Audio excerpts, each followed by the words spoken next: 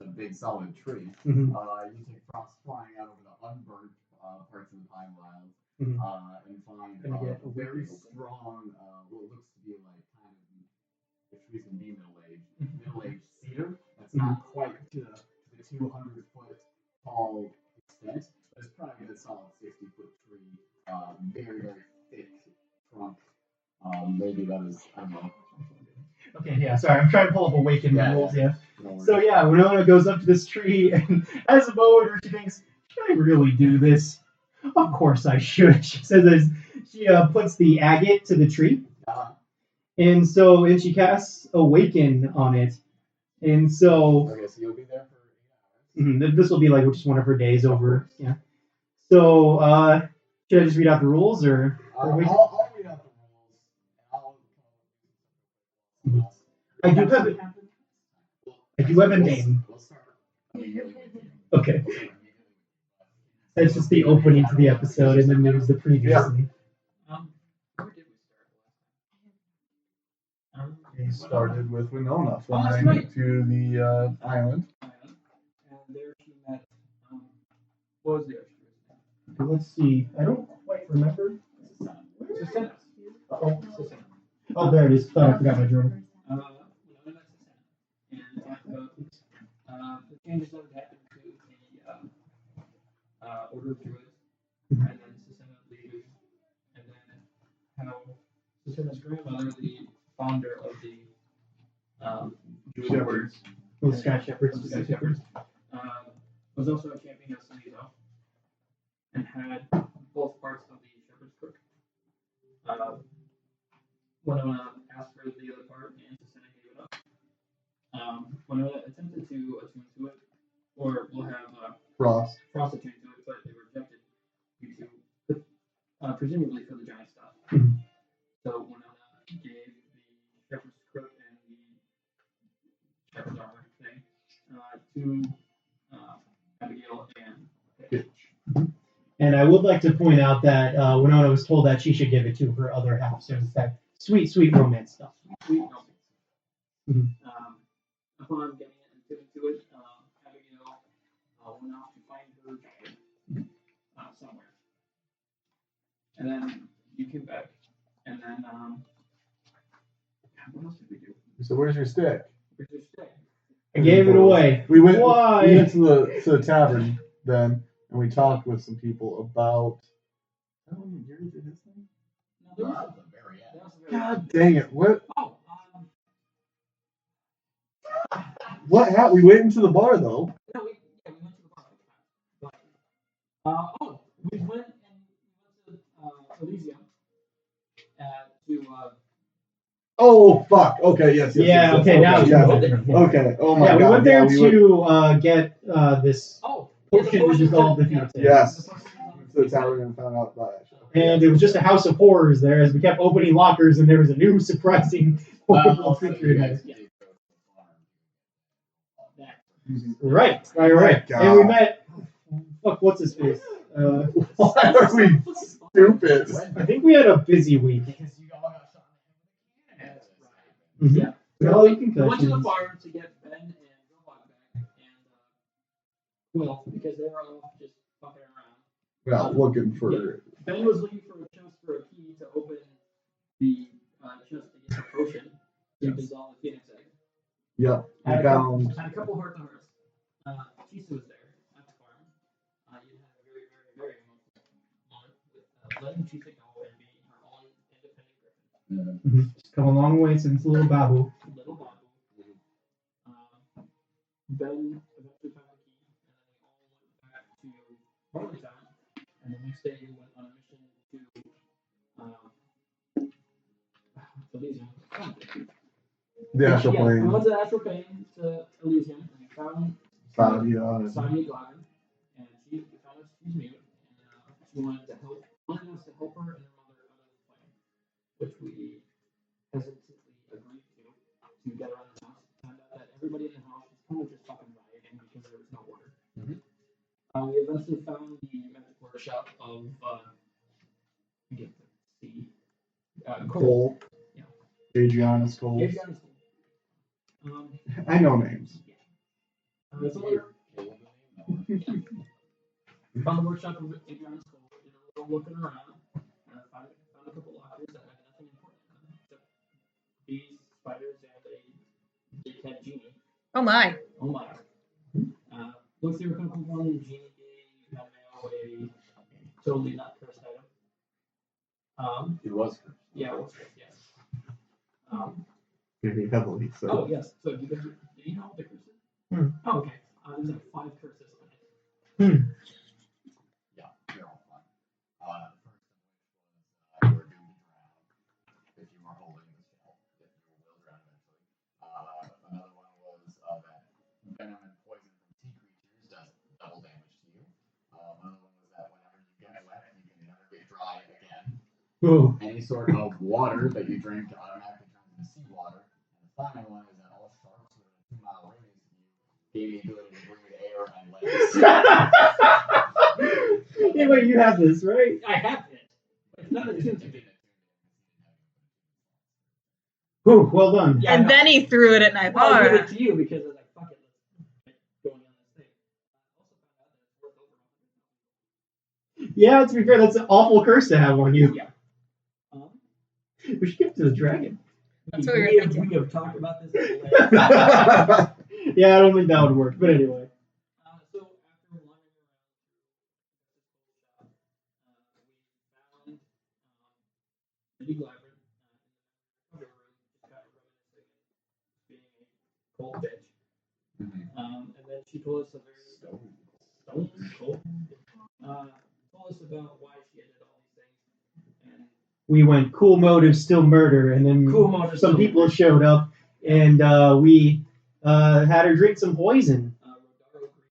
I can't believe I remember that fucking And name. then Josh. No, you didn't. It's wrong. Greenbow. Greenbow. It's basic now. And Jocelyn Daffodils. What I did like is when she came in and said, "You killed my lover," and I went, "Ooh, Leveled," and I went, Last name is Daffodils. Daffodils is not a good letter. it's like we're still gonna be like,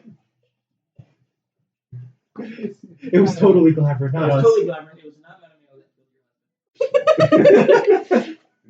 Gave him the letter that. he Also, wrote the long thing time about ago. You killed him horribly too. Yes, I did. Yeah. Yeah, didn't we cut his tongue out and Naivara had to reattach it? That's completely irrelevant. No. Also, like, apparently Glavin was cheating on her husband. Yeah, so much for With the ultimate Leonard. love. Yeah. That's why she can't remember that fucking word. Doesn't Oh. love him anymore. Boom. But she ended up dying more than the usual poison that was not, quick and painless, but very slow and very, very painful. So she's dead, thank God. And then we got a potion that we wanted, and we just kind of left. Well, we returned her daughter to Yes, we returned her daughter. the living Glavin children. The one who is also in Eagle Fat. After that, we looked for an alchemist that could turn liquid mix into a potion, So we went to Daymax, the lost city of the astral plane, which was dope. and no one wanted to leave. We all There wanted was to a stay, spell in it that made people not want to Yes. leave. which was common. So It's just like, when it sucks anywhere else, we should just stay here.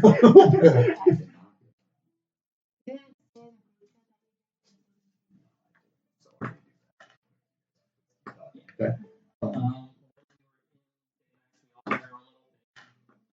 And we got a sick ass bonus to the hammer. Mhm. Winona got an emerald beam of moonlight, which is sick as hell. Mattimeo got a full adamantine plate that he's always wanted since he was a little boy. Naivara got a cool healing stick. Yen got punchy gauntlets. God, I love that magic item. Her mother, the cobbler, is rolling over in her grave. You mean leaping for joy in her grave because Heelys are the best innovation to footwear ever since roller skates. Yen got sick ass punchy gauntlets and some blades on them, which is cool as hell. And Nalane got the most important item of the Fushigi balls, The trio. the trio, which gives you advantage on performance. So you better use it to distract the dragon, otherwise we'll wait. We can contact Juggling. And then we talked to what was her name? Yeah. Ophelia. Ilya. Ilya. Yeah. We talked to Ilya, and she is working on the potion floors. Or the solvents, and she's gonna come up give us a some potential uses or some potential potions she can make. And then after that, we came back, and we all had our own little conversations with NPCs throughout Barley Town. Over the month. Over a month. Does everyone remember what their conversations were? And then people also did research and stuff. It's gonna be a book about us. It'll play. Yeah. It's gonna be pretty long. Through Winona's eyes. Mostly. She did her best to try to get different impressions, different perspectives, but mostly it was through Winona's impression. And there was some parts that Winona wasn't there for to know about. She was like, I rode through the T-Rex through the city. What happened to the rest of them? Not really sure. I don't think it was that important. What happened to Lily and Trish? Very clear. Very You clear. know, it's very good.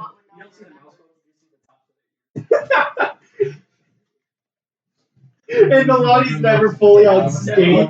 Yeah, you guys, your ears are never. I mean, Nalane and Yin, you only see cartoons where they have Just everyone's like neck down. chest, yeah. Yeah. It's because of that special scale. I've never been able to look straight up this entire time, or look straight down. I can only look at it, and I can't turn my head. They come from above. They're above it? Oh god! And we can't turn unless we turn our whole body that way. So we're actually horribly made for flying. It was really the end of the month. We were all back in the tavern. Your head is very nice. United. Right. Okay, that's we're all caught up. Did Naivara take her trip to Elendrad? Okay. Yeah, wasn't sure. I wasn't sure because he talked to people about what actually happened. Okay. Shall we begin? We rejoin our heroes as Yin is loudly making food. Yeah, it's 6 a.m. Oh my god! You know that diet that I went on with Edmund didn't really work out well, so I'm stuffing my That doesn't face. need to be a part of this session. I'm stuffing my face. No! If I'm all water, I can't be burned. So we rejoin our heroes. I'll tell you a story. Sorry. We rejoin our heroes on a very important day. It is the morning of the long-awaited Barley-nakanu Council. An enormous assembly of large number of people that have all been called here by various methods of messaging in order to assemble and talk about the United's attack against Dragon. As you guys all wake up and sort of make your way around the towns, you can see quite a few things kind of peppering the streets. You guys can hear the loud groaning and moaning of more mammoths just fresh down from the wide expanse, beginning to camp out outside of Barley-nakanu proper. They have enormous forms. They're armored with pieces of ice that seemingly are unable to melt in the sun. You guys also see a small platoon of druids that you have never seen before that make their way very close to small groups of soldiers from Tarlington and Kirkwall. You guys can see Rolldog makes his way around town, makes his way around town, seemingly blowing some sort of whistle. Kirkwall rolls 4 Wormslayer cannons into town, keeping them near some swarm mammoths. And you guys can even see small groups of what look to be dragonborn soldiers flying rainbow flags as they come into the as they come in, wearing what looks to be traditional like Draconis armor that Edmund was wearing also. Urson and human soldiers are moving about and helping to set up everyone's camps and getting everyone settled. And you guys, even towards the later parts of the morning, hear the announcement of a small war envoy from Castle Rock that is let into the city with a small group of survey guards watching over the people that are there. You guys hear that a large amount of different people are returning to Barley Town. The guest list includes, but is not limited to, coming in, General Magnus, the Talon Guard general that helped you all during the war in Eaglefell. He lost his arm during the assault and during torture. But Nen and Soen managed to break him out. He has returned to help you guys. He has a long beard and he's scarred up as fuck now. Oh man, he got cool while he was away. What is the Magnus? In fact, all of the Nen squad have come into Barley Town to be a part of this council. That includes Spirit, Taisho, Kluya, and Soenya. And they have brought with them Cleo Hollyrock and your mother, who has finally decided to leave the prisoners and come and join. Can I get a reminder of who Cleo Hollyrock is? She was a halfling that was taking care of the Oh, right. Yeah, gotcha. Ned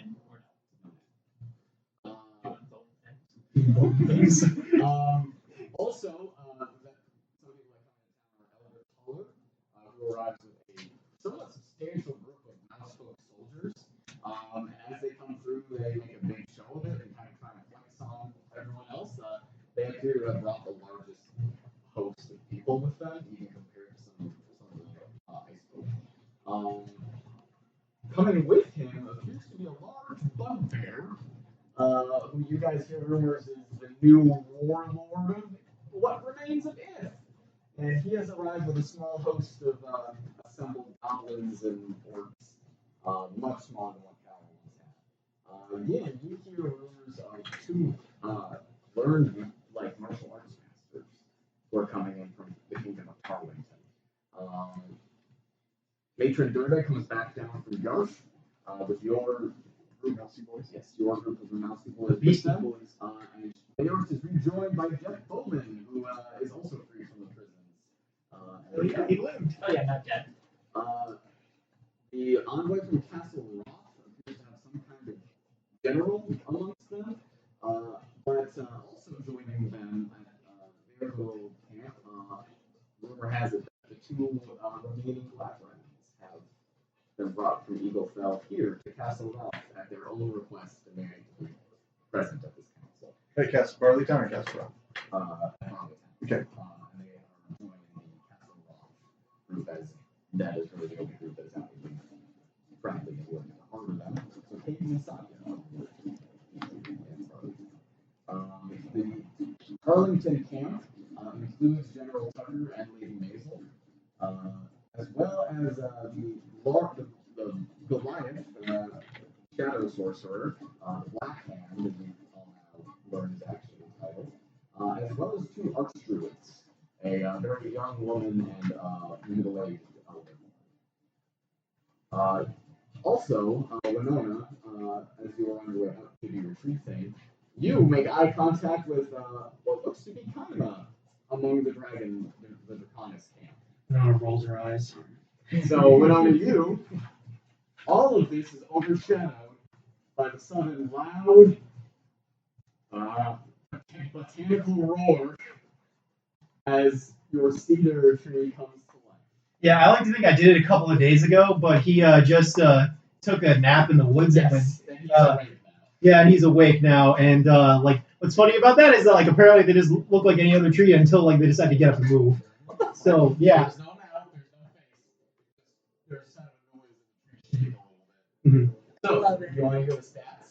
Mm-hmm, absolutely. And by the way, so you guys know for future reference, his name is Chris Pine. Well, Chris Pine's staff is an awakened tree. He's a huge plant on the lawn. I'll keep these in mind. You guys an idea of his capabilities. His armor class is 13. speed is 20 feet. He is vulnerable to fire, but resistant to bludgeoning and piercing. He has a passive perception of 10. And what language would you like him to know? Common. His shot range is 2. When he remains motionless, he is indistinguishable from a normal tree. He has one action, and that is a slam attack. That is 3d6 plus 4 damage. I love Yo, it. party tank. So that is Chris Pine. And so when they're awakened, they don't actually have a face or anything. Like, okay, I was imagining for some reason he had just like big blue eyes, but that was it.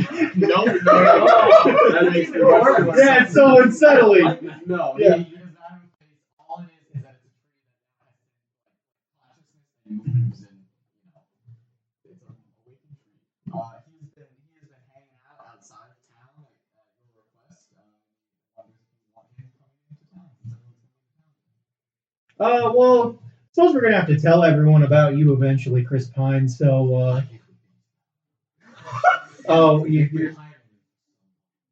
I just don't think that they're ready for us to know about us and what we've been doing. So, but however, I think today we can't really hide it any longer. We're probably gonna have to at least tell my friends that you exist and.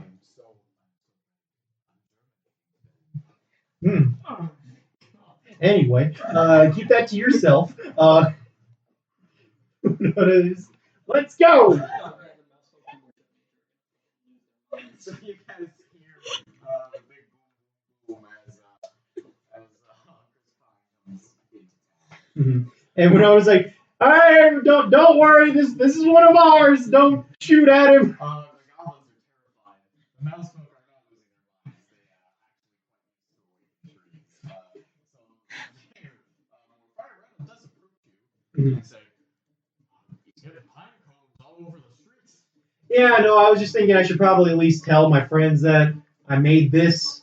Well, maybe you should have them stay on the city in the council with everyone else. Doesn't freak out. Yeah, that's what I was kind of thinking too. He's just very persuasive. I'm in love with you, Winona. Yeah, sure. Go back to the forest.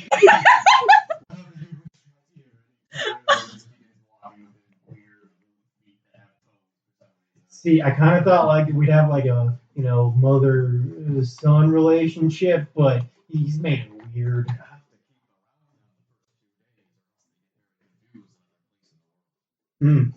Keep that in mind. Okay, I will.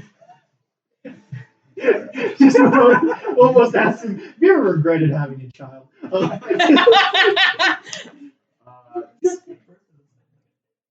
So, already regret it. No, actually, I love him. He's amazing. So, you guys all sort of get a feel for what the council is going to entail. People are setting up a large amount of multiple tables in the sort of town square that's about a block over from the inn. It's where you were taking the bath.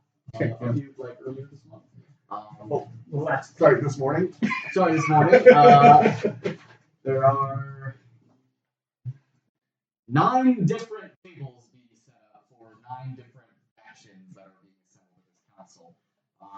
Ben early in the morning tells you all that either we have to drag in a 10th table for you guys, or you can split up and sit at different factions if you choose. I don't know. We need a new table because we have a tendency we like to sit in a very specific way. Well, He maybe says that is a problem because some of you have been invited. Oh, that is a problem. We should split up, but like the tables are like in this order. we're all like staring at each other longingly. So that I'm exactly on Edmund's right. You have been invited to sit at a table that's being reserved only for monks. It's a smaller table than the rest, but so far, Yang is sitting there. Kimari would be if she wasn't still a vegetable.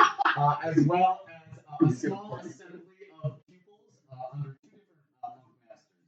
One named Master Heiwan and one named Master Xiloscient. You've been invited to join them there at Yang's request. Edmund, you'll see Bjorklund is excited. Yes, of course. Nalane, you are wanted by Amyssia at Wilfel's table. Naivara, so Wendy has invited you to sit with her and the rest of all the little weirdos. Yeah. Naivara accepts it. Whereas Mattimeo oh yeah.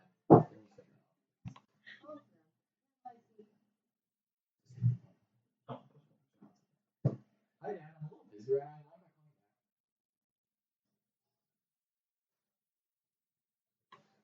Love you too, bye. Wholesome. So wholesome. That was so Why? wholesome. Yeah. He just loves you, Parker. I know.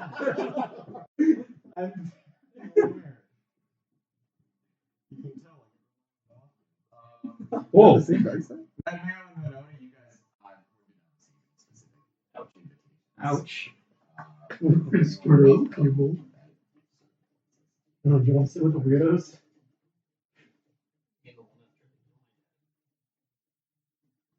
Good point. Fun fact of that. It's like, what? Guess your dad forgave him, so. Yeah. So before you guys really are, before the council begins, there's a brunch that invites you all to. Why did you roll your eyes at brunch? Yeah, this whole discussion. Okay. You guys are invited to brunch with Ben and as you guys make your way towards the tavern, you can see that Friar Rattle is hanging fair flags around the square, and you guys overhear about that. So the souls of the departed Vasco may watch over the proceedings. You can see that some other factions stay around. A little annoying. Cattle, you guys can see specifically arranging chairs so that he sits in the back, so that people cannot see his lip. And as you guys pass by, it looks like Morval is specifically placing his chair next to Nalane's, and Caden is assembling his the chairs at Castle Roth's table, like over and over again. I'm never happy with how he's arranged the place. As you guys pass by, some people give you a wave, some people give you a look of curiosity, some people don't give a shit. As you guys head into the tavern. Where's Sadia? She's does not appear to be there. It's just a small group, a little, party planning committee for each camp set ahead to arrange the seating of each of their tables. Gotcha. So yeah, you guys head into the tavern, and Ben and Louis and Yuri are waiting there with a hefty plate of eggs and nothing else. As you all sit down. Probably doesn't help for us to continually eating the chickens. Well, is there anything to drink?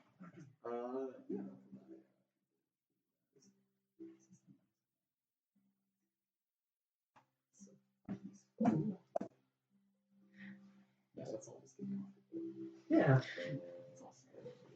Some good Well, brunch. Cozy. Let's get some warm milk. You guys sit Nap down. time. Ben, no longer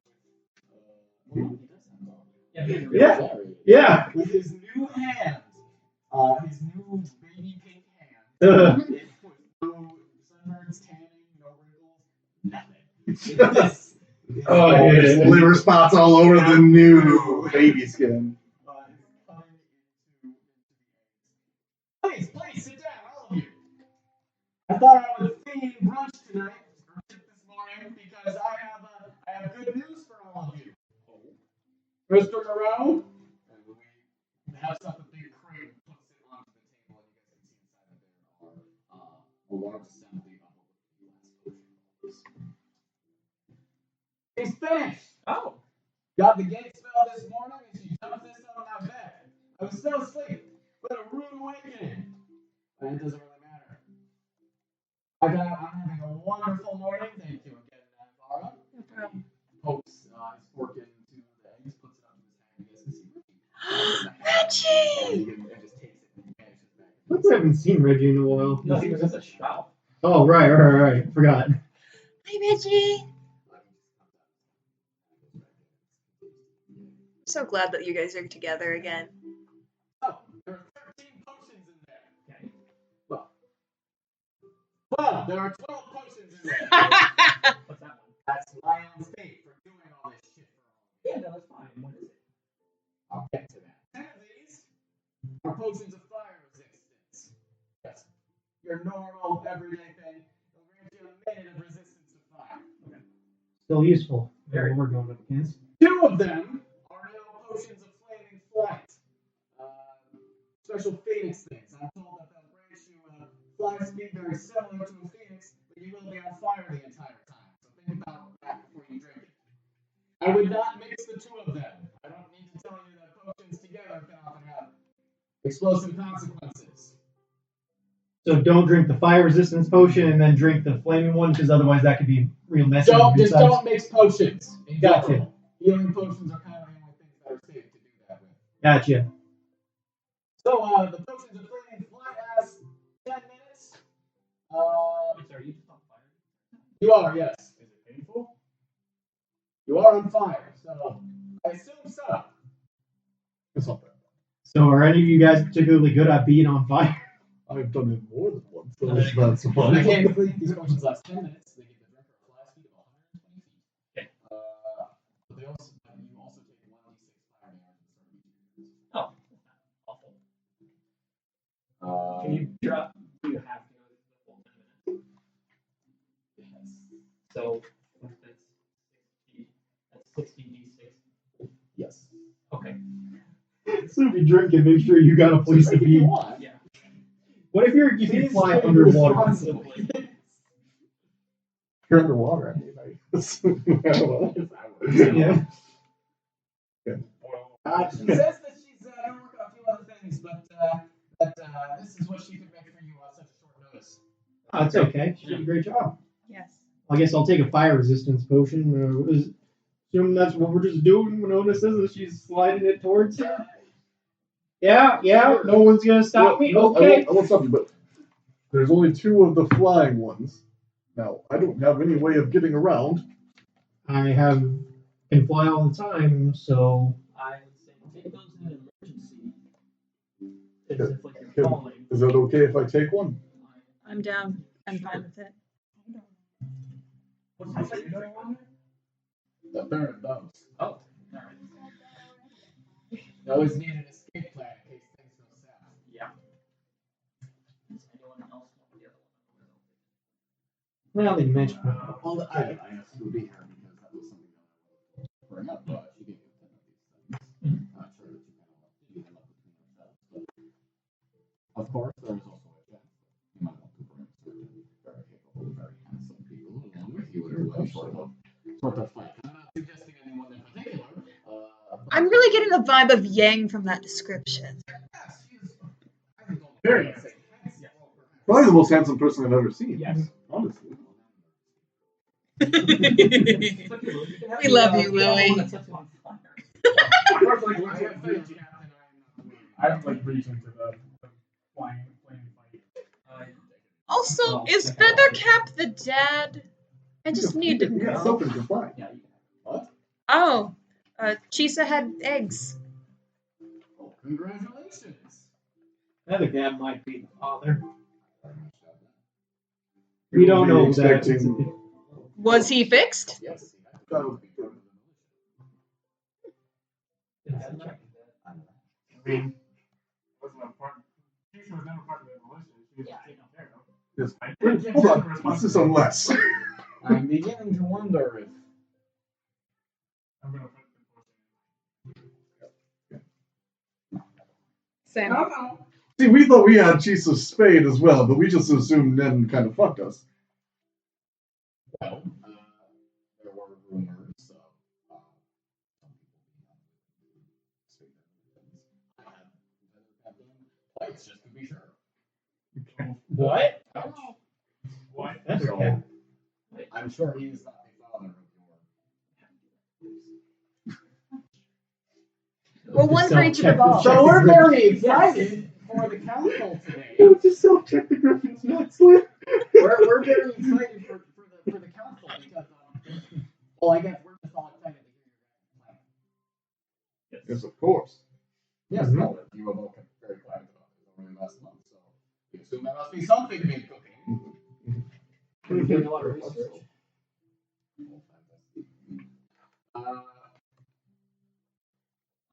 Does it involve any of us? Should we be aware? Potentially. I think right now we're Potentially. potentially. You do have a plan, don't you, Ratsmasher? Well, we have a bones of a plan, but there's many people here with very many different talents that can all input information. And volunteers, we of course don't want anyone. Also, Very much side, looking. also side note, his name's Whitecrest. What? That's my real last name. And then Whitecrest. Yes. My first name's always been Edmund. That's not changed. What?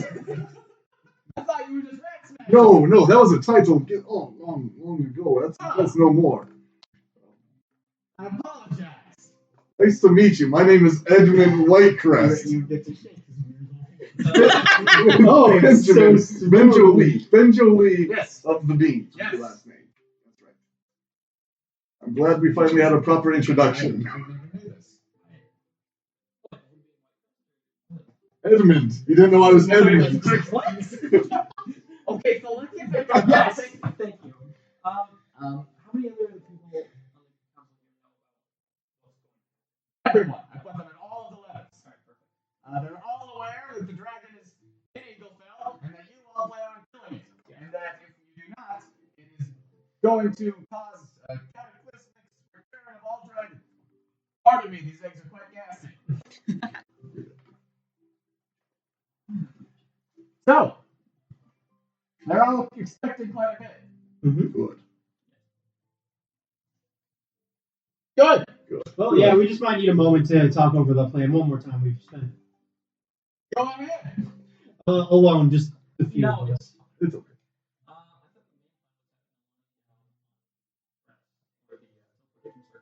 And of, Yes. and of course, I will cast non-detection on all of us. Yes. That is So, Mattimeo, Very you actually important. brought something up to me the other day. Attacking the dragon before the solstice.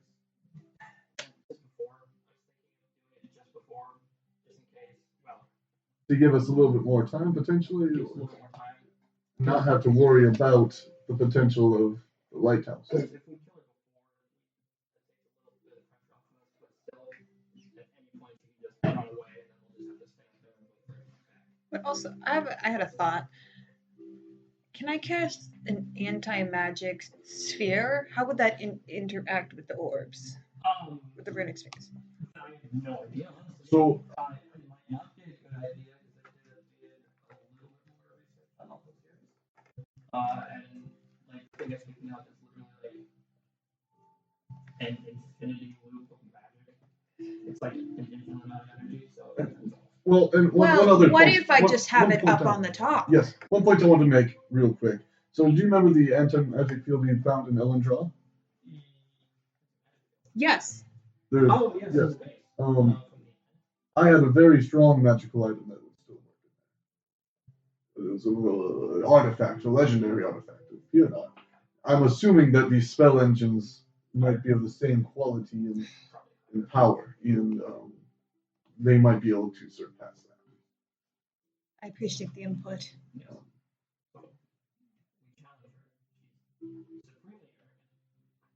So what we're saying though is, us five will be up there while Nalane is down below. If people, yes, but us just here, us five would be up there, and Nalane down below. Or We would probably want to send someone down with Nalane in case she has some sort of countermeasure against it. And I don't know, we might need to know where Nen's going for all this because he's probably going to be our biggest hitter during this fight. To inform you on that, Castle Roth He's not going to come down to the dragon? No, he said he's got some other things to worry about. I don't know. You might want to ask the general from Castle Roth again. Okay, I'll be sure to talk to him. I just kind of figured, he turned himself into a lich so we could take on the dragon. I mean, he turned himself into a lich to take on undead. He's got a very big grudge against them. Okay. What? Yeah. Nen's done some questions. What? It's okay. You guys can't keep doing this. You can't. You have to think about who's around when you talk. You're a trusted friend. Of course we were going to tell you. We just- But there's so many people in the tavern. Yes. And Yes, they're there all are. staring at us right now. Yes. Are they yes, staring very at us much because so. we're saying things, or are they staring at us because you're yelling? Okay. Sorry, I. Yes. It's okay. It's okay. So, I feel like I have no chances to challenge the dragon. In the lighthouse. In the lighthouse. Yes. We know that she's going to be there, and she needs to be focused on doing this. How are we going? And Nalane only has one chance of doing a teleportation, or the runic magic into the teleportation circle. How are we going to get that information down? Okay. Out of character. Do people feel it when I am actively scrying them? Yeah. So could I, in theory, make it so that she would be able to feel me? Like, I don't know. Can I do that if I cast non-detection on her? I think non-detection specifically prevents that. Ugh. Could have a series of spellcasters, watching us from the tower, and then maybe one of us shoots off a signal, and it creates a chain that goes all the way to Nalane. I mean, might be. I think it's got to be very quick. Yeah, but Very simple. We don't want too many moving parts in it. Mhm. I'm trying to think of what spells we have that can do that quickly. You have sending, don't you? Yes. Now potentially she has a chance to counterspell it. That would be shit out of luck. So how are we going to prevent that? How are Can we we? bring someone who can? Is there a way we can counterspell? Out of character, can I cast Ascending from the ethereal plane? Yes. Cool. So Okay. if we're worried about that, we might need to think about having someone who can counterspell up there with us.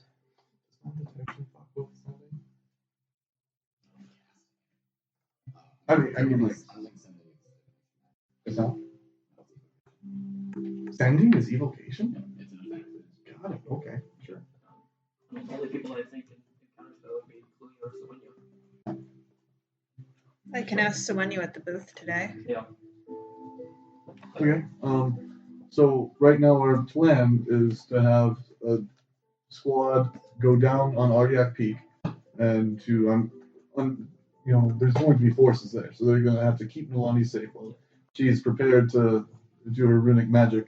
But then we're going to have another squad up on the lighthouse to distract the dragon, and to, once it's time, to send that message down and to protect Naivara. I've been doing a little research on She will undoubtedly have warning, like alarm, on any place that she would want. I think she'll know that we're coming. So we'll know that we're coming.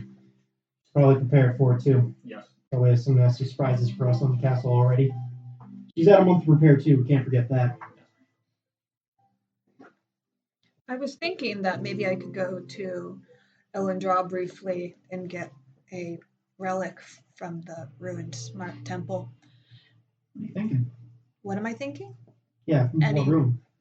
No, what for? There's a spell that I think will give us an advantage.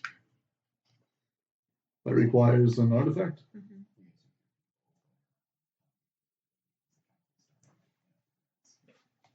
I mean, bare bones of our plan is that we send a small strike team directly to the dragon, and a strike team to the teleportation circle, and have to establish some sort of line of communication. Yes.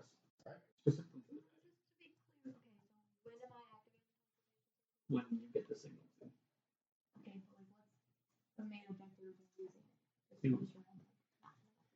To overload the battery, and then it will, overload the charging sequence, and it will overcharge and shut down. So you're on the runic circle, and you'll do your runic magic, all 10 charges. So essentially, we're overloading the system to flip the breaker switch.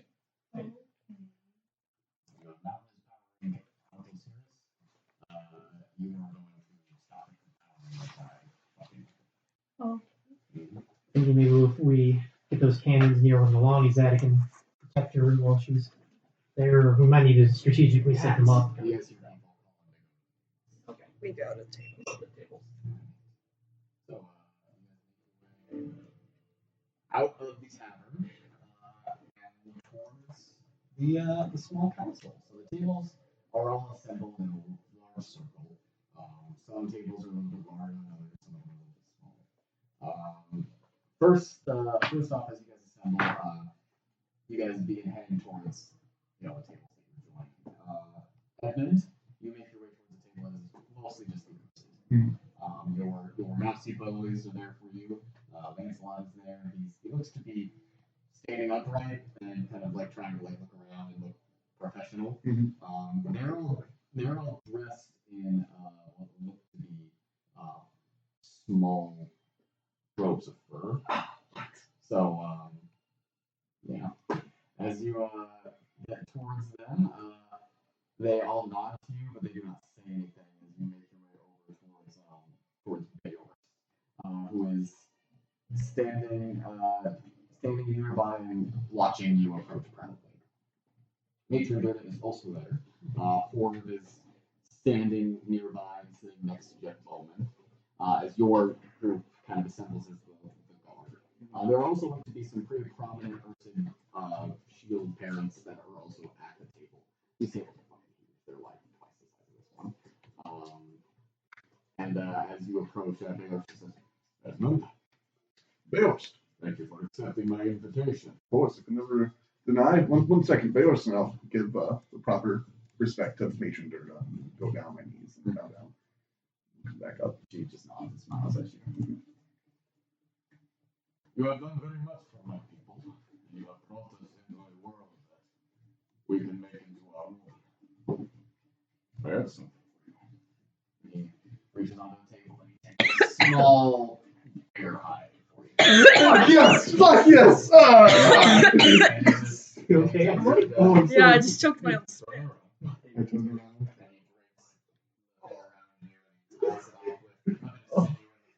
Never asked, but I was hoping so hard. It's for the best. You have no fur anymore. No, I got enough. I got enough. You have peach fuzz. Ryan said he didn't shave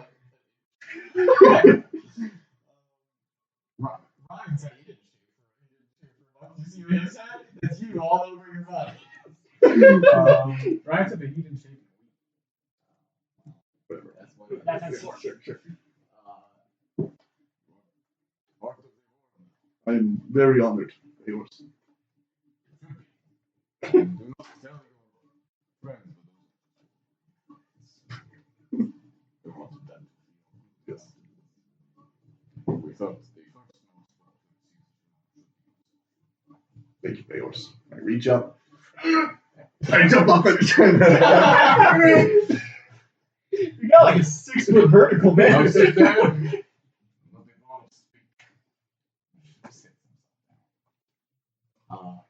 So what does it look like? Is it what color is it? It's a very dark brown, almost black, very thick corpse fur. That when you dig underneath is very soft. The leather is thick. It might actually provide a small amount of armor. It does actually give you Does it? Does that affect any of my armor stuff or anything like that? It's not. Okay. It's just a whole.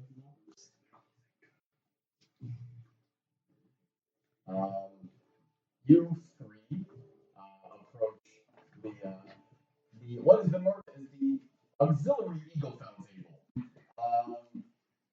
You guys walk up as what looks to be Krierix and Taisho are hanging out. Krierix is sitting on his palms and looking around, sweating. Taisho is chomping on what looks to be this kind of long piece of selenite, a crystal, just eating like a candy bar.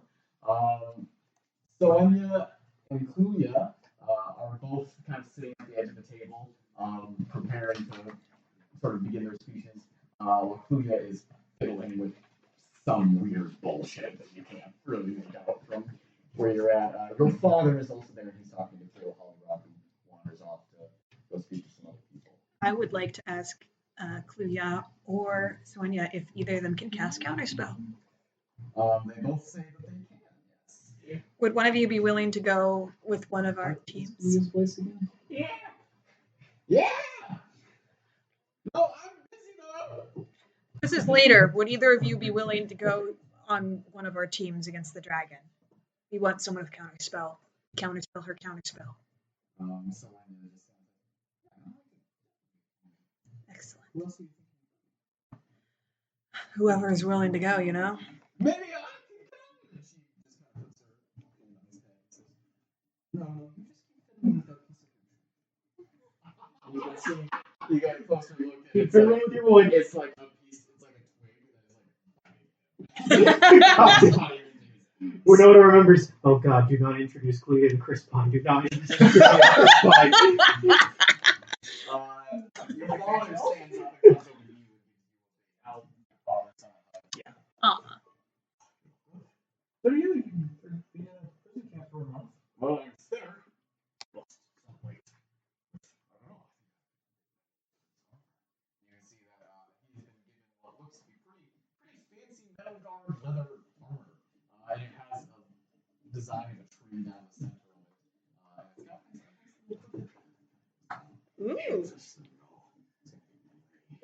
Looks nice.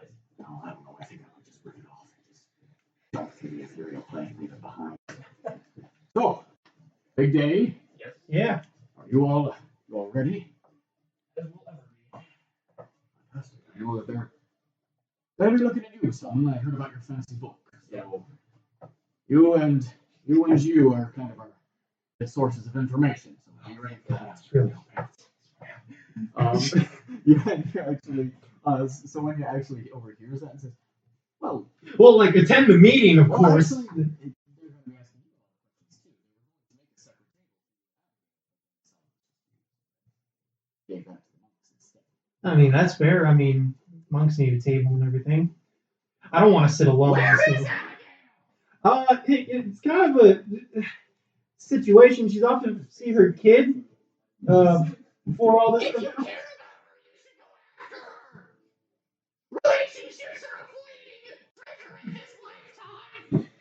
Damn, you got wise. Yeah, what's I've been through a lot of evolutionary experiences. I really come into my own as a person. I'm looking at the one day. She's like, and Krieger says even more nuts. Fuck everyone that he sees. That's right. I'm dead, and if I sit on my hands, I can't use them. Very good.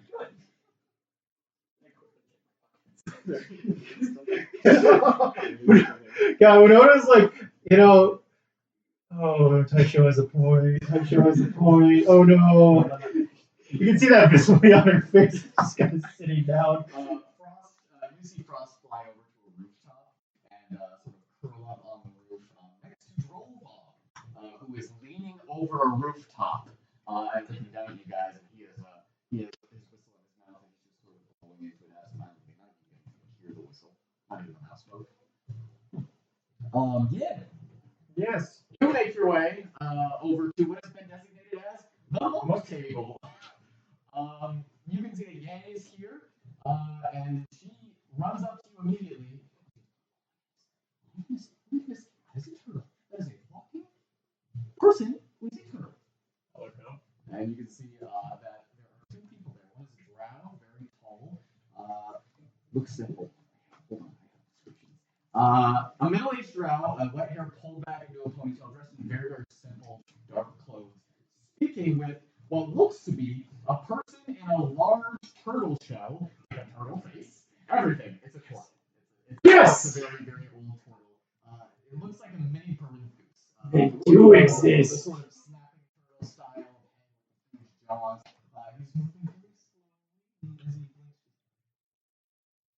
Parker, this is better than finding out that Santa Claus is real. He has a very dark shell with spikes on the outside of it.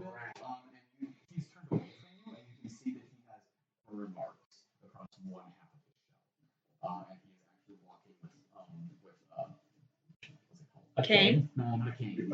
Quarterstaff? No, Crutch. Crutch. Yes, He's walking as a with a cane. crutch. He's walking with a crutch. And looks at that table. It's a weird looking dragon form. Yang just kind of points to him. She's like, okay, crash course. He's been talking to me for an hour. And she just points at the turtle and she says, "It's Master Haymon. He's from the Setting Sun Temple. It's like south of Kirkwall, and it was partially destroyed in the dragon fire. So we were vibing over there, I guess. Burn marks on his back. I asked. They are from the dragon fire, and he survived because he's like fire. Thing. That sounds old. Yes, thank you. Come on, look. And she's wearing the same thing. Good as usual, I guess. Okay, because listen, we're going to temple after this. Maybe one of these two might be a good place to go. I don't know. The other guy is Master Zyra. He's head of some kind of weird sort of, and you can see that the drow immediately like looks up at you and just makes his way over. She's talking. It's some kind of shady organization. Honestly, I think it's just kind of fucking creepy. And then she like sees his shadow appear in front of her. And she turns around and just bows respectfully. I'll bow as well. I introduce myself. Master Zyron does not bow. What do you say? Give him the luxury time. You'll excuse the formality. I'm not as traditional as a lot of the people here. And you took ritual, and you can see the Master Haymon slowly. He's using the crutch very, very, very slowly. He'll make his way over here. My name is Zyra. You may have heard of us.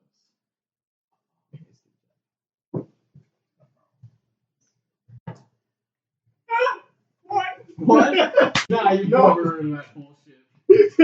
I'm sorry. Checks As out. you're looking at him, you mark that he's a drow in broad sunlight. It's not wearing dark clothes. He's fully out. I cannot say anything about that. We're a group of martial artists that devote ourselves to something a little bit more than tradition. We call ourselves shadow dancers. And for years, we've dedicated ourselves to the death of the powerful so that power can be restored to the people. Okay. I knew we Master Valu very personally. He's a cousin of mine. He had greatest respect for the family, but we have the utmost respect for him. And as a student of his, I will bow to him. And he does. Get down and bow. The turtle finally makes his way over. Hello, youngsters. I know.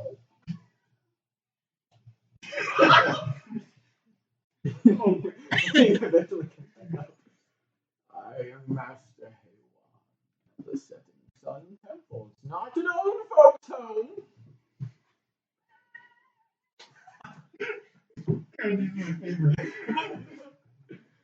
Too late to change multi-class to a monk.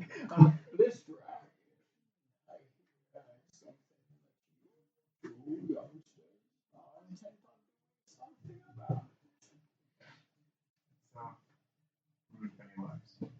The dragon is a perversion of fire, and it must be destroyed. I'm excited to hear your youngsters' plan.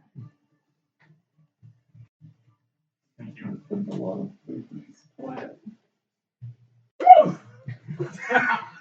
What me? Sneeze. And he turns to the table, and Master Zyron looks at both of you. Is like that the entire journey up here. Please join us. Okay. You go over to what looks to be a pretty even split of Sun Soul Lunks and Shadow Lunks at the table. You and Yang are given a place right between those two. Which one do you want to sit next to? Hold on, you gotta make the yin and yang thing. Yeah. You want to sit next to Master Haymon? Oh, let me get the chair for you. Hey, do your freeze time thing right now. I'm glad I picked the old master because I don't think James has patience for that. Nalane, Yeah. you head over to the proper Eagle Bell table, which is right next to theirs. So you are close enough to speak to them if you would like. Sitting at this is a very small number of people. Evea is there, and she is dressed in commoner's clothes. And she has her little crown thing just sort of on the table in front of her. Sitting next to her is an empty chair. Those are for you. Sitting next to that is Morval, who is trying to remain professional, but he does smile at you as you walk up. On Evea's left-hand side are chairs occupied by Louis and General Magnus. Both there. And General Magnus kind of nods to you as you approach and waves to you with this thumb. Says, "Oh, sorry. Yeah, no, this is not your fault." Louis stands up and Nalane. Worried that you were not sitting there, we're not to take that place next to the man. But we're here, please. Have a seat. This is a quick sign of your life, but it should have been a thing.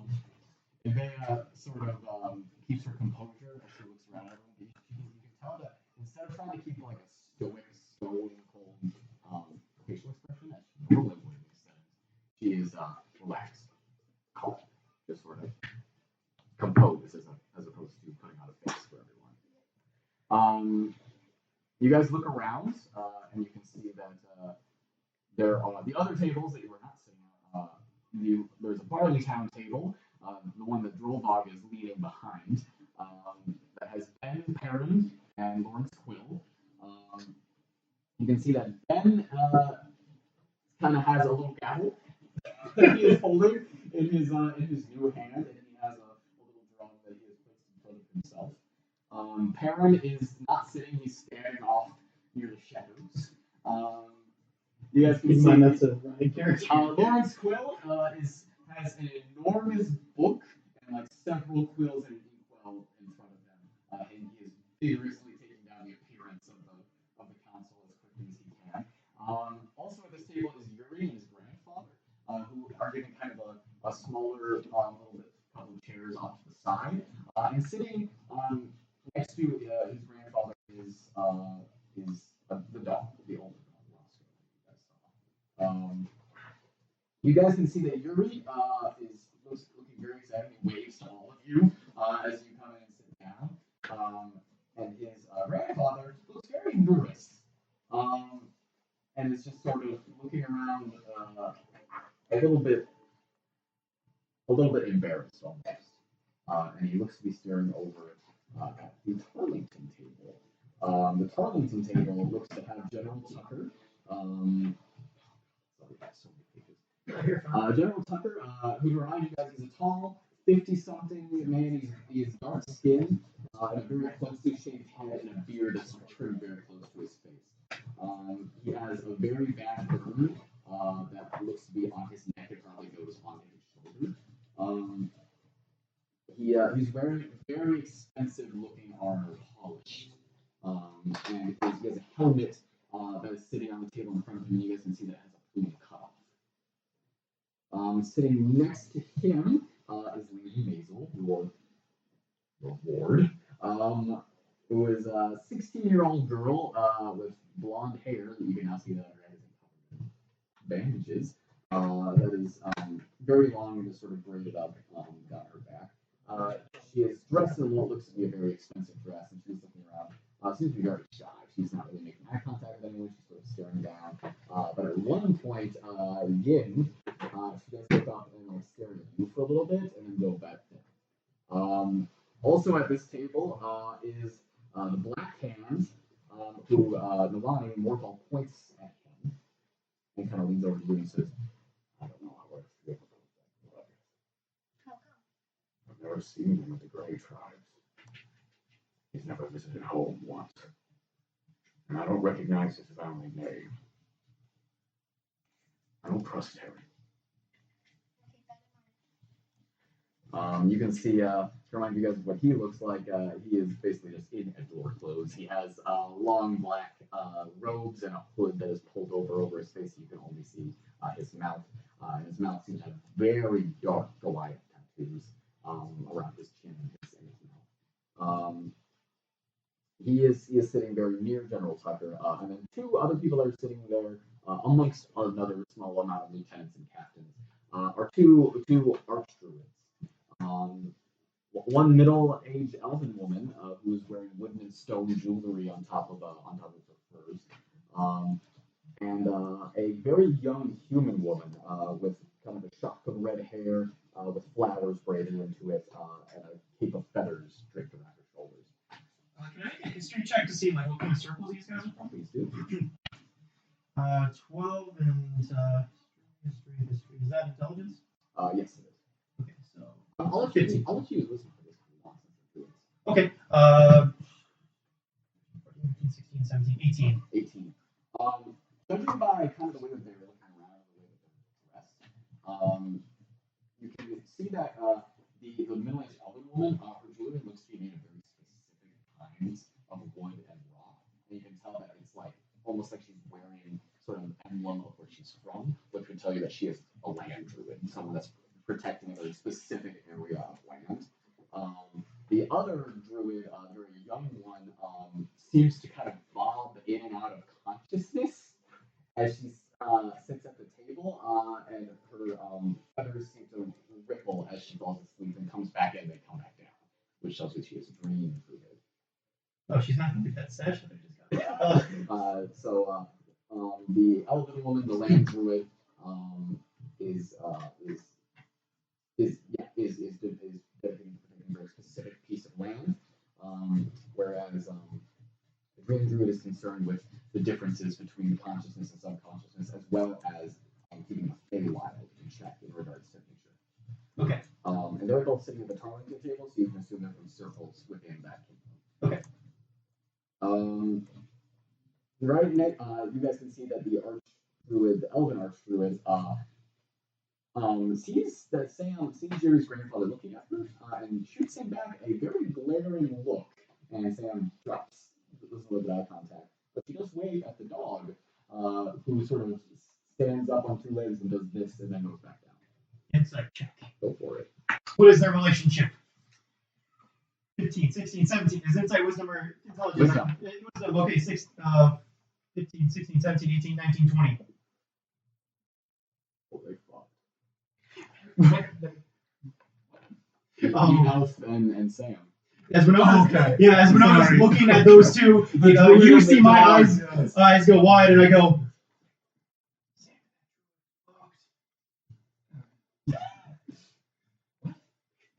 He did the naked tango. It definitely ended badly. And it definitely ended badly. Yeah, he's just kind of like Looking everywhere else.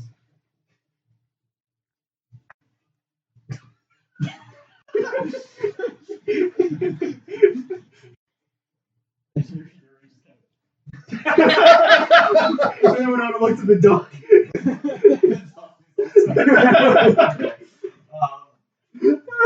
Comedy. Another table that draws your attention is the Vosburg table, which has an enormous slew of soldiers and lieutenants sort of just crowding around. They're small, so they love it. Brother Taller is there. He is sitting at kind of the head of the table, and right next to him is Kaleb. Friar Reynolds is also to Elder Taller's left, and to Kaleb's right is the bugbear sitting there in basically trash. Put a piece together as arbor, picking, like scratching into the wood with his claw and picking, looking at and turning over and smelling people like get close, and Kaleb like turns to him and you see him. You give him a very hard stare, and the bugbear kind of waves him away. Why did I picture Danny DeVito as a bugbear? The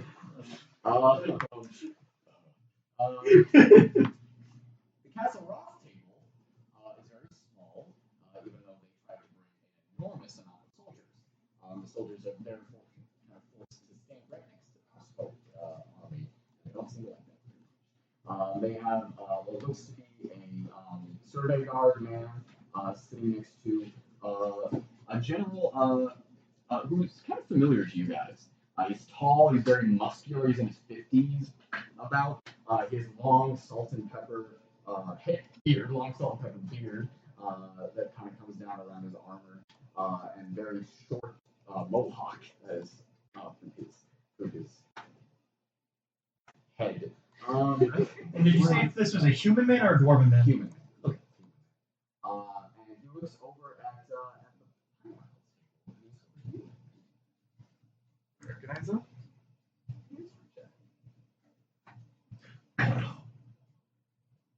Three. Okay, we're back up. He kind of nods to you. He kind of reaches down and pats his axe. Oh. Okay, never mind. Also at the Castle Rock table, Arcade and Sadia. And they're both sort of looking around, trying not to draw too much attention to themselves, Kate especially. Last table to arrive and to assemble is another larger table full of Dragonborn. Lots of them. That all sit around and all don't talk to anyone. They all look very stoic. They're all keeping quiet and trying to maintain an air of haughtiness or dignity. Sitting in the center of that table looks to be a very tall brass dragonborn, two horned brow ridges that give him horrible resting bitch face. He's dressed in heavy steel armor that is in the sort of samurai style that Atramoto's was, and it's adorned with obsidian along the edges of it. And he also looks to have a holy symbol that he has placed on the table, and he is just sort of caressing with his scaly fingers. Sitting right next to him is Kaima, who is dressed pretty nicely, and you guys could tell he's in some sort of perhaps lower like right hand, maybe like translator sort of thing. That's looking around. That's everyone who's at this fucking place. A lot of people. Yeah, this is.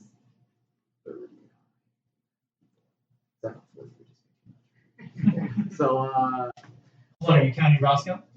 yes, I am. Oh, nice.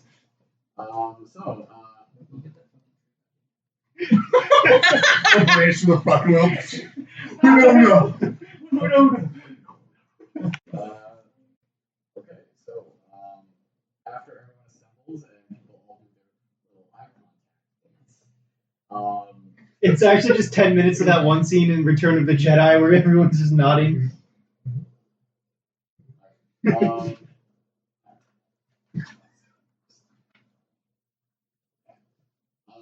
I pull a lightsaber. So Ben takes his little gavel and just starts hitting the hollow wooden box in front of him. And it's very loud, and everyone begins to quiet down. All right, okay, all right. Listen, I'm not afraid to use this. Sit down, sit down. I am sitting down. Thank you, Winona. Thank you all for coming. This is very, there's not a lot of decorum here. Not any sort of formality because this is very informal event. This is secret. We're trying to keep this on the down low. So I thank you all for bringing a small amount of soldiers as I requested in the letter. And he looks at Castle Rock and Menagar specifically as he does that. Yes, very helpful to keep our meeting very secret from our enemies. But I suppose that doesn't really matter at this point, as we are dealing with a giant lizard that can see the future. Oh, I never thought. As I said in the letter. Did everyone get the letter? You just gotta do it like yeah. You just hear one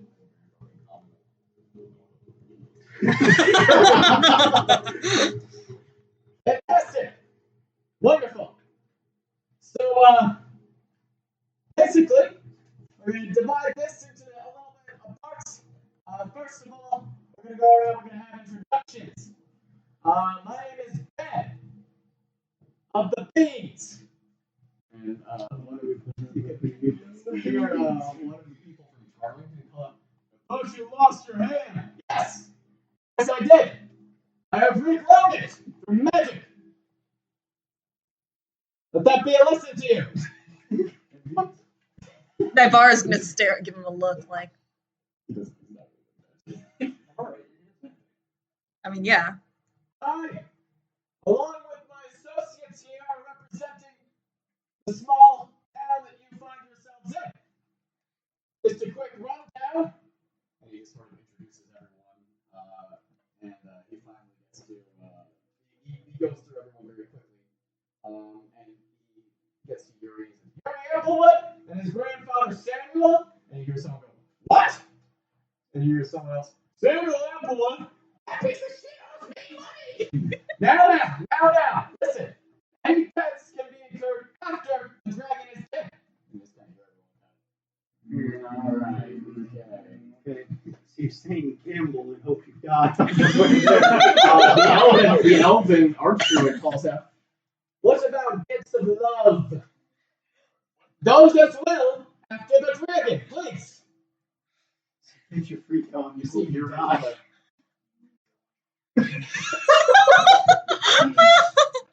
Oh, sweet innocent Yuri. How are you, Sam? I'm good. Tell me.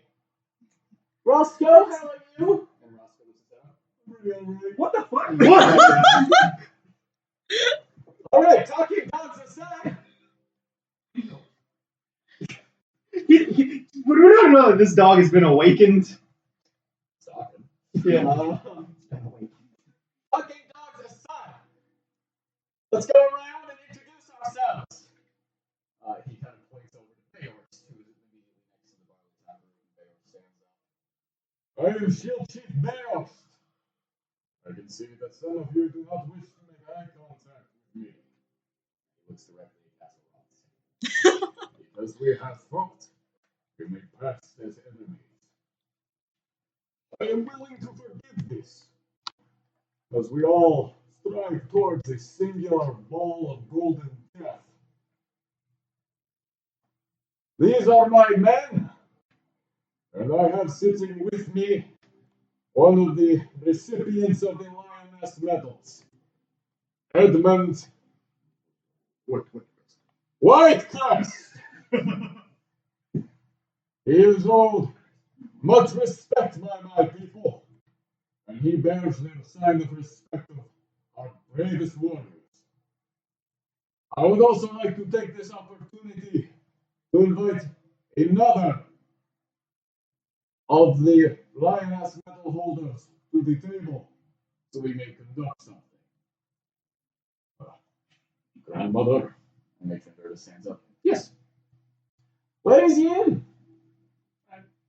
Here. Come forward. And head towards the table. You stand up and make your way over, and Baylor makes you stand next to him.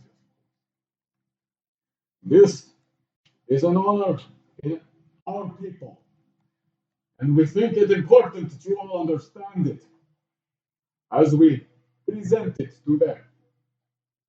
Grandmother, and Matron Gerda stands up and looks at the two of you. And she says, please, do not kneel. Do not kneel in our tribe. Okay, I stand up. This honor can only truly be given to Yin, but you may receive it honorarily. Since time immemorial, we have striven to protect our families and the people we care about.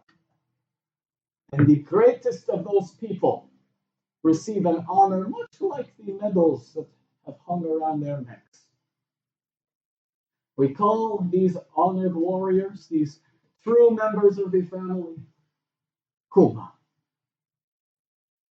And now, Yin, as your parents were before you, I name you Kuma of Bjork, protector of your family, and shield parent to your own family. So you hear all of the Ursid kind of freak out and get fucking crazy. Barley Town also applauds. Eagle also applauds. Kassaroth and Charlie Kindercon. It's probably very confusing. And Bear comes to you and he says, "We cannot give you the titles. You are not Bear folk. But we are thankful. And we think perhaps you'll be honorary co-parent." I would be honored. Wonderful. Does that make Mazel's part of the Shield clan now? Go back to your table. We are done. You are given a cloak as well. More of a. Guess the cool cloaks have like something cool to whip off the movement, like shit gets serious. After the Pine Wilds table, it comes around to the monk table, where you were just standing. Oh, yeah. And Zachron kind of looks over at the two of you and Yang. I don't want to talk about the third was going to be anything time.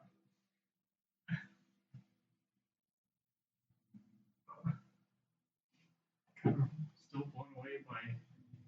Yeah, it's on the table. So, right. Okay. This is Yin. Yes, that is clever. This is Master Zyron, and this is Master Awan from Sunnyside Temple and the Yamikage family, and we're from the Lai Shi Temple, which no longer exists. You can move on to another table now.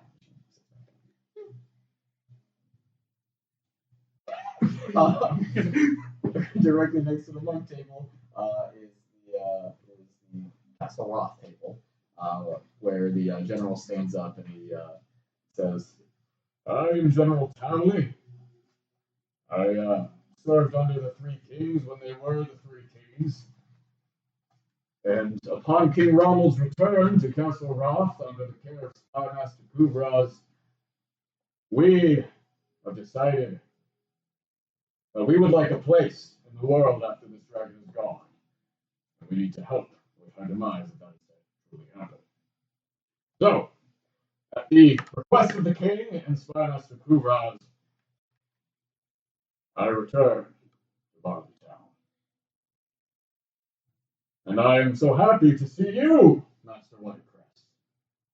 My axe is just as sharp as the day I lent it to you." I seem to remember that now.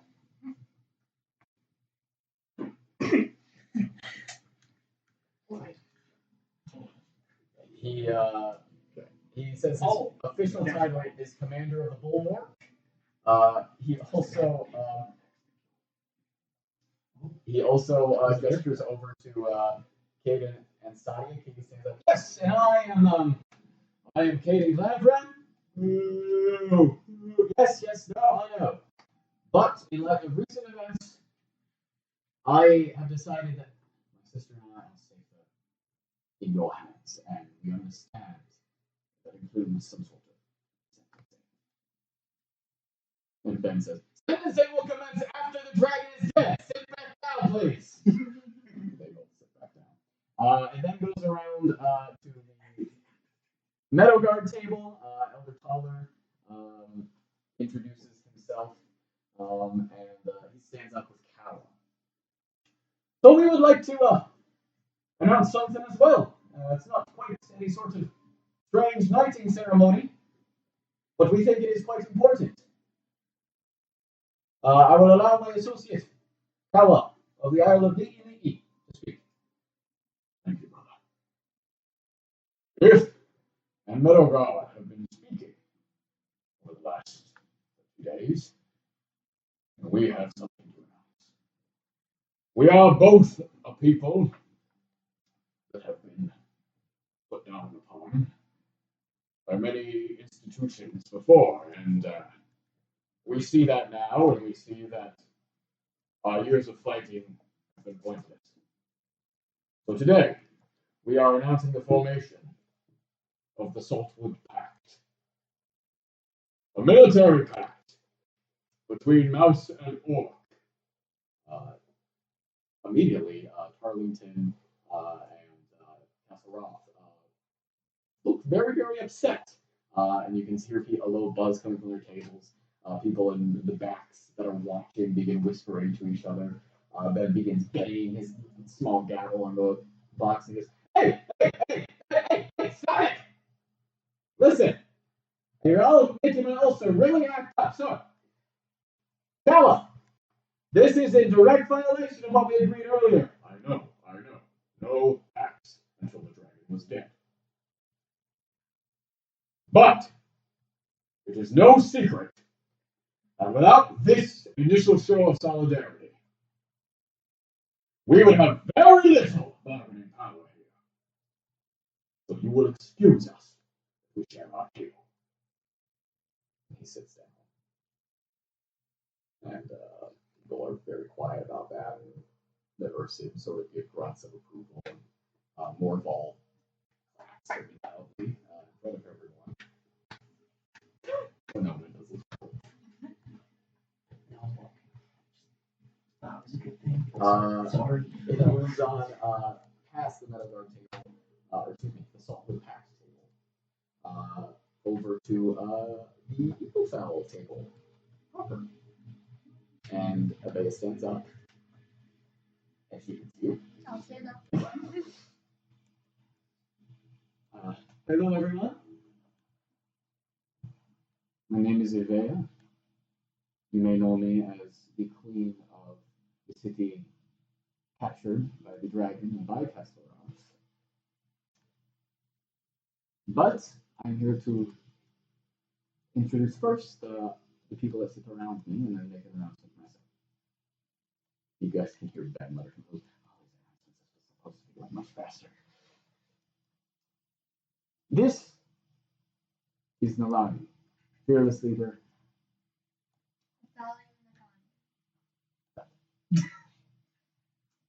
She is Jarl of the Grey Tribes. And she will be doing most of the speaking for this table. This is Louis Moreau, the only remaining member of the Skycap militia.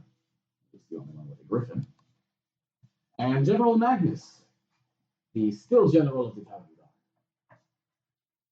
Sitting just to our left is a table full of some of the bravest people at this entire council. People that have risked their lives daily to make sure that this council was possible with everyone here. I will allow them to speak for themselves. But before I do that, I am announcing today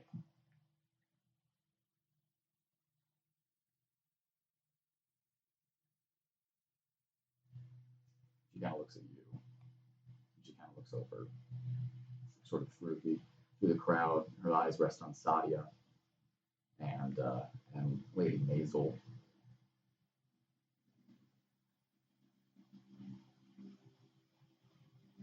I'm announcing my temporary abdication.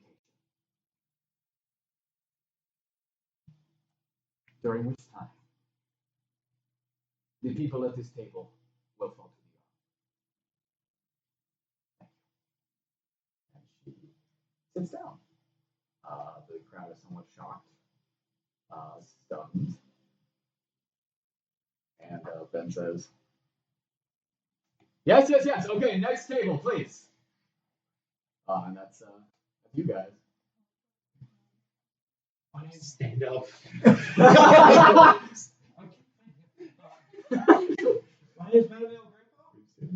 I'll stand up. Okay. So the three of you stand up. Yeah. One of the awardees of the medal. My name is Winona, one of the award-winning Lioness Medal receivers. My name is Naivara Xiloscient. You don't need to hear that sentence a third time. That was two differences.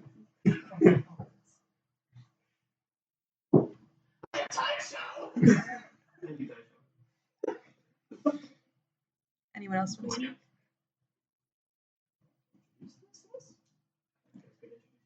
That's what we were doing, because let's introduce you ourselves. All right, moving on. All right. Yeah, brings it over to He brings it over to the Tarlington table, and General Tucker stands up.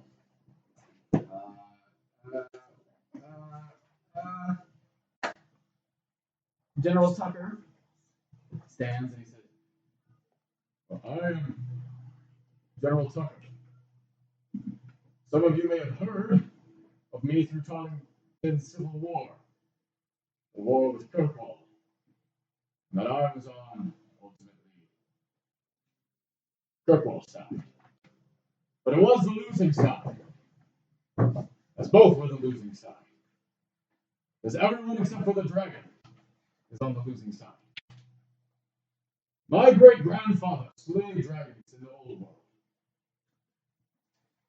I am not him, and I never will be. And when my dear friend, King Ludwig, passed away, he entrusted his only daughter to the holders of the Lioness Medal. He believed that they are the best of us. And I pledge my sword and the swords of 4,000 soldiers today from Kirkwall and 4,000 soldiers from Tarlington to that. I am not a knight anymore. I have lost that title. I will not regain it. King Aldrin, my cousin, has made that very clear. But I hope to gain a title of equal honor with all of you today. My sons are dead. My city burned. I have nothing left but the death of this dragon. And he sits himself back. Everyone who's kind of sitting near him kind of grabs the table, and you can hear Castle Roth also cheer a little bit. Some of the people at the Eaglefell table also kind of do an applause, and it just eventually kind of grows into everyone sort of giving applause. Ben looks a little upset that he didn't get to. He then moves it over to the last table, which is the table of Thomas. Thomas stands up. He says, yes! Hello, everyone. I am translator, only a humble translator.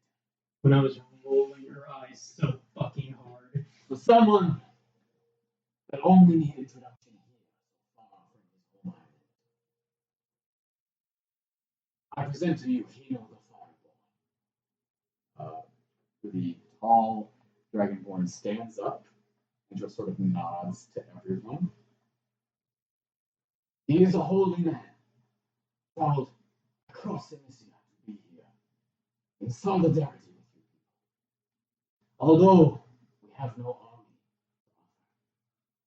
we have the guiding light of Xiloscient, who has been reborn in the eruption of Winona, just as the Fireborn has, when he broke through the hardened magma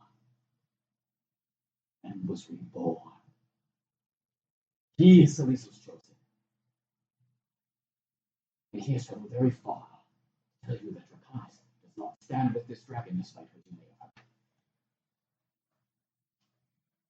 We are accepting donations to rebuild our island. Thank you. And, bows and sits back down. All right, so that's everyone then. Good? Good? Winona? Good. All right. So, let's get down to business.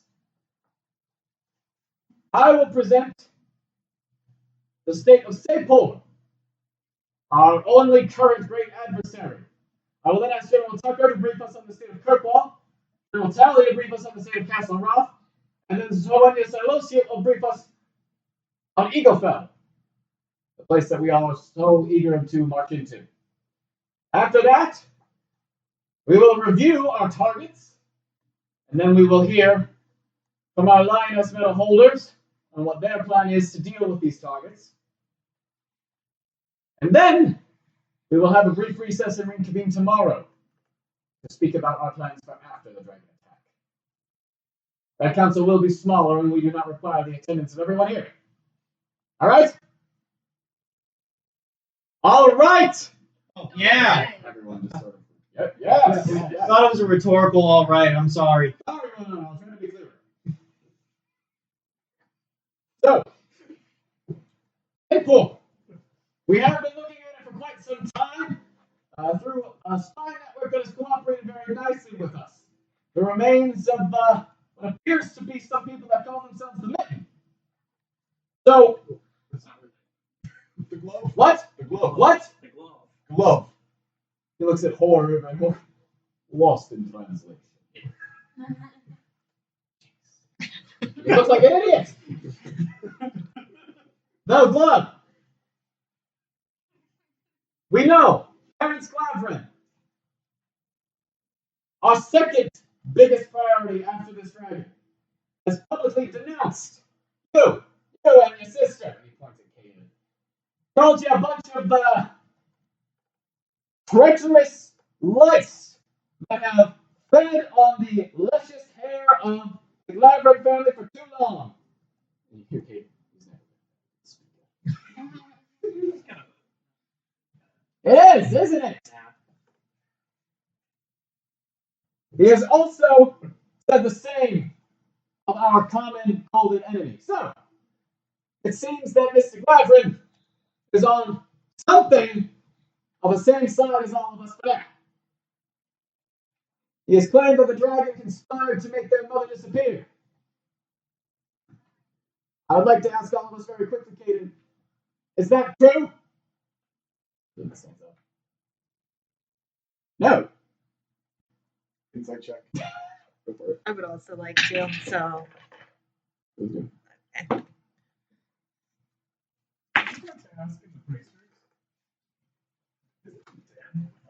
That's what I thought.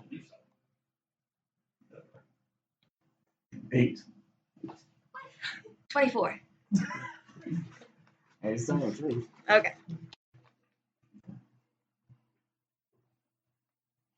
Are we gonna wait until he tries to gloss over it and then we correct him? Talk about that. Just flat not saying anything else. Yeah, he said it down. I was under the impression that Terence was dead. What? I was under the impression that Terence was dead. Wait a second. Allison, you're in the. We were fighting the thing. What thing? Be more specific. What are you talking about? The Elder Brain? Yeah. Did we kill him then? Oh, that was real bad. That was real bad. Oh. Then Where he did looks you at do his that? papers and is like, Oh, right. Yeah. he looks over at horror. I was trying. He gets up and whispers. He goes and sits back down. Yes, that seems to be an old report. Thank you, Horn. And he just takes that paper and rips it and throws it away. Sorry. Master. He's gone. He's gone. He doesn't get the gossip. I'll get the gossip. Go across the Winona. Yeah. Sneaks across the I'm always board. going to gab. So, yes, You're he not was wrong. killed. And You missed your sweet goss. The juicy goss. from what we've heard, the population of the city has turned against the dragon and against the Glamorn family. I'm sure if Oleson was still there, we would be dealing with lots of riots. We can thankfully assume that the dragon has no more allies. The city does not have any food going in and out of it, and there are quite a bit of riots in the streets. These glove people are doing their best to hold order. That's Seymour. I'll now turn to General Tucker to talk about Kirkwall. We lost more than half of our citizens on the day of golden death. The king included. General Forrester's words of courage for his courage and descent, but met with fire and destruction. In his army of men, assembled and brave, to march at your request. But we will need help in rebuilding. The king in Tarleton has promised much, but it would be disrespectful to those that died in the war, and frankly, draining of their own resources. Truly lean on them completely. Our men will march, but they will need a service as they are returning to some place that they can live. And he sits back down. And he calls out as he sits down. I turn the floor to General Talley, my old schoolmate. General Talley nods and stands up. King Ronald has returned with Spymaster Kuvraz and is awaiting the arrival of High Priest Ironglow. Once they are assembled, and once the dragon is dead, we intend to join our part to rejoin the world outside of the Emerald League and in whatever pact we agree to, or none at all. Castle Roth is still strong, still ready. And I'm sure King Ronald would be glad to help others rebuild. He sits back down. So Wendy stands up. Oh, I suppose that's my turn. Hi, everyone. My name is Professor Xiloscient. I'm going to be telling you all what we, and my team, and she gestures over to not you three, but the rest of the table, have seen. I'm not going to sugarcoat it. You all received Ben's letter, and you are all aware that the dragon is planning something very, very terrible, but you have not been told the full extent. You are all aware that Athlosirus has been moved from the Midlands to the Valley of the Giants, but you have not been told why. You all know that the dragon has made its permanent roots in Eaglefell. And yet, the reason still evades you. I am here to illuminate you, along with Master Graypaw and my daughter. We are going to try and help you all understand the threat that we are facing. It is a threat that signals, dare I say, the fifth draconic resurgence, and is a second colonization of this land. A colonization that will bring death and murder to this place even more than 204 years ago. And she looks over at Meadowguard and Ursig when she says that. The dragon has made its roost in Eaglefell so permanent that it is too dangerous for my team and I to operate within the city. That is why we have come here. The soldiers that Castle Roth has left there live in constant fear of the dragon. And I would like to remind the council that it is not General Talley, King Ronald, that have made the effort to remove the soldiers. It is Spymaster Kuvraz and myself that every day receive a list of soldiers, a list that includes their families, their lives, what they would be returning to in Castle Roth, and make the decision of which of them get to go home. It is Spymaster Kuvraz and I that have decided which of these soldiers will have the honor of dying in our re-invasion of the city. It is not General Talley or King Ronald that have truly decided to give this city back to its rightful people. It is the holders of the metals. In regards to the Castle Athlosirus, it has been moved above the mountaintop, where it will serve as a beacon to every dragon in the world. come here, united under Rebel, as they united under her spawn maker. It sits there, attached to the mountaintop, by chains as thick as tree trunks, pulled there by a slave army of Ursid, Goliath, and Stone Giant. Stone Giants that General Towley provided for her. Stone Giants imprisoned by Castle Roth during the Silver Green War and not freed. These Stone Giants, Goliaths, and Ursid rest in prison camps in what remained of the Grey Tribes, fed meager rations and starved so that they cannot fight back.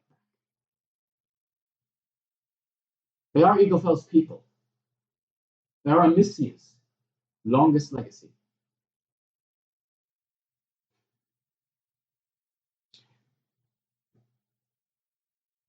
Eaglefell's walls still stand. Her fields of wheat still ripple under the wind. The dragon has destroyed the palace. And using her magic, she has built herself a roost. A roost from where she can survey the entire kingdom that Queen of Vale once ruled over.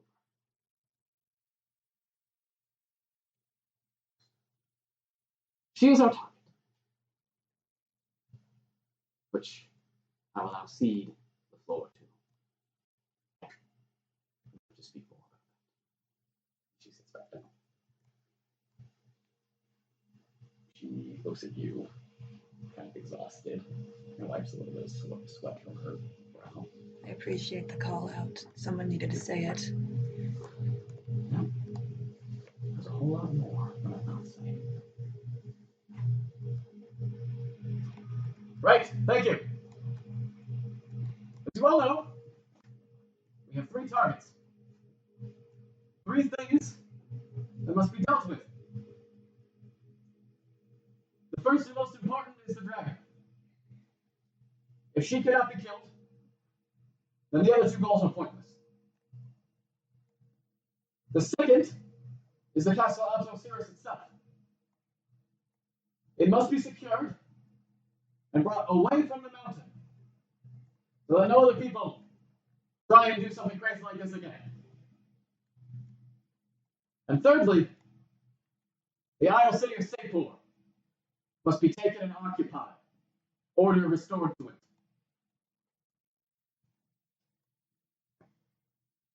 It seems as though any army that goes into them will be hailed as saviors. So I guess we need to decide who gets to do that.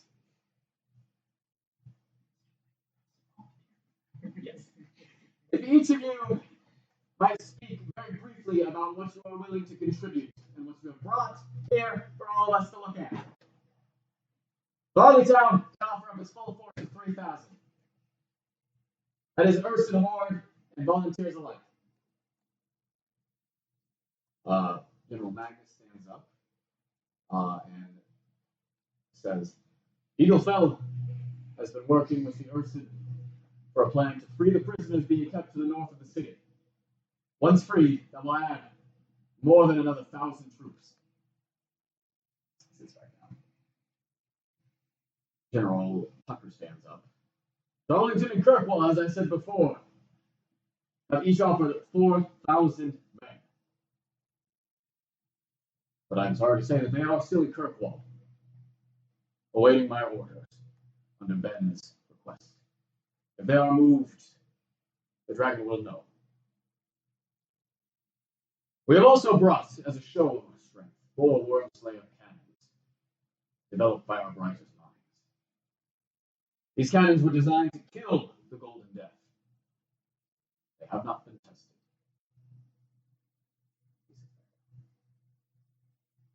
General Charlie stands up.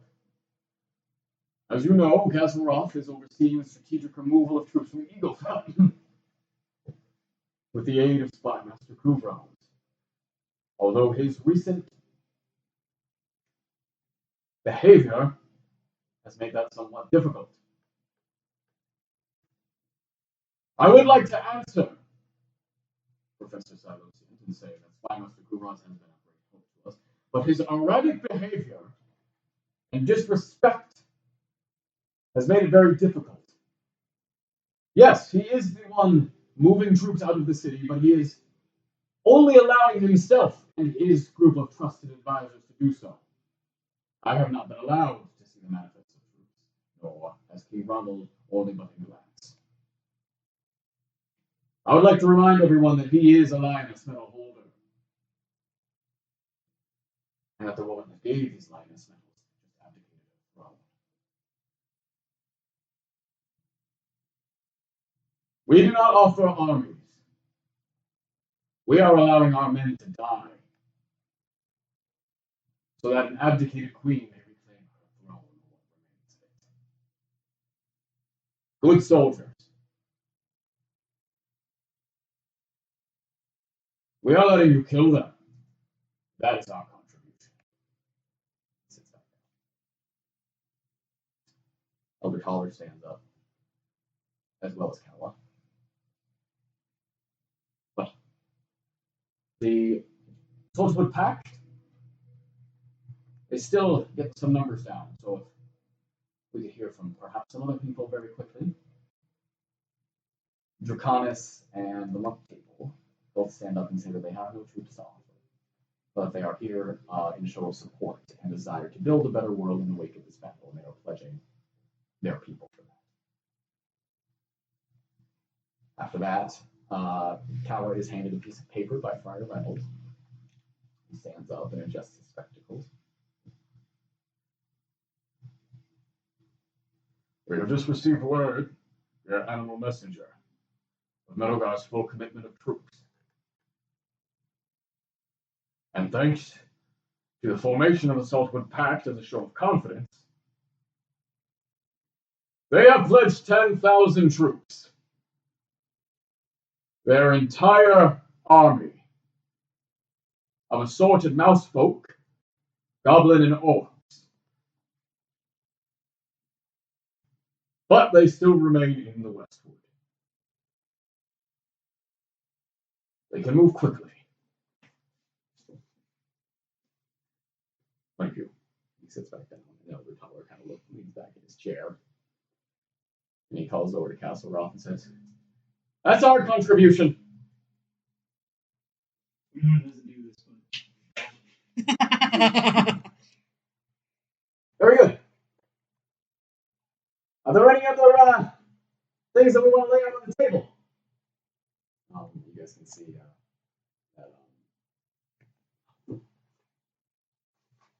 Not gonna lie. One of the archdruids stands up. The Dream Druid who was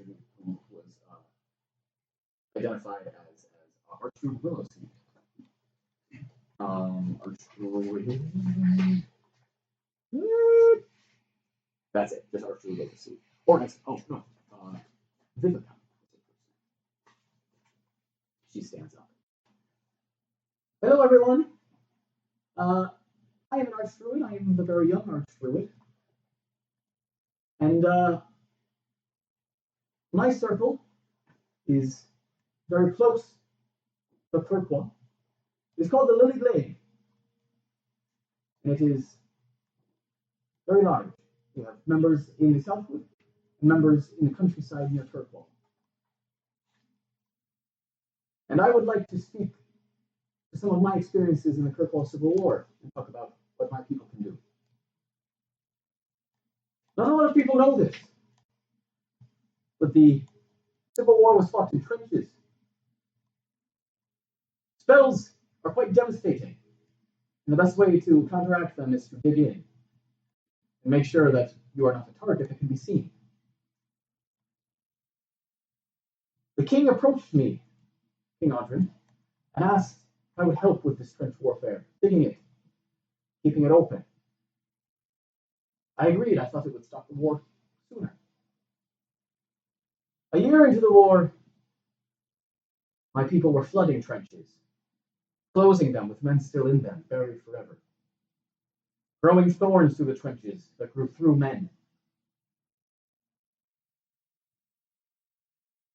So we abandoned the war and instead turned our minds as healers. And with the help of Archdruid Elmi and her circle, we became the medics of the Civil War. And that is what we offer you. Healing. Good vibes. And she sits back down. Also from the Tarlington table, General Tally stands up. Or Tugger. I'm kidding myself. Well, There's 39 parts. 39, and two of them are named General Tally and General Tucker. Which is a coincidence. I did not do that.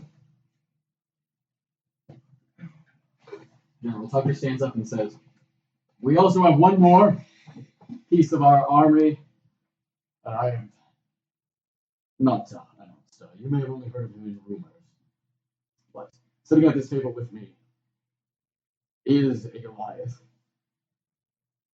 He is named Arzak Valu-nakanu, or some of you might know him as the Black Hand. I think the Goliaths also in this circle may not recognize him, because he was not born in the Grey Tribes. He was born in a plain, very, very dark, devoid of life, color. And he is filled with the energy of that plane. And during the Civil War, he was brought before King Audrin. As you can tell, King Audrin was searching for more supernatural help. He has transported over 2,000 troops personally through that shadowy place in mass strategical movements. He does not speak, but he is a valuable tool for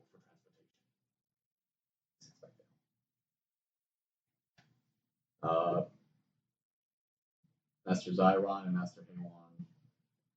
Well, Master Zyron stands up. And he this is the brow, the shadow.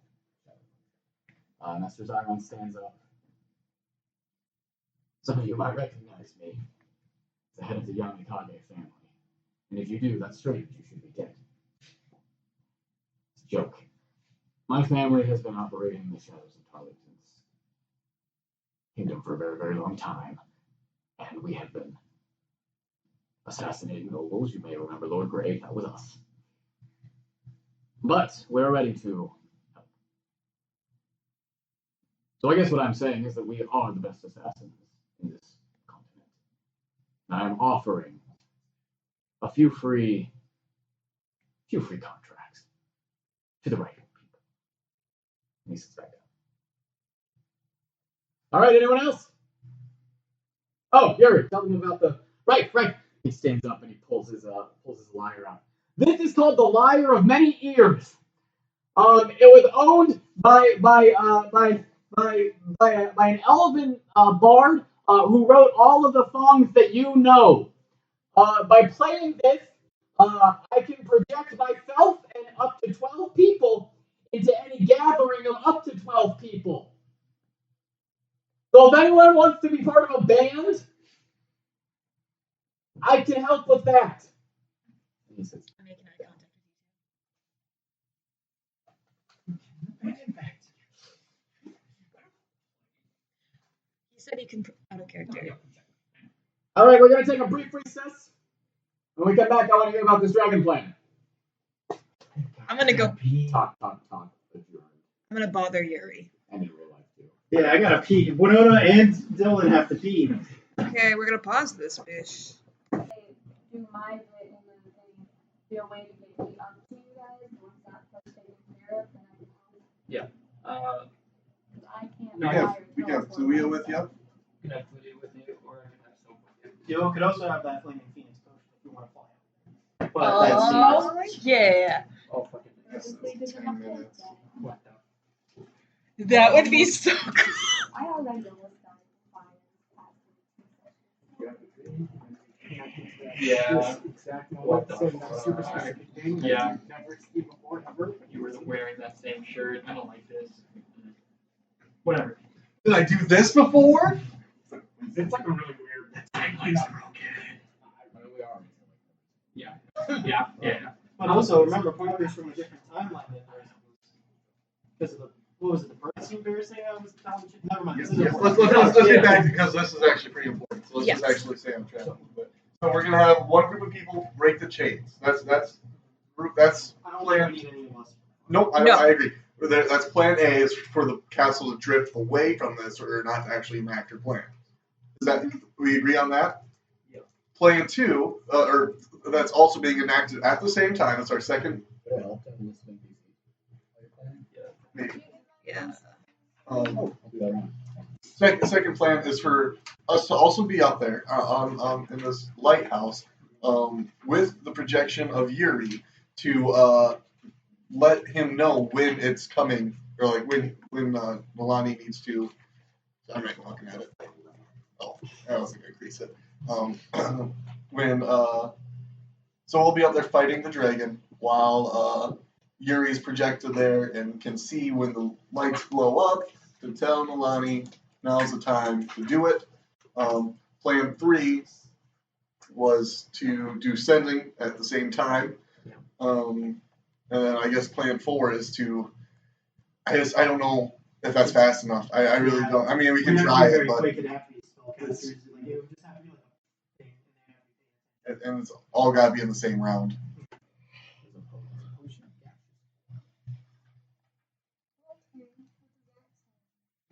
It allows you to cast Gaseous Storm for 1 hour, no concentration required. Or until you end the effective move section. It's like kind of a fog. No motion. Moves and pours like water. So then what do we want to do with these armies? Because these armies, once they move the dragon, just a little bit of clarification, Parker. So we're expecting to move these armies at the same time we're fighting the dragon? Okay, so I think we can probably safely move the armies on the day of the solstice. Because she's going to be pretty preoccupied. She's not going to leave Eaglefell to moving fucking... them on the day of the solstice doesn't do a whole lot for us because then they're still going to be moving. Like, I'm talking about like Sapor and stuff like that, right? I mean, right, but I mean, do we need them there in the day? Well, I mean, we don't necessarily need their part of the plan going at the same time. Right. Essentially, that's kind of aftermath stuff. Yeah, I really don't know if that's if necessary. we have multiple things going on, I think it'd be better. Yeah. It's more to a stack Yeah. less to But I'm saying if we move them the day before, that's plenty of time for her to get there. If we move them on the day, because as soon as we move them, she knows. That's what's been established. Question: what's the travel time from like Kirkwall or Tarlington to Sapor? Yeah. By boat, it's a little less than 2 weeks. From Castle Rock to Sapor on foot is a little less than 2 weeks. From Meadowground to Sapor on boat is Ugh. So Meadowguard's not going there. Or Nope. Hopefully. So I think Meadowguard should go Eaglefell. Because that'll be quicker, yeah. No. They're very fast. They're very far away. They could, unless you guys have some other way of transporting them, it's not that boat. And we do have fucking Blackhand. I said up to 2,000. He said he's done 2,000 before. Okay. So Personally, from Meadowguard to Sapor, you said would be 2 weeks by foot. From Meadowguard to Sapor? Yeah. What was it? Darlington, and by boat about 2 weeks, and Castle Rock is about 2 weeks on foot. Okay, Sapor. So Meadowguard to Sapor would be even further. if they set out, Yes. Quite a bit. if those two set out in like 2 days, they'll get there on the day of the solstice. But Yeah, but I mean, the dragon is instantly going to. That's the thing. It's like the dragon's just going to come blow them up. yeah, And there's no point. So, I don't necessarily think that they have to be dealing anything with Sapor on the day of the solstice. I mean, unless you guys are thinking of something I'm not seeing. But you know what I mean. Like this is establishing order in Sapor. That doesn't matter to us right now. It's sure they're going to be in chaos for this next 15 days. 6 or I guess longer potentially, but that army coming in there afterwards, I mean, I don't see that being as big of a deal. No, I think establishing orders they work Yes, I get it, but I mean, our armies will die if we send them there. I mean, that's established. I mean, we can use the Black Hand to establish order in Sapor, I guess, by sending 2,000 troops into there. Yeah. That day, but I mean, that's still 15 days.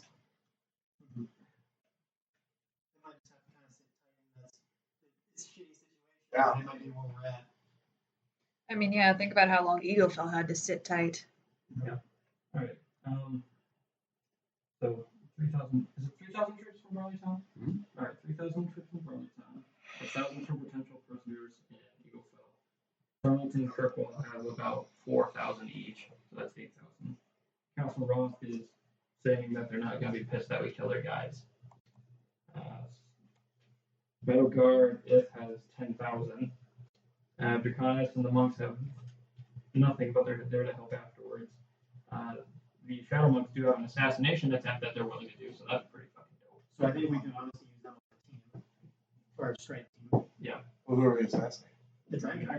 Keep them on there? Okay. Yeah. So that would help. We also have 4 Northstar cannons. Which, do we know how those work? No. That are tested.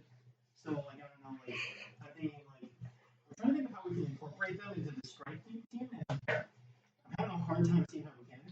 They're cannons. But They're not light. yeah, I mean, like, if we take Eaglefell. Bag of holding. Not the bag of the. portable. Yeah. None of us can lift. If you guys remember, we had to go up a winding staircase before we got up to the top, didn't we? And that's where everything's going down. Is that right now? Like, I assume. Yeah, that's. I was gonna say. I mean, unless you, I mean, that's not going to be necessarily beneficial for us because she's going to be flying a lot. Yeah, no, but I think we, fighting our inner layer in Eaglefell before the solstice, I think is a good idea. I know you guys don't like that idea. All right, you guys are kind of getting ushered back to your seats, I think. Is everything planned for everyone else? We're still trying to figure it out. There's a lot of new information. But we'll figure it out. I mean, right now. Because we do have like that smaller meeting tomorrow. No, well, yeah. I mean, It's to Ben's not really expecting you guys there. I mean, essentially, we just have a bare bones of a plan is that we'll have a straight team going in, Yuri will get Alani up there, and then that's our main source. We don't even talk about all our other alternate sources of signals, and we have a similar team trying to unchain Casimir. I don't think we need to tell them our signal at all. I think we just need to say we have a 2-pronged plan. That some of us are going to go up there directly, and some of us are going to. I don't know. I don't trust everyone here. What is the reason to trust us? Fair point. So So we have multiple signal. Yeah. Ideas, if none of them work. Yeah. So we need Soenya up there with us fighting the dragon. For counterspell. But that's not if he wants to. I don't know. Start to do that. I mean, he's gone into shit with us before, but I don't know. Jacky, how do you think Louis would feel about going up there? Oh, gotcha. Okay. So is that our plan? Are you happy with that? You seem like perturbed. The 2-pronged plus the somebody breaking the chains or Yes. ropes or whatever. And then, of course, the people going into the city. Yes. The other few back to seats. And those pictures are going.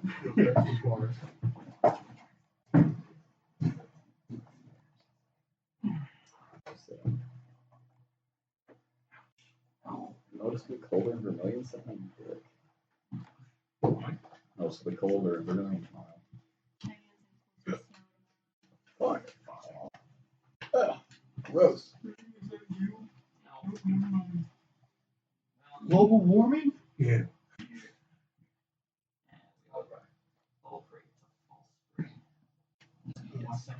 Yeah, we need second winter to show up. I hate that fight. I hate second winter. Least favorite. All right. The council's reconvened, and people sort of get themselves into their seats and quiet down a little bit, and Ben calls for y'all to.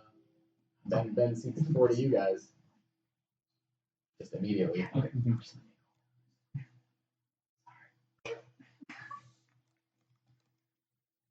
Winona! Yeah. We're waiting on all of you! Wait, on me? I didn't realize I was pitching the plan. Everyone is pitching it together. Oh, gotcha. Let's go. Thank you all for coming. You guys stand at the Yeah. tables? We I go think we over to stand the up. podium I think we go. There is no Not where yet. Ben's drum is. We're just gonna Oh, you go over stand there? up In at the our front, right? We'll convene here. We're all together. We're all together. We're not going to speak from 8 different spots. Yeah. I'll enjoy We're the class is You guys giving its go over and you presentation just sort right of now. stand, you stand like where Ben's sitting, or is it from the table? Yeah. Alright, so you guys stand in front of the, you guys just sort of stand in front of the table and You want us to stand behind you, Ben? No, that'll be weird. That'll be because I'll stand up.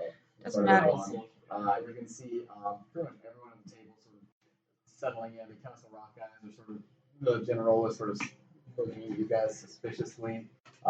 General Tucker is sort of leaning forward expectantly. And, the Fireborn, weird ass samurai guy is sort of looking at all of you a little perplexed. And Master is looking at you all Buddha no longer. suspiciously, and everyone just sort of looks at you guys waiting. We have a multi-pronged group attack planned for the day of the solstice. There'll be multiple pieces and multiple fail-safes working throughout the day. One group will be going up to the top of the lighthouse to distract the dragon. And another group will be down on the top of Barley to disrupt the mountain. And also attempting to break the chains on Castle of those spirits. There will also be a group freeing the slaves in the city. No one else can speak of it anytime you want.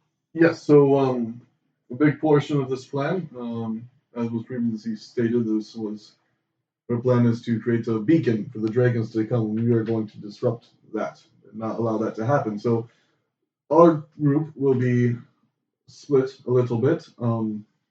Up in the lighthouse where it will be happening. 5 of us plus some of you will be distracting the dragon from actually performing this ritual, as well as fighting her and trying to take her down there. If she is still able to perform her ritual, we will be able to see it via Yuri's new instrument. And we'll give the signal to Nalane down on Ardiak Peak to shut it off. We also have a couple of different methods of signaling in case that fails, but for now that's our main focus and our best method of doing so. Once that is taken care of, the great threat will be taken care of no more dragons coming here, but we'll still have the dragon potentially to take care of. And that is when we will have the people from Ardiak Peak rally and come back up to help fight with us if the dragon is not taken care of by that. Mm-hmm.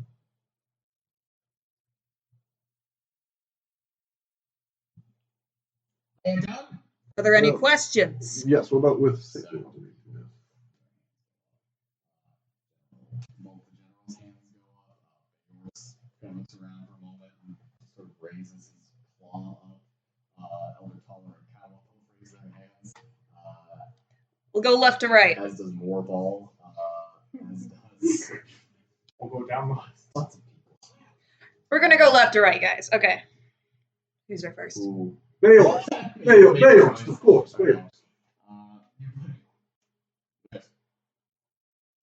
I suppose we would like to know who will be fighting. Of course. So it'll be us 5 for sure, and we will need at least 7 more people.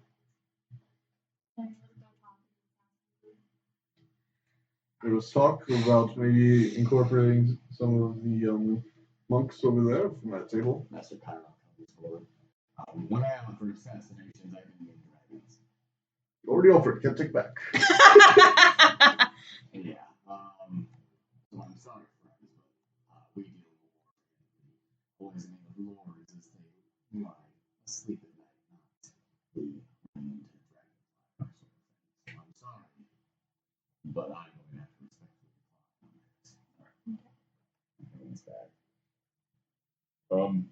Do you have plans for who other 7 are? Well, Sure, so any Xiloscient will be coming? Clue. One of not spoken. Yeah, speak. It looks to be a younger lieutenant. What was that last name? Xiloscient. There's some whispering. Elder Collar kind of looks at you guys a little helplessly, and Didn't Sonia already say her name? She did. She did. They're paying attention now, and that's all. That's the only question the guy had. That's fine. Any other questions? Yes, as for more of the people who are coming up, Sowenia, Cluia, if this is all if you are willing, we're not forcing anyone, of course. Oh, and you guys said this.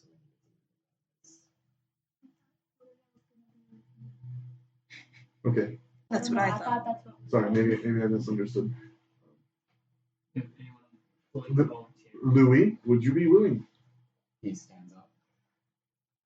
My sword is yours always, my friends. As is my griffin. And my sexiness. And he sits down, and you guys can see several people sort of either put their head in their hands or smile. You are very handsome. Yang. Of course. Yes. Of course. People. Anyone else wants it? Beorst. No, I think Baylor should be with his. You guys see General Tally kind of raising his hand? Yes. Excuse me for assuming so, but it seems like this plan is happening in front of us. We just learned about the new instrument method, so we wanted to adjust our numbers. So things have changed since knowing the number of forces that will be joining us. Did the gnome not prep you? That's neither here nor there right now. We're trying to actually conquer this threat right now. And currently we're looking at people who are brave enough to fight the dragon head on. Regardless of this, I have a question regarding that. You say that the plan to fight is a distraction. Have distractions worked on this beast in the past? This will be different. This is because she has a very focused goal, a very clear goal that we know. A very time-oriented goal. Yes, and why doesn't she focus on fighting you instead of focus on, say, the Goliath one on the mountaintop or the chains that you're cutting? Well, she will have to be present to actually perform the ritual, from what I believe. And if she can't perform it, then that means we have it. She can't finish it off. She's fighting everyone else, can't perform the ritual, and Also, she has to fight us no matter what. there will be non-detection involved on certain people. How many? As many as I can. Would you? She's like, don't give me don't let me get a number.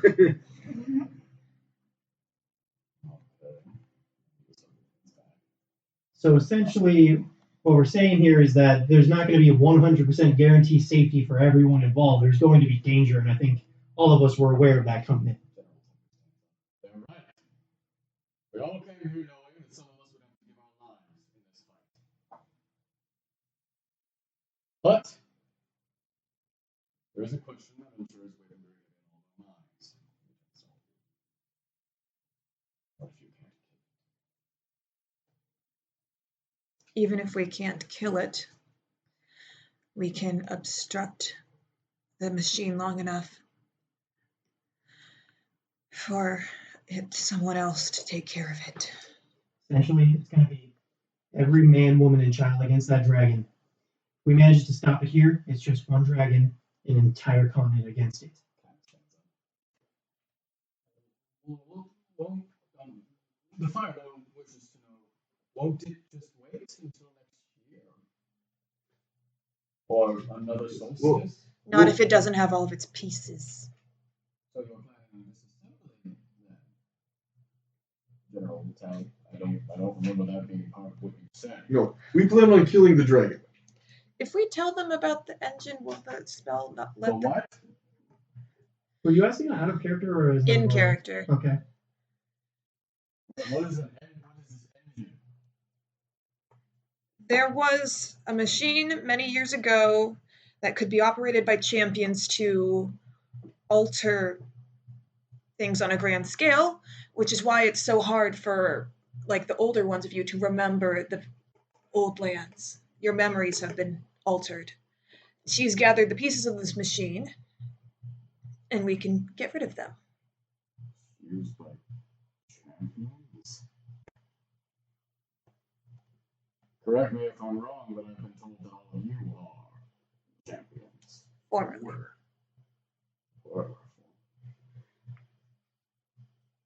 So this machine. I'd like to make that. So this machine is used by champions to do spells, change things.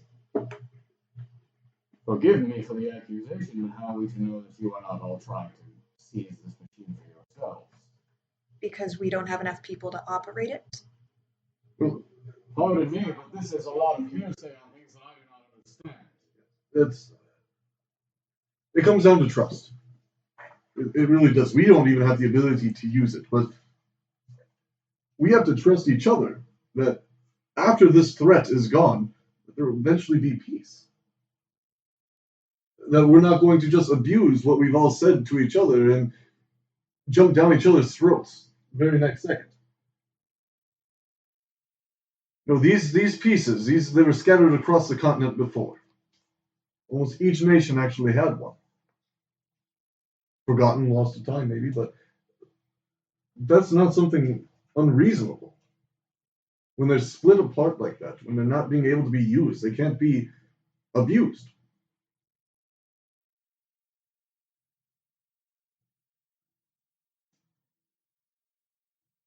General Tucker kind of leans back, kind of examines, feels the burn on his shoulder.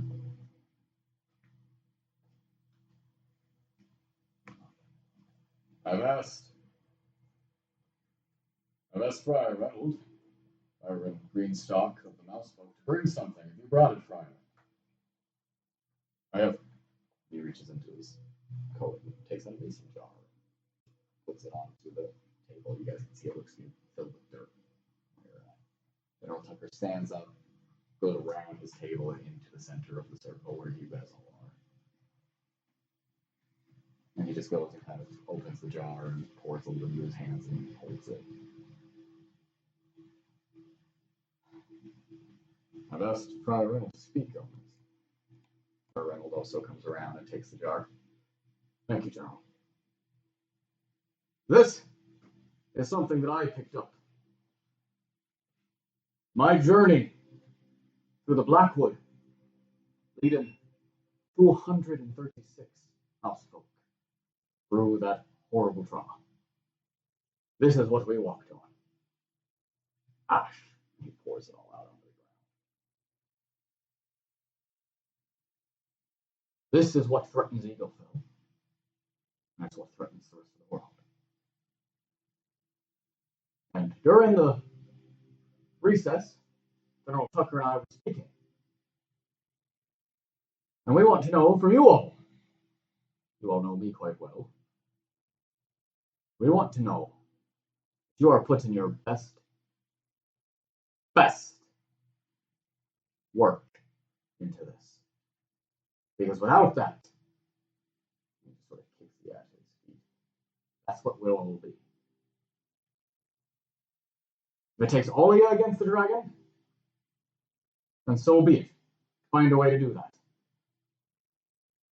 If it takes none of you, then we need to do something else. Then please tell us.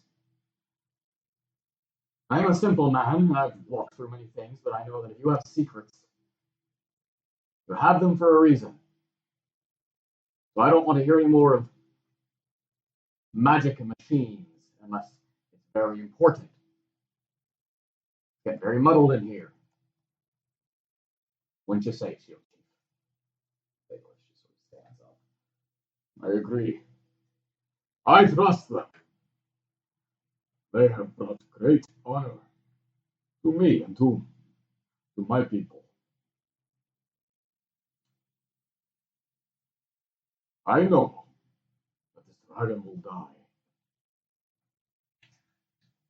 And I know another thing. They will kill it. Those three people all just sort of go back to their seats.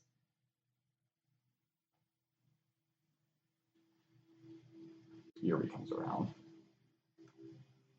I know not everyone knows me. I'm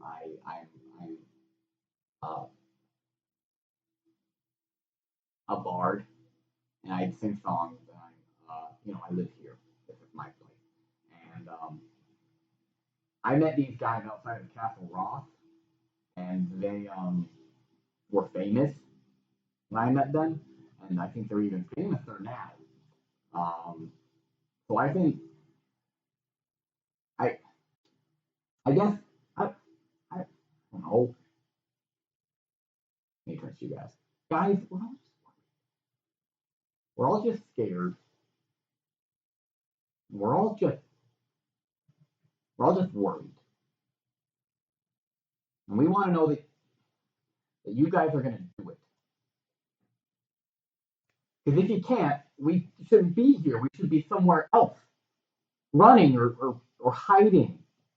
Or coming up with a better plan. We're all here because of you guys. So, if you can't, just tell us. No, we can't.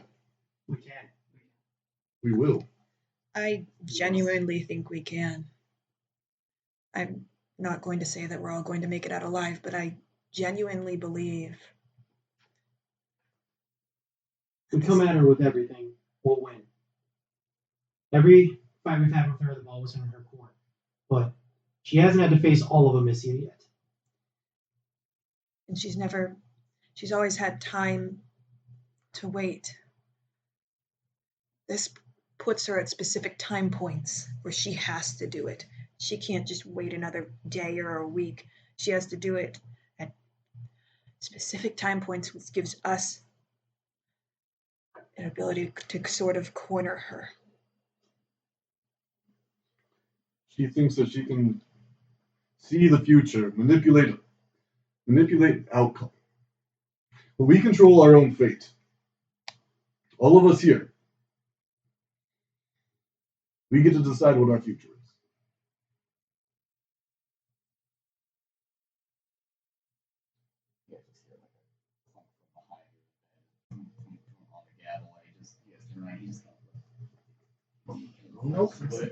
Oh, shit. I think we should take another recess. In a few hours. We can reconvene later tonight.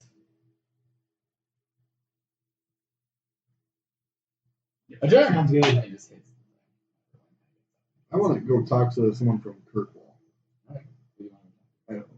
Who's the Sir Tucker? Yes, General Tucker. I'll just kind of give respect, whatever. I'm curious about these worm cannons. I don't know. Yes, we no information on them.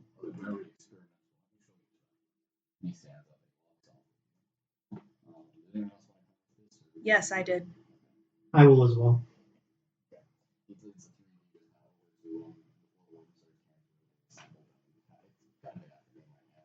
And he shows them off. They're made. They look to be like ballista that have been modified. Okay. And the way that they are actually loaded is by using like the pulley system on the ballistas. And they're still aimed the same way the ballista is, very very slowly. But they do shoot what looks to be a harpoon propelled by some kind of powder explosion. How similar are they to Naivara's diagram of like the bolt of dragon slaying? The bolt of dragon slaying? Yeah. They're not the same. They're just Okay. Yeah, they're just cannons. General Tucker tells you that they were experimenting on like attaching ropes to them as a way to like hold them down, but they couldn't get that far before she put them down the laboratory. Okay, can we see one in action? How much ammo do they have? He says Okay. Test run. He says that he knows that they're kind of a shot in the dark, but it's the best thing that you could bring and that you guys requested them specifically to be here. So he brought them. So what do they shoot? Do they shoot balls or harpoons? Harpoons. Okay. So they only have enough powder. How many harpoons do they have? Enough for that. Yeah. Okay. Okay. How heavy are they? Are they pretty heavy? Are they pretty big? Are they? It takes about 8 men to move them. Each one or all together? Okay, that's good to know. Well, thank you. Very quickly, if I may. I know I seem very confident in there, but I must admit, the halfling did speak truly. I am afraid. We're all very afraid.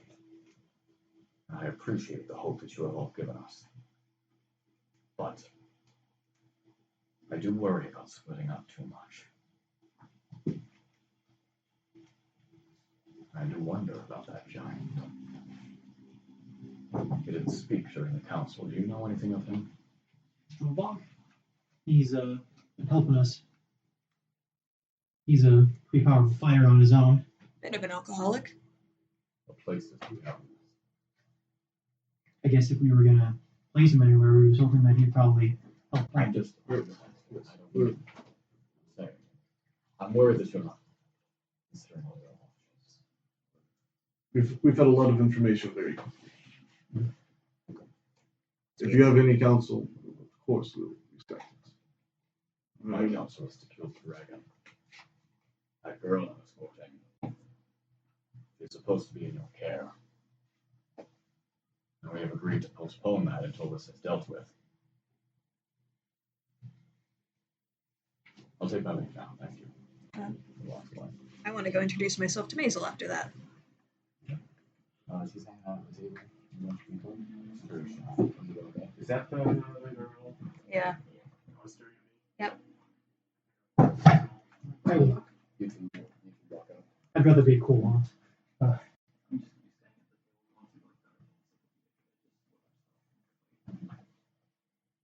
You guys approach. Hi Maisel. I'm Naivara. She's gonna hold out her hand. I don't know how to introduce myself very well. To a 16-year-old, you can have this talk. Okay, I'm sorry. How are you feeling after recovering? I'm fine. I'm doing fine. Insight check. Sure. Natural. She's fine. I just wanted to say hi because I guess we're supposed to be your guardians after all this is over, which is. I'm gonna go. Wow, I'm bad with children. There's no way I love you and I have like 16 Christmas presents to give you. This is not Winona saying this, by the way. I'm not here. Okay. Maybe I should let you talk next time. You're better with kids. Oh no, just getting to the Can we meet up together? Yeah.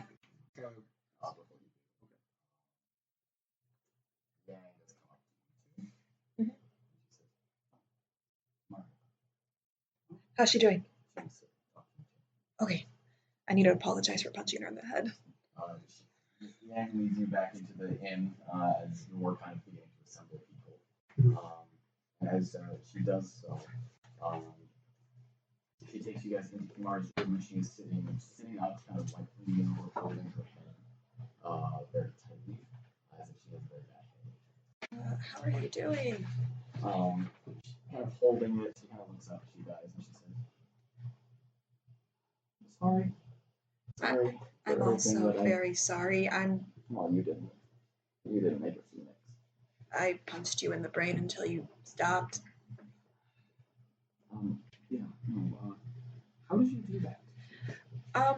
I kind of just tried to meditate next to your face. Also, I think we need to talk about who else was in your head. Yeah, can you do that again? Go in your head? I can try. I try to do the same thing I did before, which is like meditating with my forehead pressed to hers. Yeah, you feel some things sort of shift and change inside your mind. And you watch as she just sort of begins to like limp out a little bit. You do anything? Is it what? Limp, go a little limpy. I'm asking what's going on because I actually haven't seen it. I've just heard about it. And he's like, I don't know. Hey, you should try and help me out. Are you going to? No. This is where you keep bullshit. This was the time. Fine.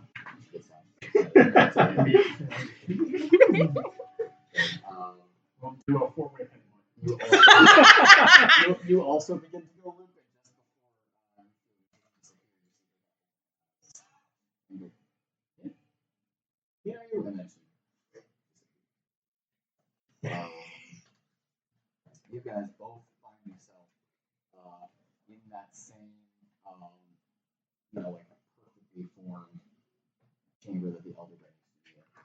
And Kimari is there and she's meditating. Hey, Kimari. Oh boy, she's unconscious again. I'm gonna go walk up, swim up to her, and be like, tap her face. I'm gonna open her eyes and see if they're still smoky. You open her eyes and there's fire burning in her. Are we back at the elder brain? Yeah, it was that way the time before too. What? Kimari! I'm gonna slap her face. What? And you can hear like swimming. You miss the first time. You push back up, and then you hear a voice. You hear this hero will not step out of line. He knows his place. He wants only gold and power. Did you hear that at all? Did I? Maybe a little bit. You're really kind of filled with water right now as you're trying to. Sorry, what? I'm gonna like shake the hair. I heard something whispering. I'm not even sure if it was to me. You hear another voice. He is much like mortals in Omicron. I'll be saying this out loud this time. What do you wish for, old friend? And you can both hear it now. Okay. And you guys suddenly hear the sound of birds, like chirping around you. And as you look around, it seems like the cavern slowly fades into a very different sight. You guys see a Lonic labyrinth and a young woman sitting and talking in a garden on Elysium in Sapor. The young woman is a beautiful elf with tan skin and golden eyes that match her blonde hair, which flows down her back like a waterfall. And they're sitting, just talking to each other. The woman says, I wish to see you in power. Alana responds, you can read my thoughts, so I'm sure you know I don't believe you. Who rescued you from Elandrados years ago? Who has remained by your side? And what of this Green? Did you know about this? The Green is a coward. She has been since she fled the old lands, before the Sunder. Ladder begins like tapping the chair. You can hear people like playing outside the garden. You can hear the flow of the canal nearby. Our enemies are everywhere. They crawl about our feet and cling to our clothes like insects. Do not worry. Few insects can reach where we now fly. Suddenly the sky goes completely black, and as though there's like a strike of lightning in your vision, you guys can see an egg, enormous, the size of a wagon, smoking in the underside of a boat. Dirty sailors and pirates watching in horrified confusion and awe as glowing sunlight bursts out from the shell, and then you are back in the garden. And Himari is there. And she says, I received this vision while I was sleeping. I think it's fragments of my mother's mind. I think you're right. The conversation between the two women continues. And Nalane says, do you remember our time in the gardens, Dame? You used to tell me about living on the open ocean before you found this land. You talked about your premonitions. Of course, I remember. You said you wanted to live here more than anything else in the world because it was strange and new. It was something you had never seen before in your visions. Is that still true? Or was it ever true? And the woman begins to grow possibly a little uncomfortable. What do you think? That I lied to you? Alana sort of looks away off into a bed of flowers that bees are sort of just lightly pollinating. Julius tells me dragons are incapable of love, of caring deeply for another creature. You breed only to prolong your own legacies. I do not understand why you are speaking of these things. I worry if this is such the case with myself. The birds in the garden sing a chorus of just joyful song. The colored feathers look like flowers in the treetops as they fly around. Suddenly there's another flash of light. Flashback of men on a ship burning, wrapped in flames as they stare into the sky with fear and awe. And then suddenly you're back in the garden. I think you have no love for me and my family. But I understand that is your nature. I think you help me because it serves a purpose for you. I know the books you read, the legends you absorb. I saw your spawn maker, you know. Yes, I know. You must have seen it in my mind, his immensity, his wings that replace the sunlight with golden dark. I thought his shadow was night come early. You can see that the woman stares at Alana for a moment, her brow furrows, and you can see a forked tongue flick in between her teeth. I take grievance with your thoughts, friend. Then let me turn them into words. You killed the Ryder for me. You burned Hadrian's shop so that he might come here. You continue to defend my growing empire, and yet I can see into your mind and find my own death in fire. You know of Julius's inheritance, the plane of beginnings. The dragon sort of cocks her head.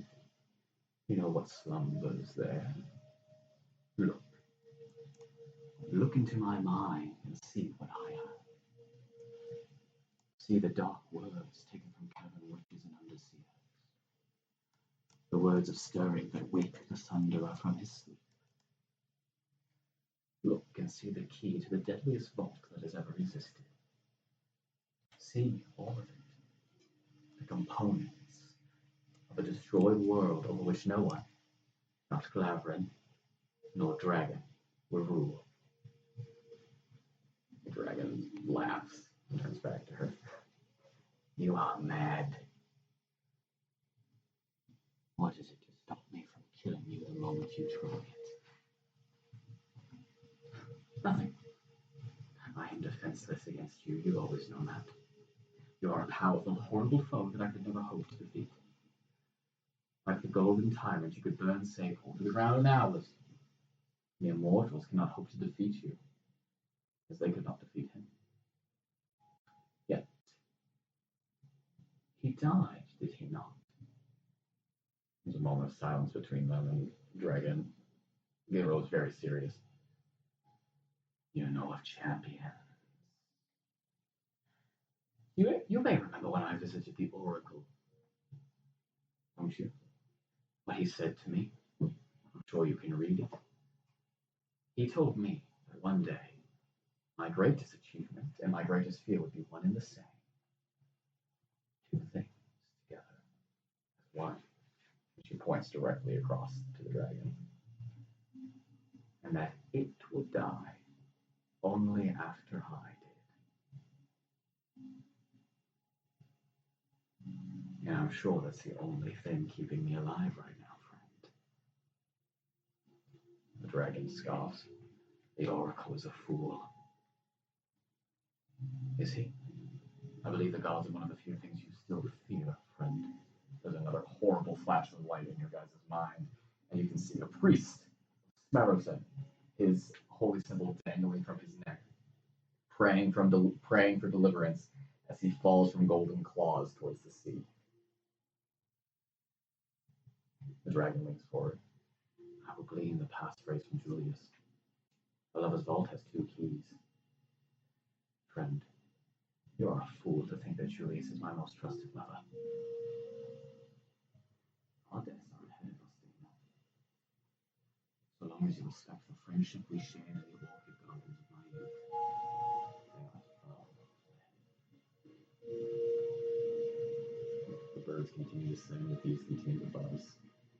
The dragon stares at her. You both reach down and pick up wine glasses and toast and drink.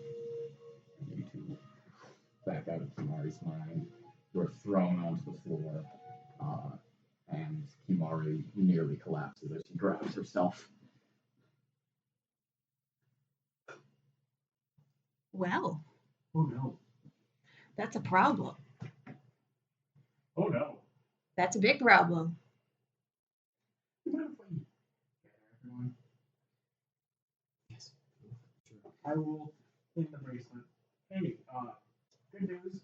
Tomorrow's awake. Bad news. We need you all here, like, now. Can someone also go grab Edmund? Please, like right now. What are you doing? Edmund, let's go. You hope Edmund understands. I'm like, all right, I'll go get her. Ah! Hey! So you guys all assemble in Kimari's room. Yeah. Good news. She just Hey, Kimari. Bad news. Somebody else besides Jillian had the other half of that lover's vault. Who? So apparently we went into Kimari's mind, saw some old fragmented memories of Kimari's mother, father, one or two. Which one was it? Mother. And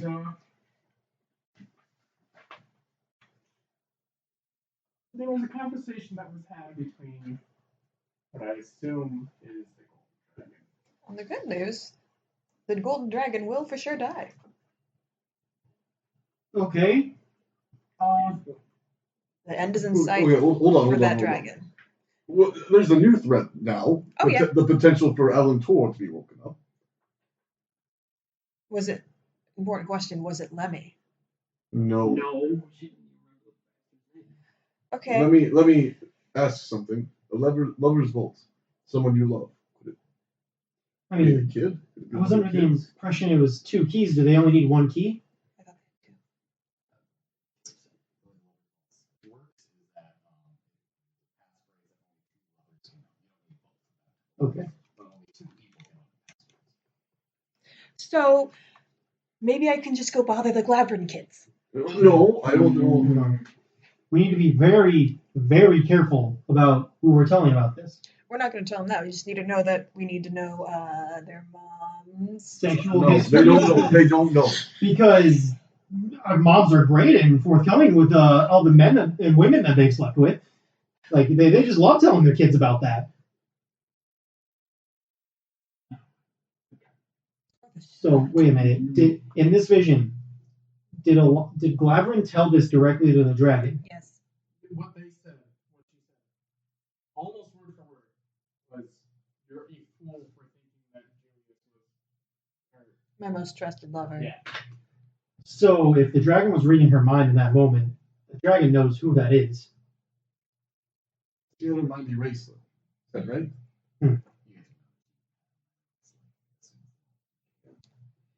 So, possibly Glavrin doesn't even know who that other lover is. But how do we know that this other person did not choose to erase their mind And what if Glaverin didn't get their mind erased to forget who the other person is? They just forgot the word. Okay, so I don't need to mitigate this, but this isn't the biggest threat right now. If we can kill the dragon, then we get rid of that threat, right? Suppose so. I mean, right? I mean, yeah. I mean, she can't use the ball, and I don't think she would because I think she's still scared of Valentor, I assume. So. You look frustrated. What's in your mind? This is the thing that, like, person know the gods and causes Yes. thunder. Oh, I know he is much more powerful than her. I understand that. Yes. I'm saying that right now he's asleep, and she might know how to wake him up. And if we get rid of that, then no one knows how to wake him up, and he'll stay asleep. That's assuming she knows who the lover is, and that the lover's mind was also erased. Yeah, it's assuming a lot of fucking shit. That's where we're at right now. We don't know anything. Okay. What we do know is that there's a fucking solstice coming where she's gonna summon a shit ton of dragons.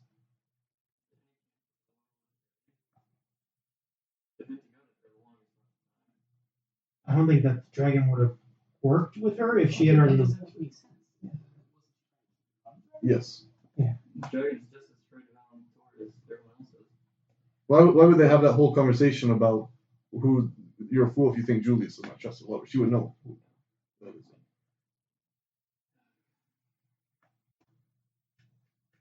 I don't think we're going to get anywhere by just guessing.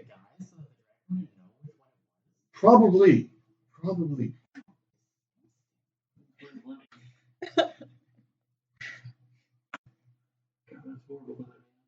Yeah, I'm just saying, we're not going to get anywhere trying to guess who she fucks. Okay. Okay, so that resolves that.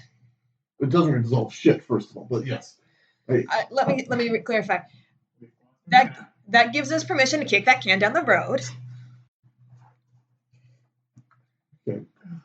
What's our next can? We got to talk about this plan. We don't have a plan. I have an idea to go to the Elendra, grab a reliquary so I can do the cool spell. Okay. I can do a spell that can turn me into a dragon, which isn't Let's enough. talk about the plan about where everyone's going, though. Let's talk about that plan. I think we need to have a solid team on this dragon attack. I think that their confidence was shaken when we didn't really seem to know who was all going. I'm going to go whisper to Kimari. Kimari? Yes. How certain are you that you can be in control and not summon another phoenix or something?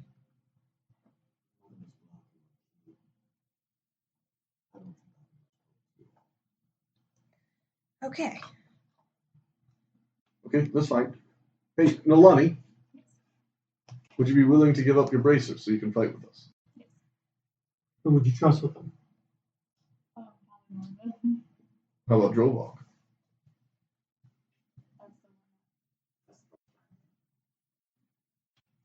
Maybe have those two.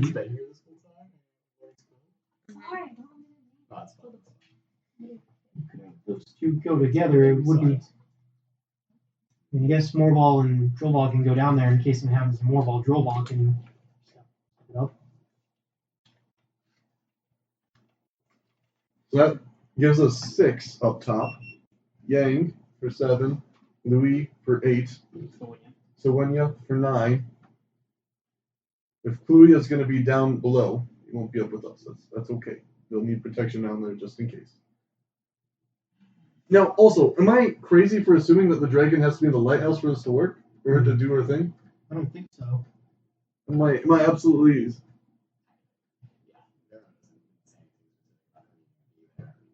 Did Varys say specifically on That's where the orbs will be. Yes. Isn't it? And for those orbs were intended to be very much need to be used for it. So if even one's missing, Well, at the very... So any research you can do on those orbs? Of course, I can start now. I mean, I've been doing all the stairs and the mountain, just learning nothing but horrible shit. Can you look up the Bolt of Dragon Slaying and see what the instructions are for making one?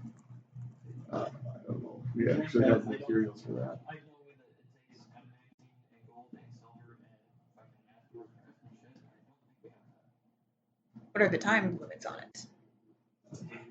But no one here can even use that really though. I mean, Nen's gone. We don't have someone who can fire these bolts. We can modify it to be a harpoon. Maybe, but even so, like it did a little bit more extra damage, but nothing crazy. I mean, we all have very powerful weapons of our own now, and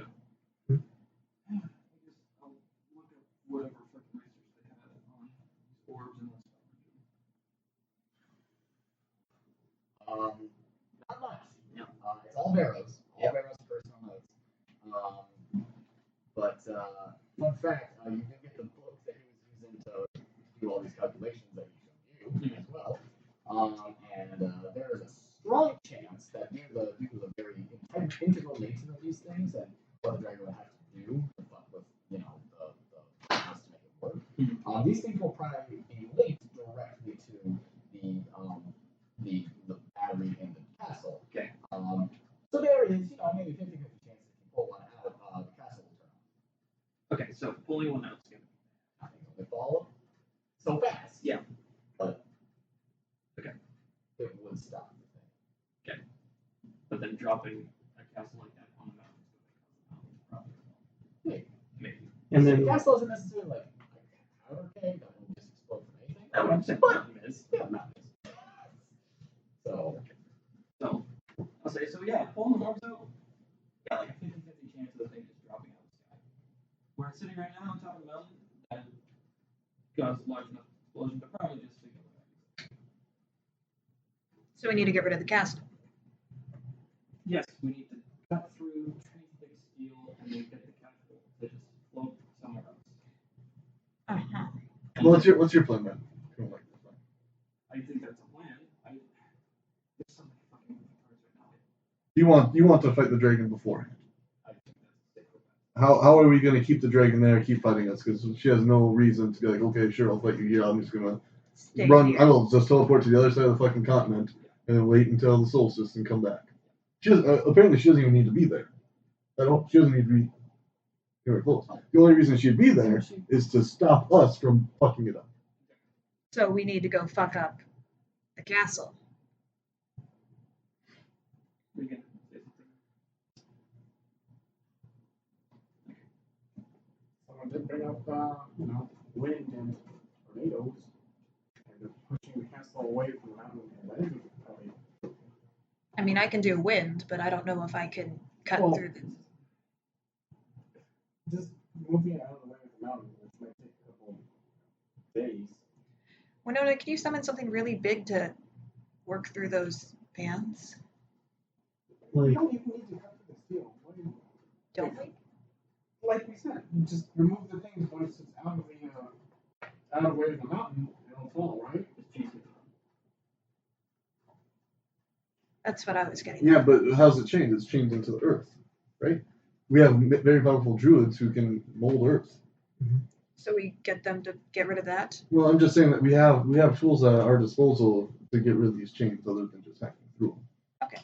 I don't know the spells. I don't know everything that you can do. I'm not going to try to pretend, but Neither do I, so. I'm just saying sometimes brute druids force is can the help best with- way to do it. Yeah, druids could be helpful with unhooking those chains from the earth and hopefully getting out of there. They are arch druids, so should be about as strong as me, so be plenty that they could do.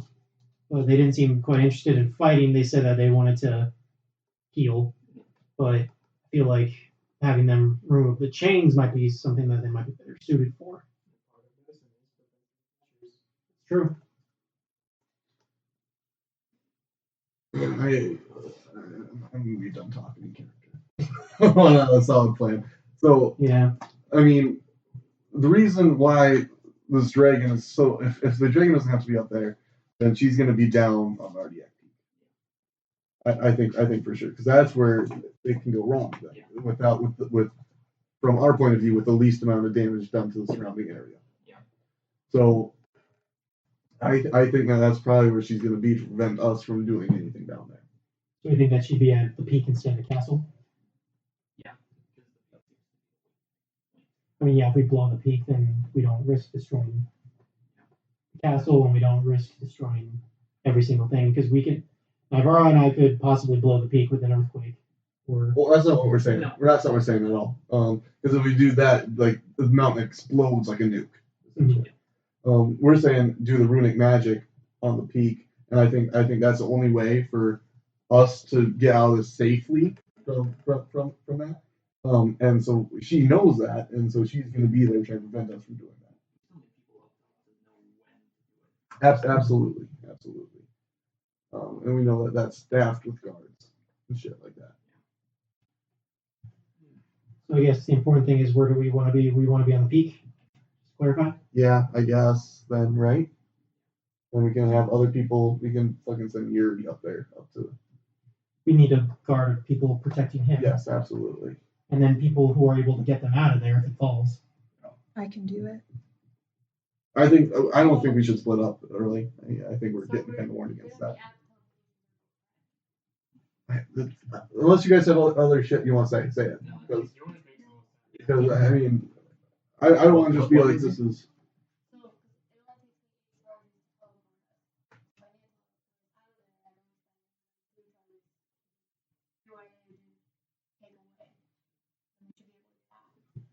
Mhm.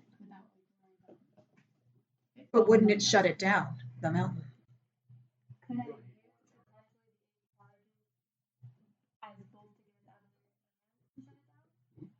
Yeah, but I don't know if we necessarily want to get out. You know what I mean? Yeah, but like I mean, we don't want any of it to collapse because if it collapses, then we lost. You know what I mean? And so for us, I mean, surviving that's a pretty empty victory. What I'm saying that the explosion or the fall is probably not actually going to. No. It would, all be the fell and what remains of the great tribes and the giant fucking crater. Yeah. So, yeah. Wait, how did we know that the crater won't bring any dragons? I'm telling you right now. Oh, I just yeah. Oh, there's a chance, Yeah. but it's more like the impact of that is not the same as the signal. Yes. Okay. But if her plan works, she'll get the signal out and the thing will explode. Yeah. All bad things happen if her plan works. Okay. So our failsafe. Should we have the armies who are sent there to rescue Gilfel focus on evacuation? I think so. Maybe I'm just dumb. Can you clarify this one more time? Yes, please. If the castle falls, what happens? Castle falls. It hits the mountain. There's a slight chance that the runic energy will react very strongly to the island, to the clouds as they fall, thus creating a very large, essentially magical nuclear explosion. Okay. Thus leveling. They guaranteed all of Eaglefell and most of the Grey Mountains. What are you two feet there, Spire? Such an Sound like explosion that anymore. will certainly be very, very enormous and world shaking. It is not guaranteed to bring the dragons to Amyssia. However, it will be horribly devastating. The exact extent of the explosion, the Cardiac Peak is the highest mountain in the world and half is made out of the powder. But it would ruin any chance she had to. I mean, yes. Second question. If we did the runic magic, it overflows when we have the failsafe, it basically flips the breaker. Yes. Say that what happens if does the castle fall back? No. That would safely turn everything off. Okay. In a way that would keep the castle would just, stay floating and just sort of be there. It basically would break the link between the mountain and the castle. So those two things would still, be there and exist, but they wouldn't be powering each other and her signal would not. How are they powering each other? Do we know? it's the mountain itself. Okay. It's just that they're near each other to a point, and once the solstice hits, the runic magic will be strong enough that sort of signal will be able to work. So, to put this in the most stupid way possible, the mountain is a large fluffy carpet, and the castle Is are building a socks. static on it. Yes. Yes. Okay.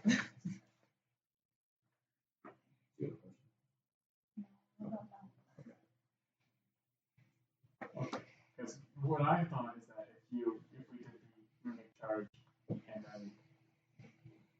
then the link is severed, and then Castle doesn't have power anymore. Anyways, it just severs the link here. Okay. It's That was fine my for that understanding. instance. Okay. I suppose. Yeah. So in what instance of me using erotic magic to take away the focus of the mountain would cause an explosion? No. No. Okay. So as long as we sever that link, I could still be there to take away the focus of the mountain, teleport out of there, because you need people at your focus.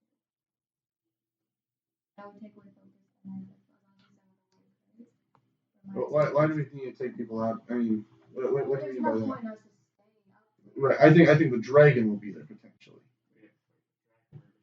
Yeah.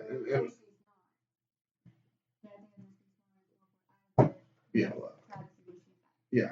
Absolutely. But I mean, I really think that the dragon's going to be trying to either by not letting the signal get through or by not letting you disrupt it. I think that makes most sense for where she's going to be at.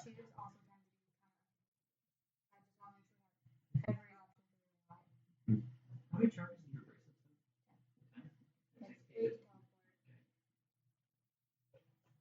The teleporting button at that point work? That's a good question. In theory, yes. Okay. Because it would use the magic of the mountain. Okay. But to do that, we need the running circle anyway. Okay. Running circle? Yeah, to get to that one. No. Or just a teleport. Well, yeah, you would. Yeah, sorry. Yeah. Don't we have one that's kind of? I think for some reason in my brain, I have yes, you would need a circle that connects that one, which is any of the other or. We have one just north of us, less than a day's travel. But still, we need someone up with the castle when to teleport to it. But I mean that's a good idea though. Yeah. We'd have Morval or Jovog with the bracers ready to teleport to Ardiac Peak with, I guess, there are 12 people down there or 12 people, up top for a Yuri signal to get through, and then also ascending. You know what I mean? Yeah. That makes sense. So that way we don't even have to have anyone up at Ardiac Peak at all. I guess my biggest issue is that if we use it to get there and the dragon's not there, we don't have a way to get out again. Yeah. Without it taking Yeah, I mean, we have spells at our disposal with Windwalk, Tree Stride, Gate and Plane. I mean, we have stuff at our disposal that will get to us, but I'm trying to think of, this is the dragon's focus. The dragon's focus isn't necessarily like, I just want to kill everyone, because she can do that. She can do that anytime. She could have done that. Yeah, this is her kind of claiming revenge and bringing those dragons back and stuff like that. So I think right now her focus is that, and maybe once that's broken, then she's going to act erratically. But I think we've seen that she holds grudges with the champions, and I think us fucking up her plan, she's not going to like that very much. And I think she might seek us out because she is very arrogant, from what we know, and of traditional gold dragons even. I think that she would. Another thing, though, she might be spiteful and be like, okay, we're going to just burn everything anyway. But I mean, the thing is, we can't really be everywhere at once. Well, yeah, I know that. I'm just like, in case we use it to get there and say she decides to collapse a mountain on us or something because she has this crazy power, I just want to make sure that we know what we're going to do to get out there before we all just die and she wins. Sorry. Maybe I'm just not getting clear what you're saying. You're saying that, say that we don't do it right and the castle comes crashing down. Yeah. Okay. We got plane shift and I just want us to know what we're going to do so we know what's going to do. I don't want us to just get into a situation because we tend to do that and all of a sudden our plans change and we are not. Yeah. You don't want to be in a burning house without a fire.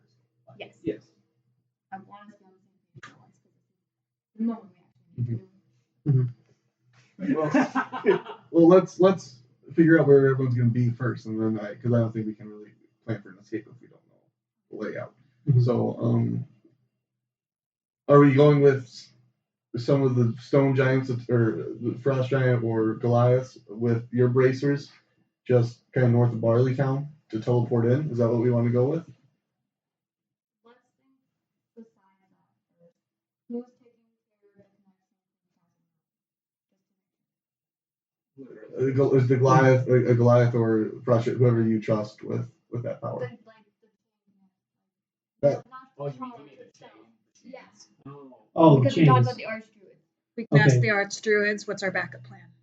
Well, got a big fucking tree, but that might still take some time. Yeah. I think we need several groups working on it. I mean, we need people who are specifically focused. Archdruids would be helpful. Probably the best people suited for it.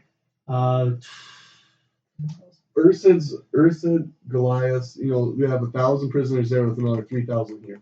I think that those 1,000 people at each chain, why am I thinking there's just 4 chains? Is there just 4 chains? You don't know. Okay, I don't know why I've just been picturing 4 chains, sorry. Huh? It'd be 50. How many people do we have in total? Like in the area or like total? I guess that we know we have right now. Right now, Barley Town has 3,000. Eagle Fell, if we free them, is another 1,000. Everyone else is somewhere else. Everyone else is somewhere else. Turlington Kirkballs is 8,000.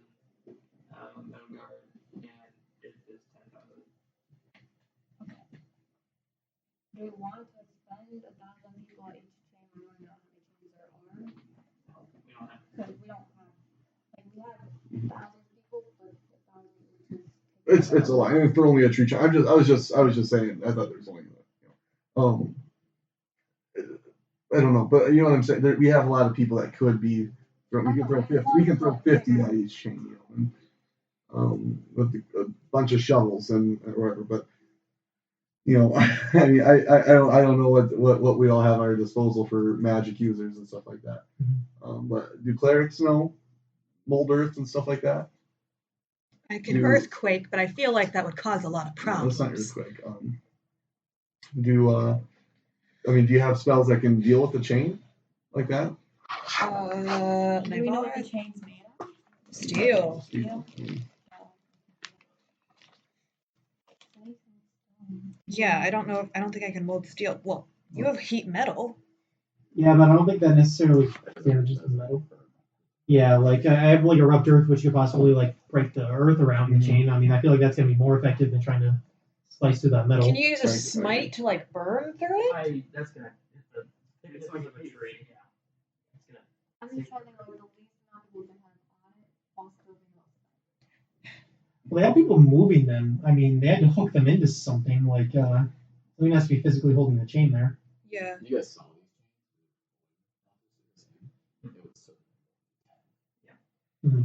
So can we ask if they have any information on how the castle is secured down? I think with 10 chains like that, I think moving the castle is going to be for an option. Yeah. We need the chains broken. Yeah, we're not gonna like do That's what it's saying. I don't know. The chains have nothing to do with Yeah. magic. Okay. Yeah, the chains are just keeping it in place so that the mountain can, so they can work. Yeah. The chains are just So then what on the castle end would cause it not to be connected? So It's magical. It's like Wi-Fi. It's not like a physical connection. It's you. It would be someone using the map as magic on a teleport circle. It would be Essentially turning off the Wi-Fi router. Yeah, like turning off the Wi-Fi router, but it's more like hooking the Bluetooth up to a different device. it just switches the input. Yeah, so the castle is up here and it's attached to the mountain by chain so that it can be kept within range of Artiac Peak's very powerful magic. I think so. Either you take away the castle or you take away the router. Yes, 100%. So you could move the castle out of the way by breaking the chain somehow. You could, but Vero said things that the best, most efficient way to do it, and the way that's timely, is to use the circle Yeah. at the right moment. whole thing failed. If my plan confused you, I'm sorry, but that was just a backup plan. I just got really confused. I don't want to do it. No. Moving the castle, if it fell. I also forget that I talked about this a lot with these two, and not with other people. So yes, I apologize. Okay. So we just need to break the Wi-Fi connection from the mountain to the castle. I don't have to worry about the fucking thing. You don't want. Yeah, the chains is more just. Ben wants the castle moved. Yeah. Because it being there is just more people. Well, Yeah. as Ben would say, take care of that after the dragon. Yes. Okay. So that's why we were focusing more on the runic bracers and. Well, I just want to know like how everything else is. Yeah, I for don't sure. worry about people there. Don't. That makes me feel 10,000 times Yeah. So that is clear. better. Okay. So are we going with the plan of someone teleporting in with the bracers? Cool. You don't like that? I guess I don't like it because it's not the right time. That's the case regardless of wherever we're at. So we're just saying, But people are calling about so just having like Yuri being a at the circle. That's what we're discussing. So we'll be there. We'll be at potentially us six. We'll be at the lighthouse and waiting for the signal, with multiple ways of getting the signal out. And then once that hits, we give the signal out, and then Drovog or Morval, they pop into Ardiac Peak. I guess I'm still just a little bit concerned that you have these supplications and have still been sent elsewhere. And I know Yes. like there's no one particularly doing that right now, but I feel more comfortable already there. Like if we just don't teleport in, we're just already there. You're saying use the bracers at Ardiac Peak. Agreed. I mean, that makes sense because I We've mean, had a lot of shit happen with if she has some sort of To be trap fair, set there, both times have been because of yes. Well, one time was it worked perfectly fine. It's just that she was confused on where to send us. I'm gonna try to Yes, help the you. Yeah. dragon has been a lot smarter. And hence I know what we plan to do way That's a circle. Regard. Thank you. You can try a cute little cloud castle above the Nalane. oh, I'm not a very good drawer, but let's Draw a Like- cute like cloud. higher. Though. oh higher, Yes. Okay. Quite high. like here. Yes, that was nice. So window. Google. No, here that's a mountain. Do That's all a these tower. Hold on, that's a females tower. draw? It's on it. On it. No. It's a different I angle. Oh my god. This little door.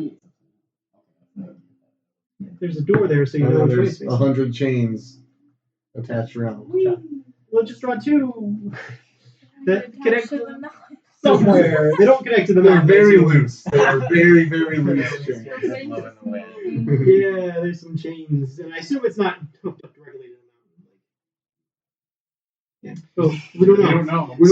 When we saw this, how were they all attached all around the island? Like, I mean, I guess I'm trying to figure out how it's attached. Okay. Okay. But you could assume that they're more like most likely They just have one chain. It just Like a tether So ball. you want I mean everyone jump in. Everyone jump out when everyone's opinion. You want Lizzie, you want everyone here. You want everyone here at this part. Some people yep. Yes. You want some people up here to give the signal because we have to have some people in here to give the signal. Then you want everyone else here to do the runic bracers. And that happens. So we're back kind of at square one if that's the way we want to do it. Mhm. Yeah.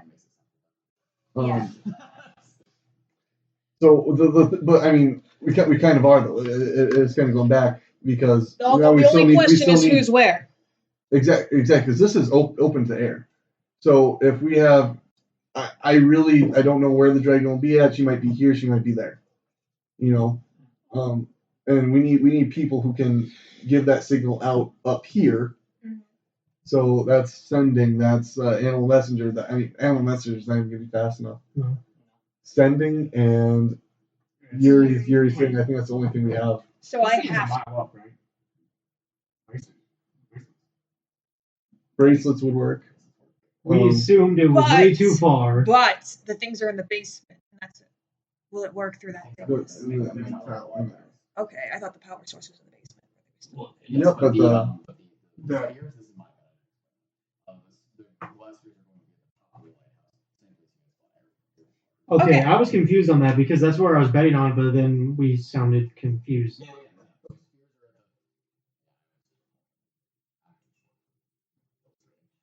I got you.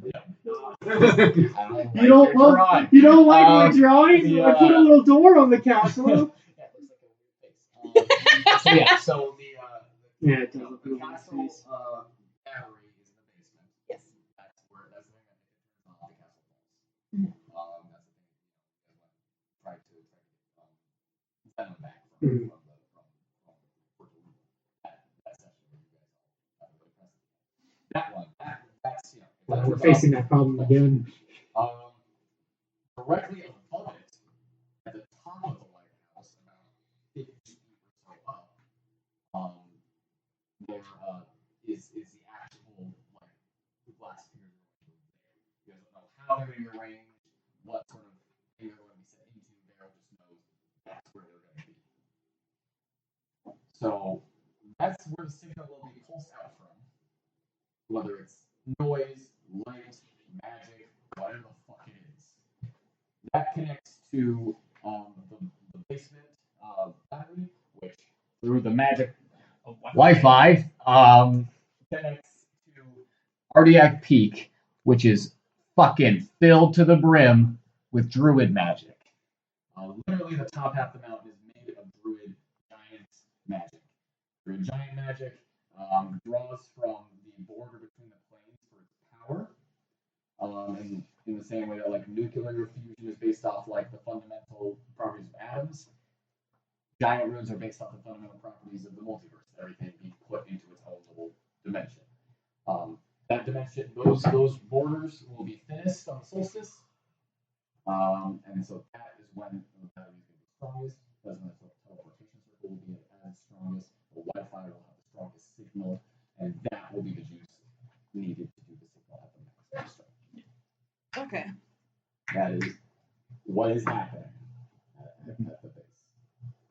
And to be fair to everyone, the first time y'all heard this plan was a very exasperated elf shouting at Mattimeo in the middle of a forest. Okay. So our group has to be up top, and Yuri's has to be down below, or vice versa. At least 12 or at least 12. In order to make the thing work, there has to be 12 people. Yeah. That's one way of communication. Bracelets are one way of communication. Sending's a way of communication. And see, with your plan incorporating into that, I don't like it because one, we have less resources to communicate, and two, we don't know what we'll be teleporting into. Sure. Now the dragon could be at either spot still. I really think so, but I think that the dragon will either be here or there. Now, who do we want at each spot?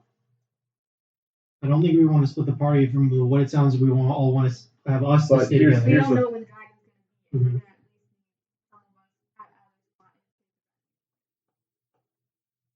I really sounds stupid. What if it's you five at the peak, me up there? If the dragon's down there, you guys can fight them. I can just fucking fall down. If the dragon's up here, if the dragon's up, we don't need it. Bracelets. Okay. Still in the way of communication. It's good to have backups, yes, but we don't need it. Okay, yeah, go ahead. We'll continue with your plan just for a second. Yeah, Let's want to hear your full plan first. If the dragon's up there, you guys can teleport up using me as a conduit instead of the dragon. Plane shift gate. I won't deny it. The dragon will. Okay. I feel like we should have. Can the dragon spell? I don't know if I like that. I really like having. No, because it would be coming from the plane. Gotcha. She can't stop the spell. Gotcha. So that could work. It's still going to take at least a minute that you have to hold off the dragon. Yuri would be with you.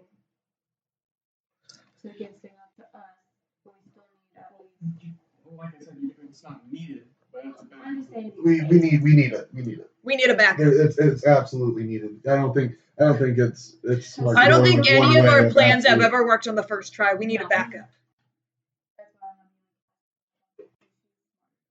So I'm gonna cast it. Yeah. No, it's okay. So, sounds like your guys' first plan, is to have, a group of people at the Ruined Turtle and a group of people up in the castle, and have a very quick method of transportation between those two things. Yeah. Just as quick as you possibly can.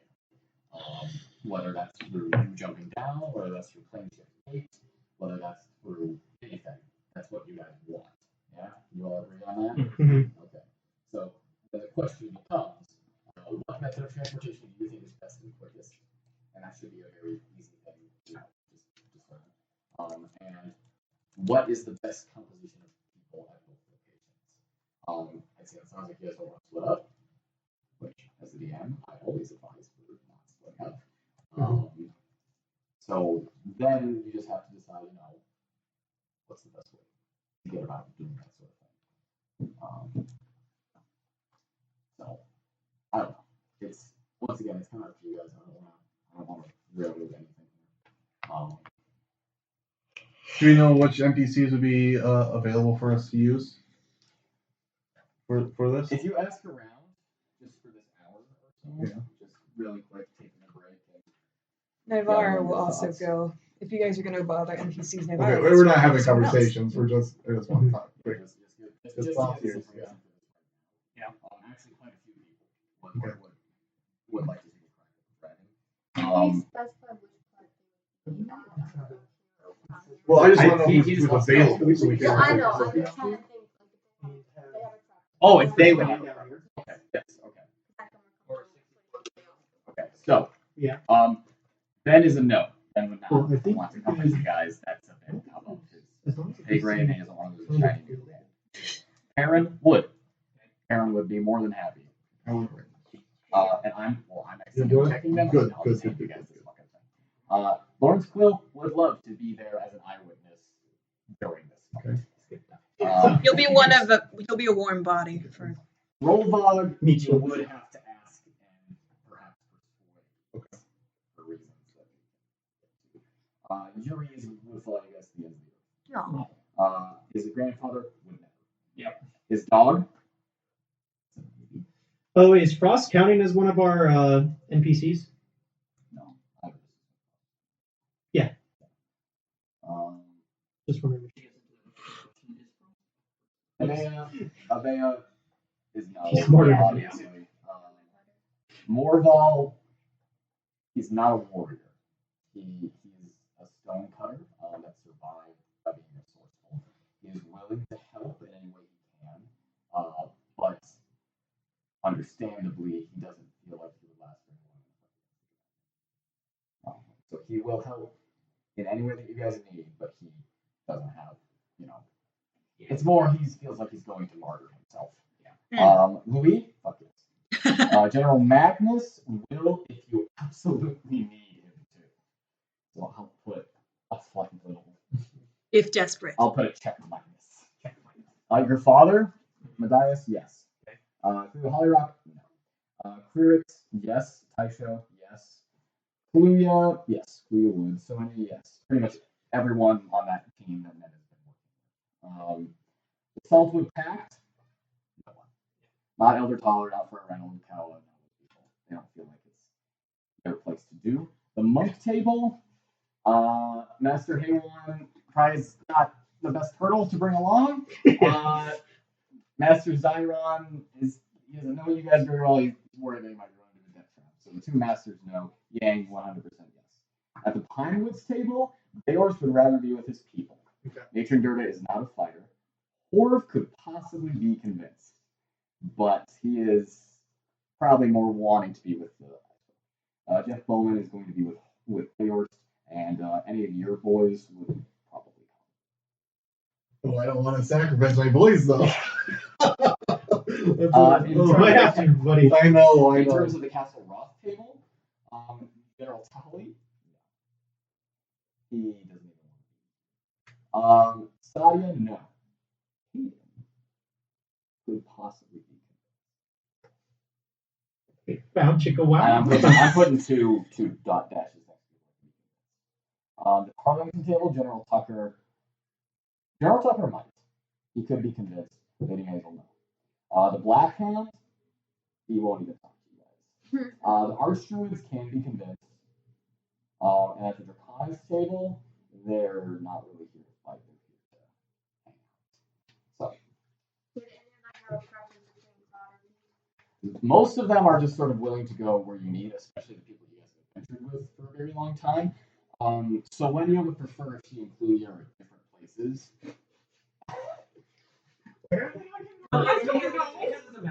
Well, that's her excuse. I love her. Whereas, She's jealous that he can cast spells without it. Oh. Wow. Fun fact. None of these people have been to Elder Yeah, no, we're the only ones. Yeah, Alderman died. Maybe. Everyone who touched his eyes. A lot of people from that giant arc didn't make it. Okay, important thing. Maybe we should be on top of the castle so we know it. So,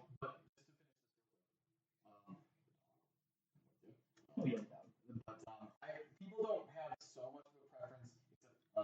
Sonya and Clea would rather be at different spots.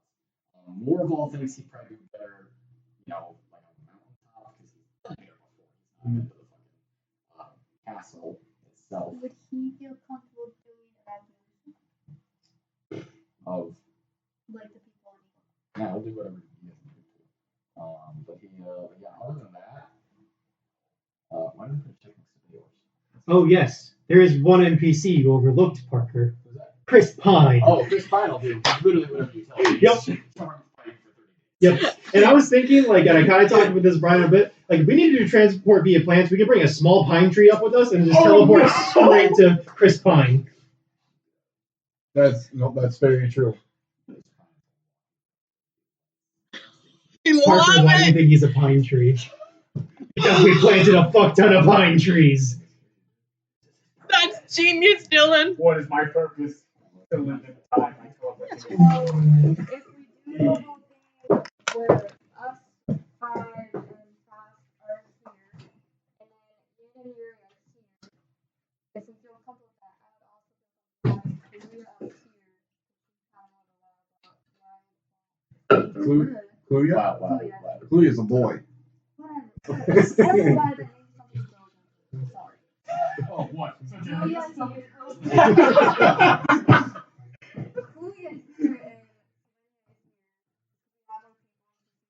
Cluey knows sending, doesn't he? He has access to that stuff? Yep, cool.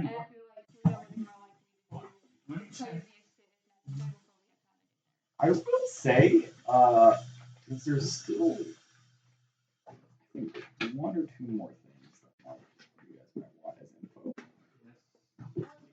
The more info we can get, the better.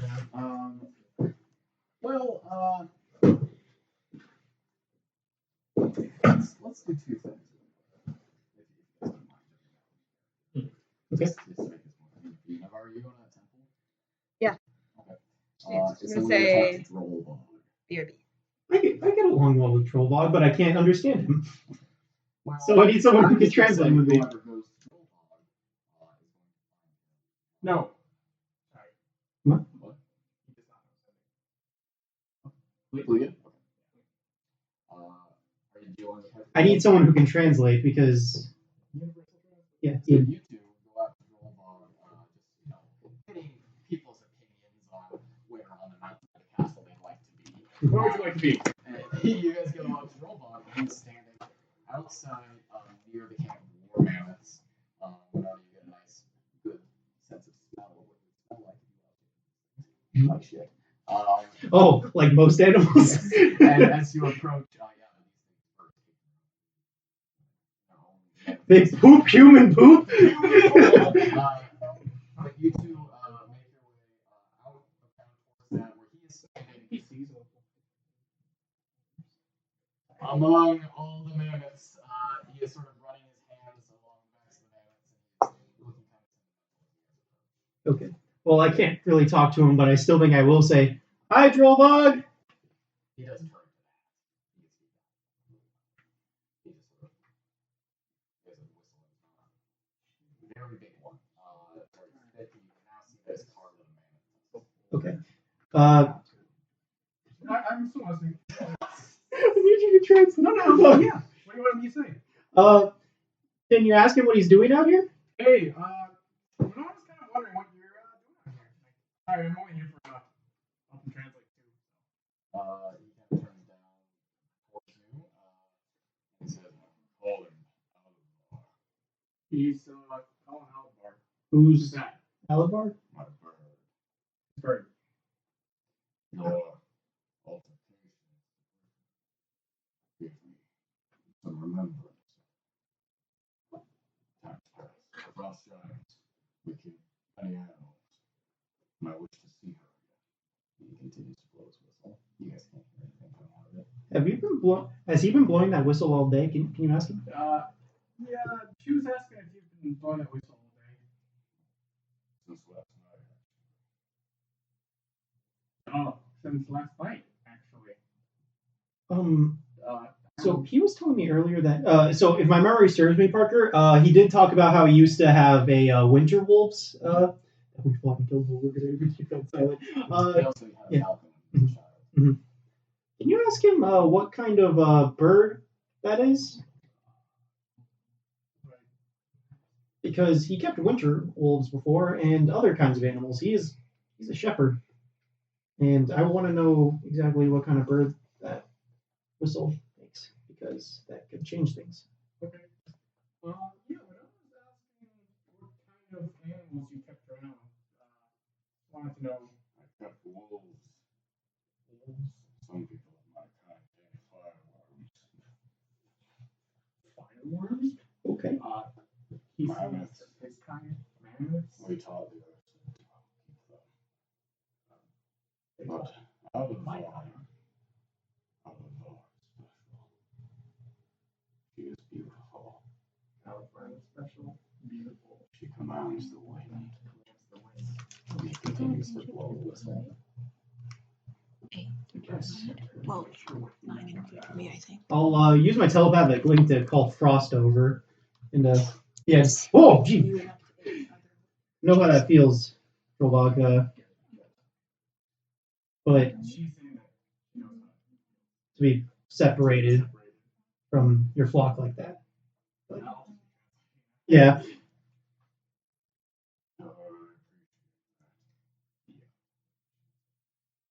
And you can see him.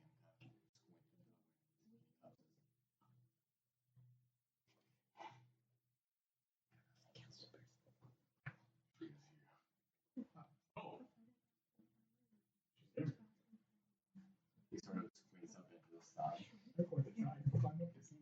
Onto him? No, I'm going to see so I can see him down the line. Okay. Oh no! What if it's Chris Pine? The entirety of everything in shadow towards you guys. Okay. And you look around and you can see this enormous outline that's appearing from the sun, diving straight down. You guys can see a bird the size of a dragon. Just nose diving towards the ground. And he says to you, "You may wish to move." Okay.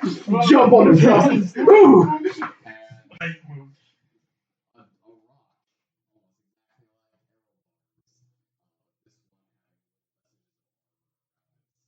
God, breasts and wings, comes down, spreads its wings out just before it hits the ground, thus flying away. Mammoths begin moaning and freaking out as it picks one of them up and leaves. Oh, God. Oh!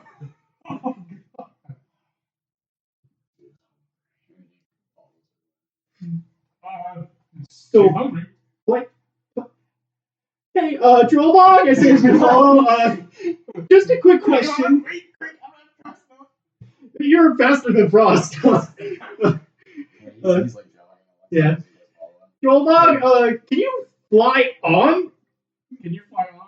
He has That- a smile on his face as he shouts. I will need to tame her again. She is wild. She is free. He continues running after her. Hey, so, Yin, we might want to tell people that there's been some developments. Every time we go on a trip with Drill, there's some developments. Well, I can't talk about life-changing. I think we gotta be like, hey. Well, as it Of your and then can Yang free fall? Can Yang free fall? Yeah. Yes. He does have that. And I'm stupid. Okay, what Kriegs and Taisha? Which ones are they? Oh, Taisha was the cobalt. Okay. And Each Chris is is The Gremlin Goblin. He shanks. He shanks. I don't know why I get these people mixed up. Okay. Taisha was the man of the cloth. Yes, because Taisha was a holy person. Taisha was a holy person, and Kriegs went to prison for attempted murder. Oh, Yeah, good. one's a criminal degenerate. The Who, other one is a holy And man I of get the a cloth. different name. Sorry, it's not straight and free. And I was like, oh my god, what is this? What I got? God, I love that buddy cop duo. You're going to the temple. Oh yeah. For the first time for fucking ever, Naivara gets to use Word of Recall. Suddenly finds herself. Is this verbal? Frost counts. Yeah, it's verbal. My previously designated But she sanctuary. is smarter than most of the party. Sanctuary, yep. I believe so.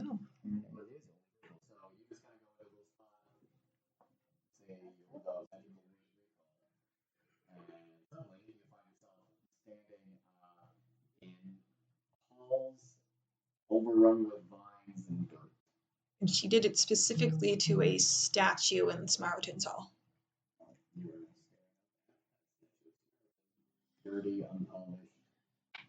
The stone is slowly just gazing down through without any. I'm gonna send a quick prayer of apology. Sorry for stealing shit from a temple. I need it for Holy Aura. No, it's alright. Oh, hi. Yes.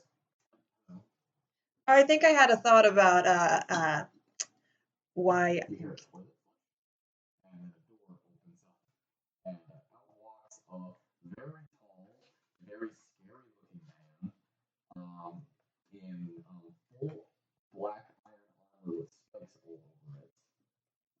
Is it? Walks out. Here now uses the toilet. Leans against the wall. And he stares to you. This guy's got shit. Oh, so I was talking to Spartan and then Purinar walked in. Okay. Oh, hello. Yes. He's here because I'm here for something very specific. Okay. You remember when Yes, I think I might have come up with something too. What it was. I wasn't aware that the gods had to go to the bathroom as well. Well, when we take on these more human forms, some of them don't do it so much, get curious. Okay. That makes sense. Anyway, so when we were beating up the giant brain thing and you guys got all excited that we killed it, Yin and I hopped into the pool on the off chance that it actually was something useful. So I think that she's going to tap her tooth. That might be why the problem of the seizures thing. Yes, no, certainly is. I recognize that instantly. I'm the god of knowledge. Okay. In fact, it's become such a problem that I was doing an immediate exam and I began speaking to them as quickly as possible. And unfortunately, it was caused a bit of a divide between us. Not us. Us. Okay.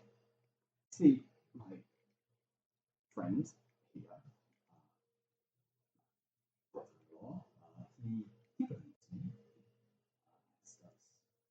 as does my sister, Renethera, as does Arthur, as annoying as he can be. Ursula and Horace as well. They're all believing of me, but the rest aren't quite Okay. And I was hoping that I could speak to you to make this with our minds. Fear not, here to do it. Okay. Cool. So, change your mind specifically on what subject? Well, we've already spoken to Tolmir about this, and he didn't give us very much to go off of. But I think I found something very, very worrying. Something that perhaps you should just keep to yourself for the moment. Okay, so don't tell the others. Until I give you a go ahead. Okay. I believe that prey that you all killed in a large pool of salt water Yes. was not all of Red. Okay. And I think that he has, in fact, somehow named a champion. Now, this is something that's supposed to be completely impossible because he is not a proper deity. A new champion, or is it still Umtana? Who? Umtana, the drow. The drow girl? Omer, that's sister?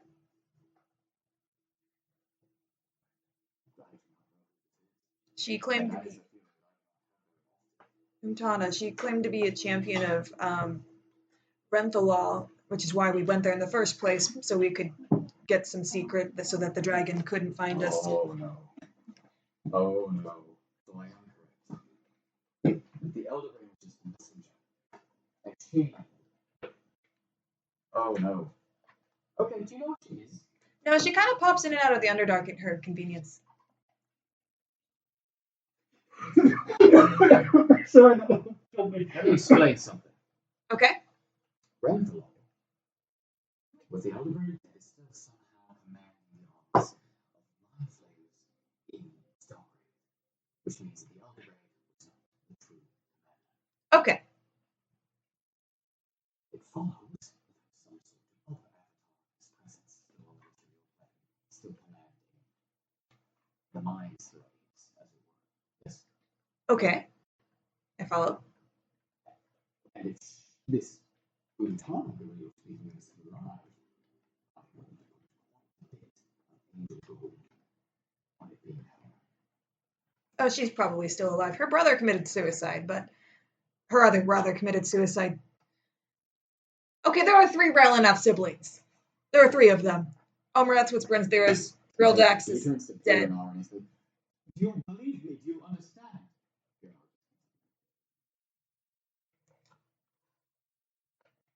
Listen, Renthal oldest enemy. Why was he named part of the Pantheon then? No. We are trying to figure that out. We were asleep when it happened. Our best guess is that somehow he made his way into my oracle's mind. In the same way that he has made his way into many people's minds, some time ago, for instance. He has been imprisoned in the lower reaches of the multiverse, the first imprisonment. Okay. How come he didn't get loose when... Oh. We banished him. We imprisoned him. And somehow that idiot giant released him before knowing.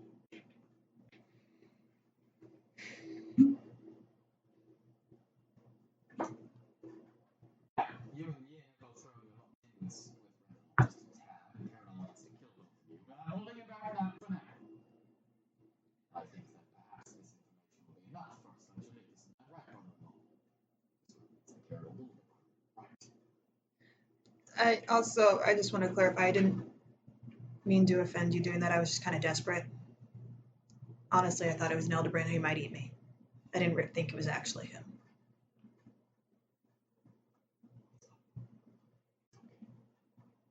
With that, whatever it is, it's going to be the 2 of you for some time until we can figure out.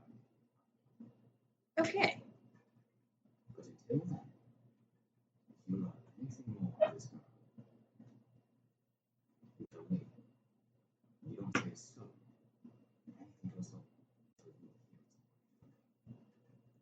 We'll tell no one about this rental situation or about Umtana. Do you have any idea what this tooth thing does?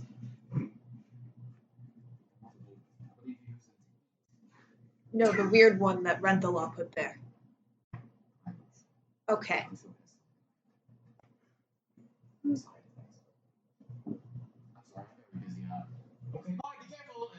Bye! Naivara goes and loots and steals some reliquaries. And then she poofs back. Poof, poof. Welcome back to the meeting,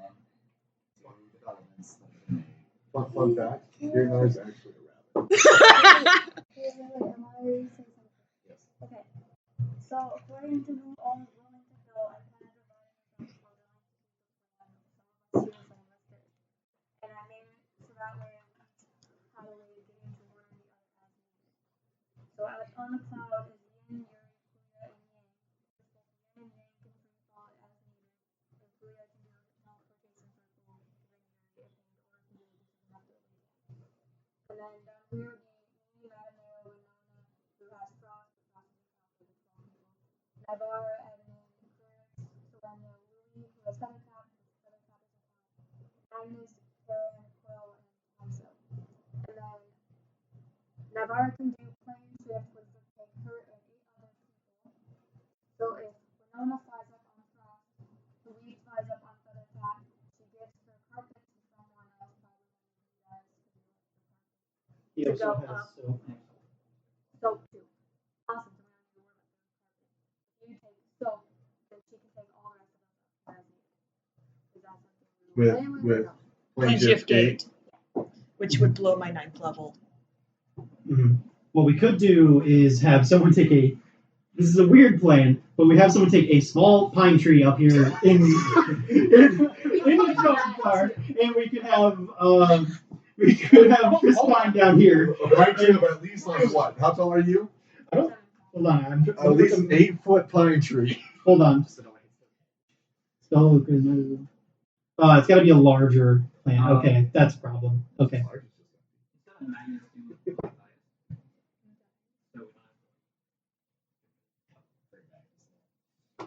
That's just like, okay, yeah, we're magnets. I was just going. Who else did they lose? Magnus ain't got 2 arms. You Oh, wanted so- to go. We're all back together, right? Yes. I'm Okay. going to go fluid.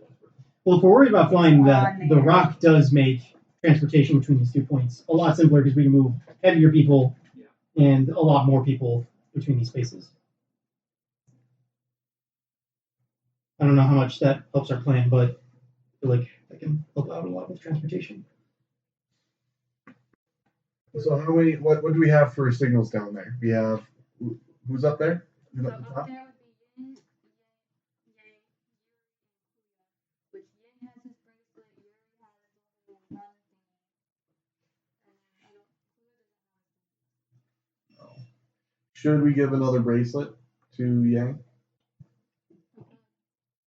There's 2 people. I probably won't need mine if I'm in wild shape a bunch. So how many bracelets does that leave down here? Does it leave 3 down here? Me and Mattimeo. 2 up there, 3 down there. Okay. That's 3 people. Okay. So Yuri will be not astral projecting himself, but yes. Power and Like a 2-pound hologram. No. It kind of seems like we want the dragon's attention to be on us down here, though, because there's only 4 people up there. Well, that's why I did this way, that we all have a way to get up here. Yes, yep, no, I agree with that. But you specifically, and maybe a couple, you specifically, really, will need to be down here regardless. If that dragon's up there or not. Do you have a way up by yourself? I don't think By you do. myself, no. We do have the rock, and she can also ride on Frost and Yeah. carpet carrier. I don't know. It doesn't matter. We have If teleportation. Kuya cross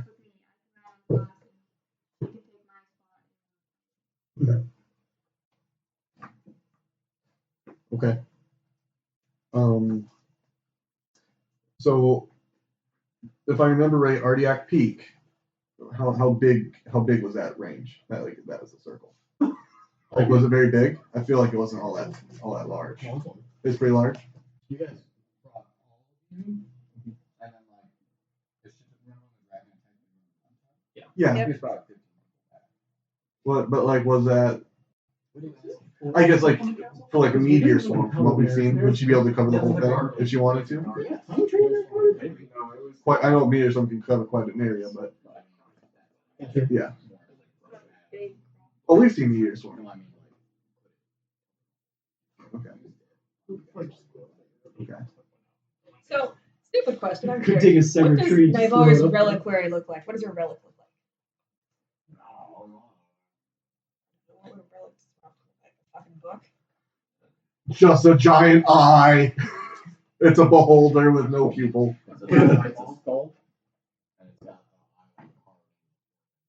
Cool. Cool.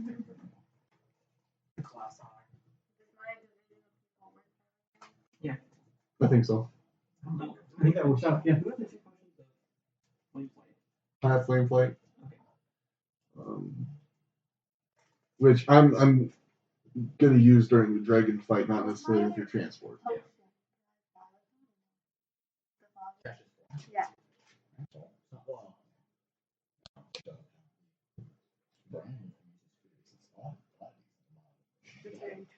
That could be just a fart potion though. You shit your pants. Yeah.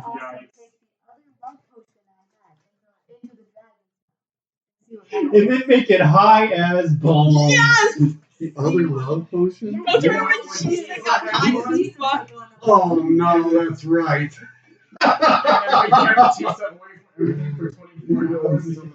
So our plan is to force feed a dragon LSD. Ecstasy, sorry.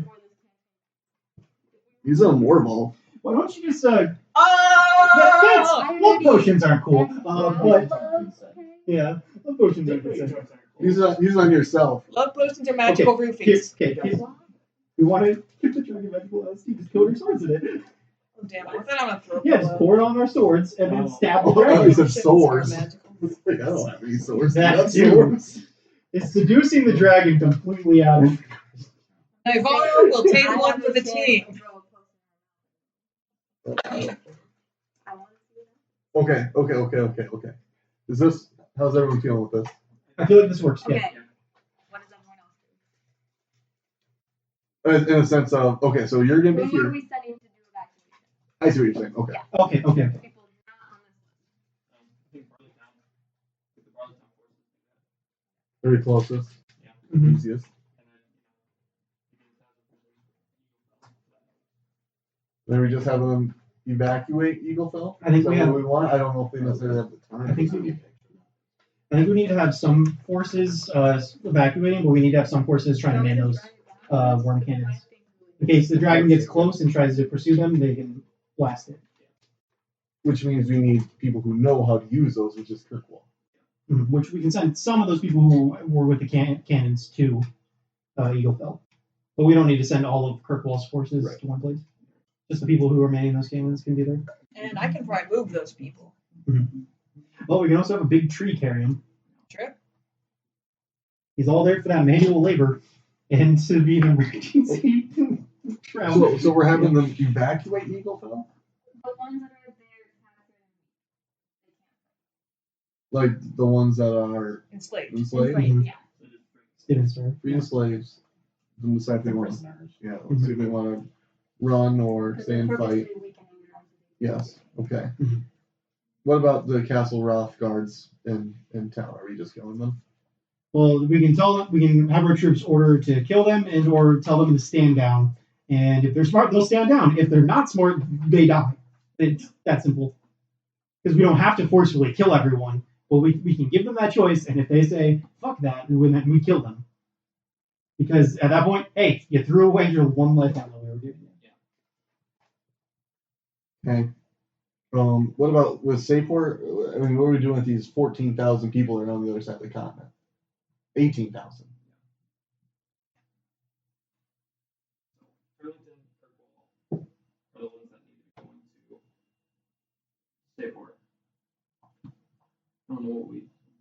on the day of the solstice?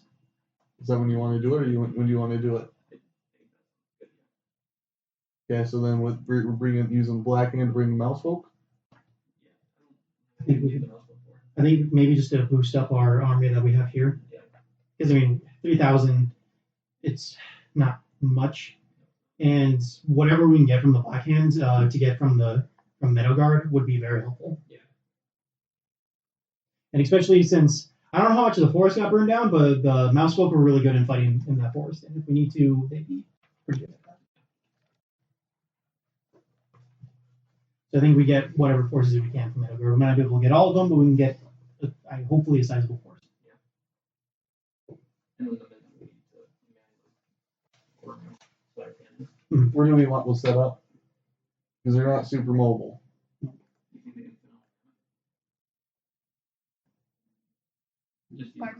Yeah. Okay. You transport them using the mans. We have to get two groups that don't. That's been a lot of this campaign so far, so I think we can do it. Just let Edmund talk to them. We have a pretty good. What? We were also serious. Fucking 2-3 years ago, there were wooden doors, right? Huh?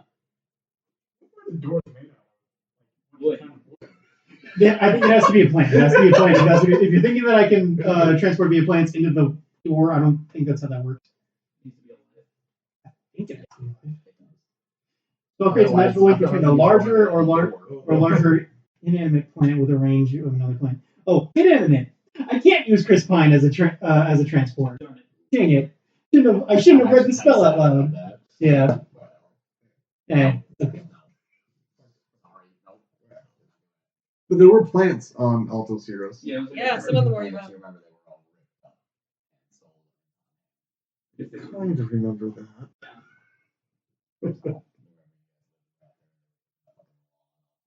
Yeah. I think I got a couple of very long poles.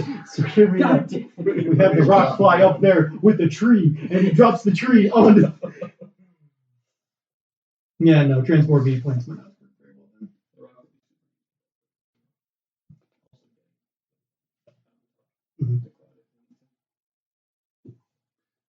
then.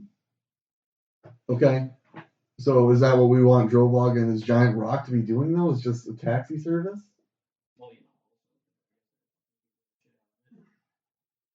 But I feel like it can't be like, all right, they're fighting each other now. Come pick us up now. You know what I mean? We all got and then you get your set me on fire. Okay. Is this what we want to do?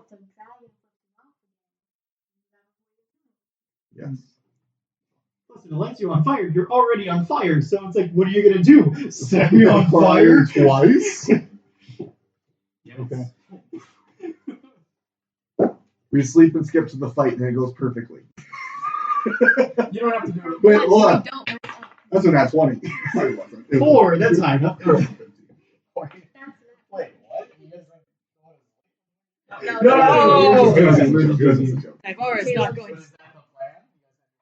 I think so. Yeah, I think we have a plan.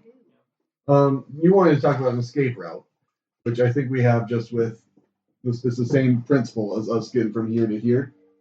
It's just don't go there. Go other place.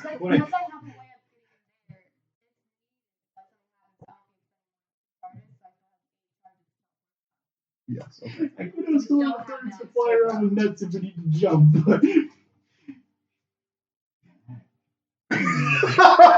You're talking about having like a mobile like trapeze net. Yeah, the birds are gonna fly around with nets. If the castle falls, all the birds will go and with their nets and catch it. Mark, you didn't know it, but fuck, what was that one bird? Damn it, Dylan! You just you realize that Winona can't control these birds. What do you mean? They're robots. They're not real. No. He forgot all of them. You see Winona's secretly an artificer the entire time all these robots play anyways. Okay, do we have our plan? Yes, birds. No, yeah, we're good. I like it. Plan set. Cool. We meet back up. Yeah. And when you say, this is our plan to these guys. Ooh. I don't know. What, I guess, I mean. Oh, we you need to mean meet you go up. back to the Yes. Yes. Yes. I thought you meant, okay, yeah, let's all get together and approve this. No, not an hour. Or two. Yeah. Very much so. We have a plan. We have a plan that we actually use as opposed to all the Plan. Okay. So you guys reconvene at the council. Everyone's a little weirded out because everyone got asked if they want to be part of an elite Power Ranger type squad. So it's no secret that their squad has been assembled. Yeah. Well, they wanted to know who we wanted. But after every single time we asked if they want to do it, we do this little slide handshake underneath the table. Alright, So you turn to the next person. Alright. So you guys present your plan. No, this one. Yes. This one. To everyone. All of them. Oh, they do a lot of those head nods, and one person starts crying. It's a beautiful plan. Then chops off his hand again. Wrong hand, partner. There's one problem. What if there are soldiers in the castle? So, we only really need to guard the lighthouse, right? That's where everyone will be, and I doubt very many soldiers have the capabilities of scaling castle walls very easily. But we just need to be able to kind of sanction off the fortress, right? Clarification, are you talking about Sepori soldiers? There's rumors that there are soldiers up in the castle. That's it. On the castle, we have 4. You got 4. And then on You got Bear. You got Music Boy. You got Crazy Moorman. You got Yang. Hey, why the hell am I Bear? There's more than one mouse. I need to be specific. Well, okay. And then there's 12 on the. Yes. Not including rights. So then yes, there are only 4 up there. But if need be, I would like to clarify. Never mind. I already clarified. Yes. Sorry. So you suck. one time I actually Hey, talked I'll about just own be here. free I'll just will. be here. Okay. So there's only 4 that will start there. If the dragon is not there, those soldiers aren't on their priority. Those soldiers, if we take the castle away later after we figure out the whole dragon situation, those soldiers will figure out their own shit. But if the dragon is there and there's soldiers, we still have the way of being 11, excluding me, and Frost just because of the whole having to do magic, we'll be able to get up there very quickly. And anyone besides us can take on soldiers first as needed. Well, the problem is leaving 4 people up there by themselves to fight the army of soldiers. They don't need to stay there to fight the army of soldiers. No, they just need to stay there long enough to get the signal. Quick question. This isn't in character. This is me brain blasting back. There's only one entrance up to that lighthouse. So, I mean, theoretically, we only need to be able to block the pass from soldiers getting up. We don't necessarily need to fight them, like you said. We just need to. And we just need to even. I mean, maybe I'm speaking out of language, but Archdruids over there. Do you know a spell? Erupt Earth. Archdruids. Erupt cloud. I'm sorry. Archdruids. Will-O-Wisp, I think was her name. Nope. I got close. Willow though. seed. I got pretty fucking close. Also known as Vivica. Elmi. Don't make it more confusing for him. I tried that. I met like 40 people today, Parker. That is not true. That we have ever met. You only met this page. Alright? This is the people you already knew.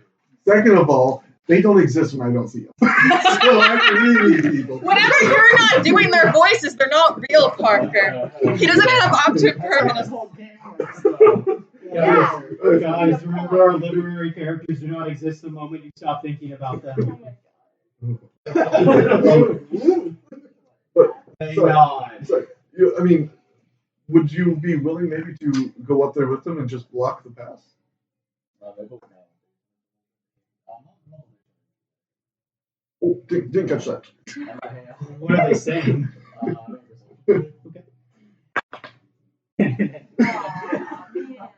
Oh, they have such a heavy accent. Yeah, very heavy accent.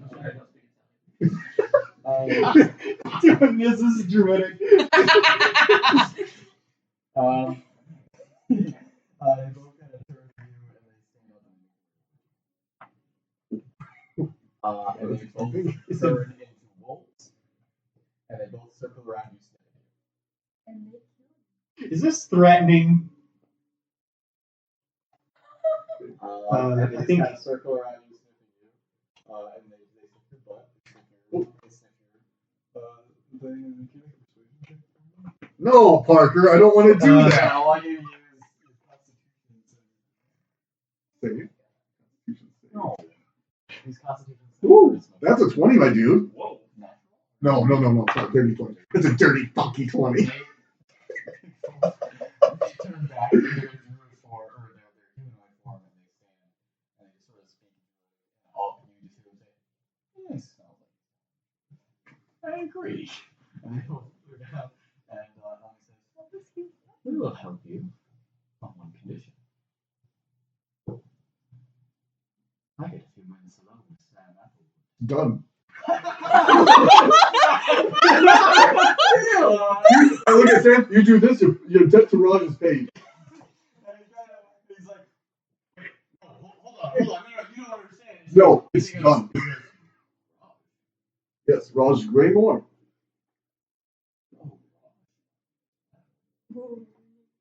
Let's go. And walks over.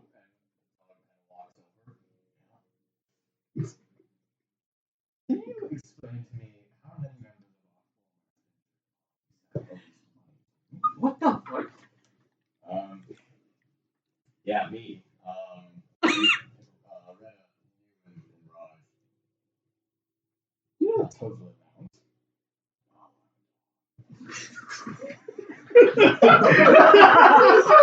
Let me see, that's 1, 2.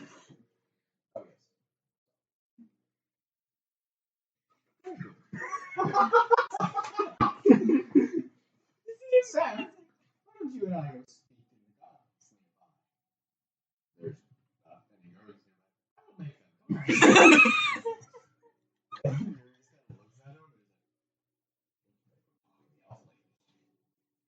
them.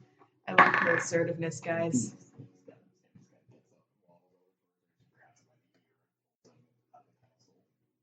Oh, no, that's How far away is it? That's very muffled, but I'm giving that They in. look like going around a corner. Okay, so that might, that would potentially deal with the armies. Yeah.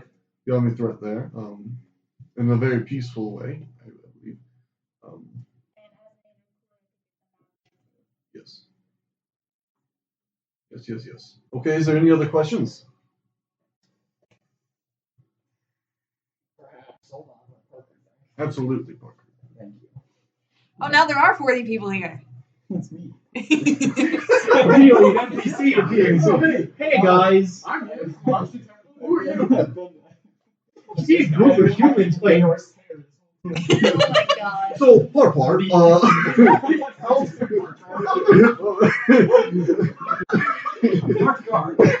I sometimes have trouble remembering people's names, so. Well, it's only a matter of time. We got 2 more sessions left. Caleb, you have to somehow work your GM into the campaign. Like how we did for you. Oh, yes.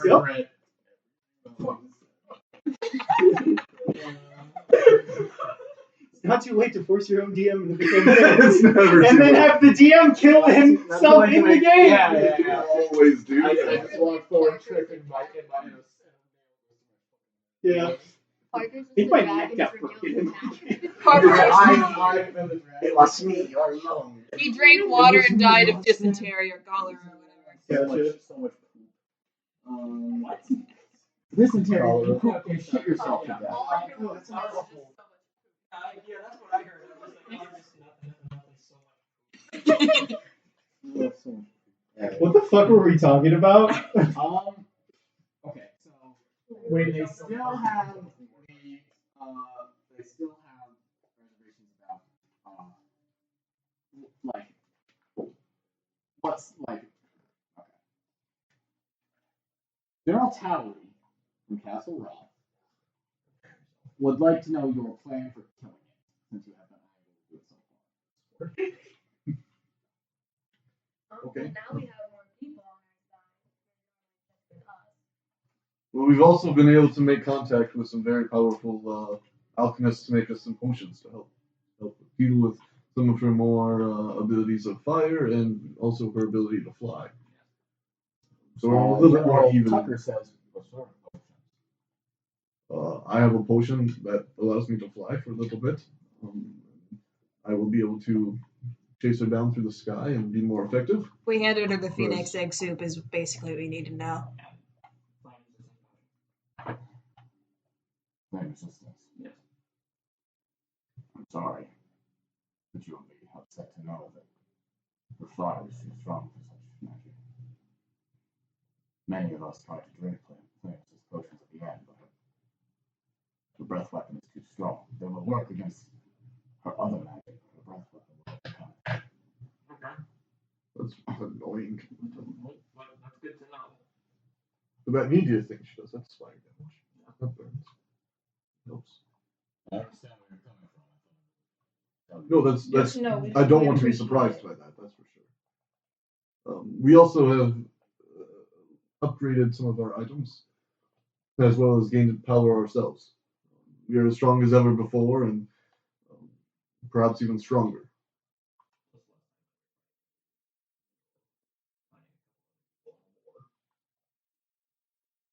This time we're prepared.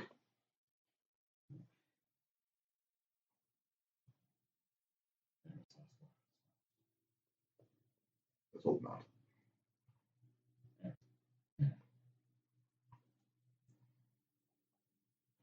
Keep in mind, How are you getting up to the mountain? We have very many magical abilities as well as very many mounts to get up there. Flying mountains. Flying out being turned into clouds. Well, you know she's not going to stop you. before we go up there, She can come here at any moment. She can stop this at any time she wants. When we get closer there, there's definitely going to be the increased risk of her being there, and then that's why we're going. We're going to fight her. And if you're going to make it to the mountain, I mean, we have to. That's the main thing, is we have to make it to the mountain. There's always another way around. We always have magic.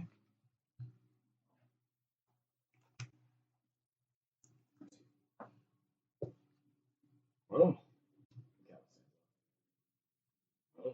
I am satisfied. And I think that perhaps we all should be thinking about the next one. I think this plan is not the plan. Something that we can all agree is a good starting point. I agree. Mr. of the Beans. And then together. Like I never asked Ben, but is that like his legal last name? What's this Chris Naivara's Pine? making a What's beeline for Oh, like Chris the Pine? Yes. glass. Okay.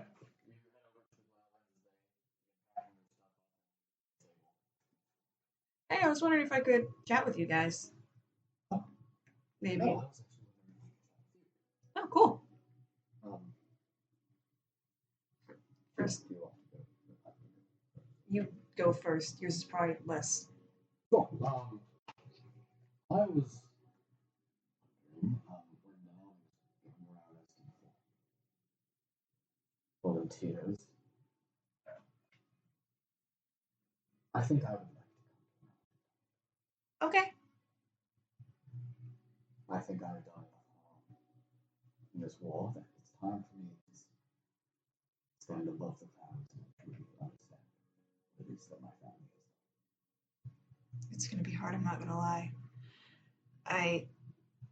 Maybe we should get in private for my question. You might not even know it, but it Well, my might be sister can't tell anyone, so please go ahead. okay.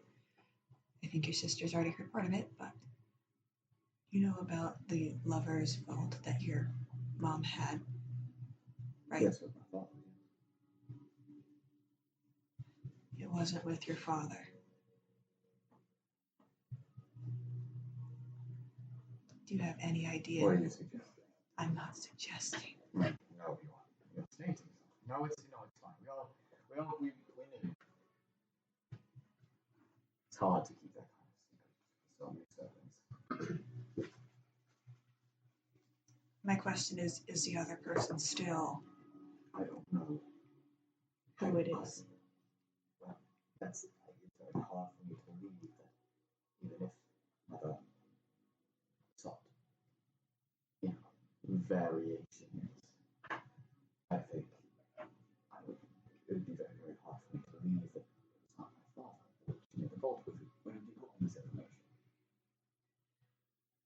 It's one of the dragon's memories. Memories of what? Conversations with your mother about the vault, trying to You pull don't think my information. mother was lying to him? The dragon was in her mind. My mother made great alterations to her mind to make sure the dragon could not do that.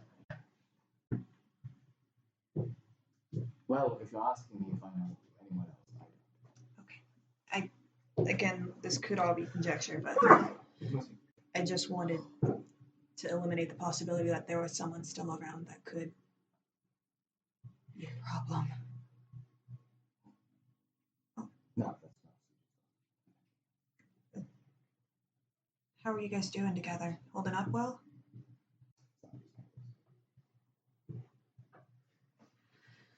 Sorry. It's fine. She's just a smart ass. When this is over, I know that they are probably going to throw the two of us in prison. I hope you and your friend visit us. I'll sure try, but I think I'm going to go see if I can face up for what I did to the mouse folk too. Maybe we'll get thrown in prison together, or maybe I'll just be dead. Well, depending on how the dragons like them, so we'll be free from our responsibilities. Take lots of debt now, everyone. Take On lots the, of debt now. On the off chance that you aren't imprisoned, are you guys particularly very attached to this place? Any place in particular here? We have no plans. That is certainly not going to work. And we're the only people that can truly answer for it. No offense. I don't know. Sadia, how much hand have you had in this? Have you been actively engaged? She's had nothing to do. Well, we've all had something to do with it. Listen,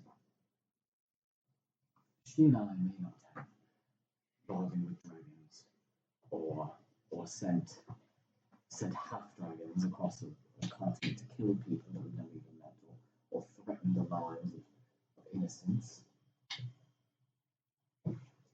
But we slept in cushy beds bunked by the woman who did it. Yes, but I'm also pointing And out that that is not. I've come to realize that even if you are not the one doing the evil, if the evil is helping you, you must be doing something evil. it's very true. Ignorance is no excuse is something I've been thrown in my face. Thanks, Martin. I've never been much of a speaker. That was always our mother. But Terence is dead. My mother is dead. My father is dead. All of us have lost them. And I think perhaps it is time that we own up to their mistakes. That's fair. Oh, I don't want you to take some yet to go read. She's just like, yes. You so can we're- just say you don't want to talk to me anymore. Well, we're just going to go read. We are. Okay. Listen, it's fine.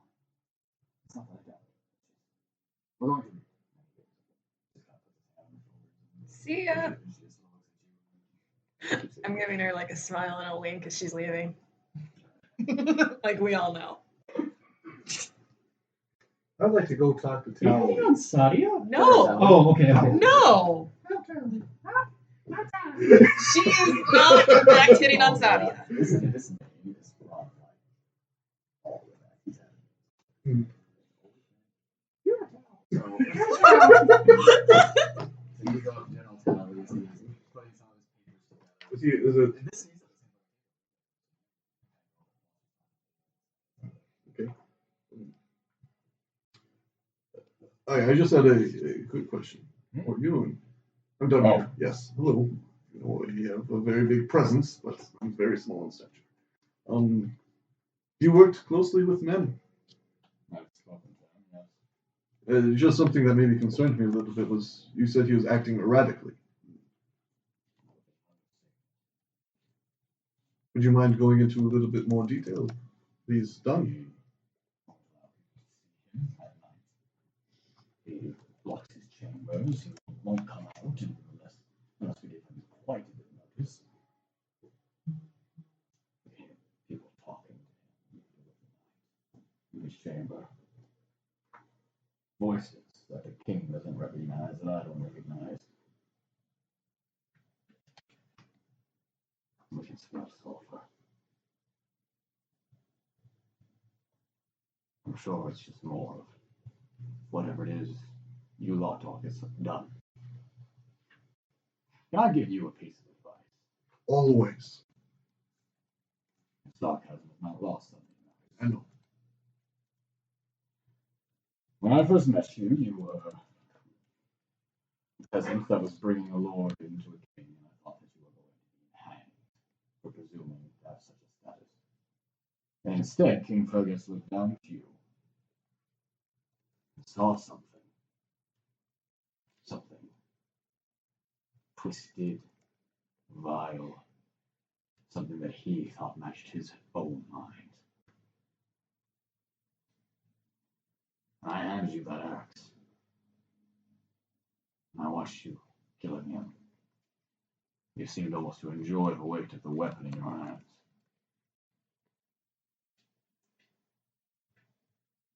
I trust some of these people.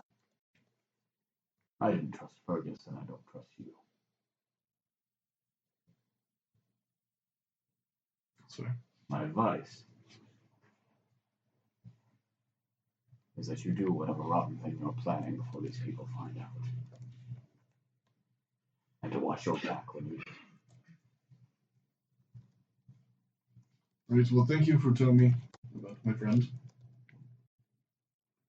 And thank you for being here. Let's walk away. Anyone else got people they want to... No? No? Okay. Cool. So they adjourn for the afternoon. And for the day, I guess. What? I feel like we're gonna have another conversation. Oh. I don't know if I'm. I don't know if I'm ready for it yet. I don't know if I have it prepared. I don't want it to be just me rambling. So, if other people's got shit going on. Any last goodbyes? Naivara wants to bother Kimari. So you... Still kind of big. So, how long has your mom been in your head? She said something. Mother has always... What? It really surprised me. to see her there. Well, she's go ahead with some Yeah, that's because I took Valu-nakanu so you couldn't. Sorry about that. What do you want? Does she bother you all the time? Are you okay? Insight? If someone says I'm fine. To be fair, most of the time in real life, I'm fine never means I'm fine. 18. I'm not good at comfort. Do you want a hug? Sorry. I wish I knew how to make it better. You can kill her. That's the plan. I actually do think that she's going to go down this time if she shows up. But She either. She is. This is everything. Either. Champion. I think she wants all of you very dead. I feel like she wants me dead. Yeah, I spent a lot of time annoying her. When I was Beller and I would just like sing annoying songs that would get stuck in your head. Just Did she bother you about that? I'm sorry. No. Do you have any idea how it is that I got in your head? Who? What? Remember how I got in your head like twice? Yes, I was a meditative state. Yeah. How... Something Okay. I might need to mess with that. Okay, I'm on this. Okay, bye. I was like, well, this will go in my head. Not yet. Naivara's gonna grab the next one of you that she sees as available. Oh no. That's you, Winona. I volunteer. What is this? Naivara's gonna tell you about the mind meld thing and she wants to try it and see if it works on someone else. What? You want to give me my point? Yeah. Well, about that, see, I kind of have a thing that, you remember that milky sash that I got from the nice lady in the other dimension? Okay. Yeah, it doesn't let people do that, like, get in here. Okay. Well, at least... Naivara walks off to the next group. You see Edmund. You see Edmund. Okay, Naivara explains the thing again, says, "Can I cry?" What? I want to see if this is the weird tooth thing. Do you really think that this is the most important thing? Of course it is. Of course it is. So, You know what? If I it plop can- down and I start meditating.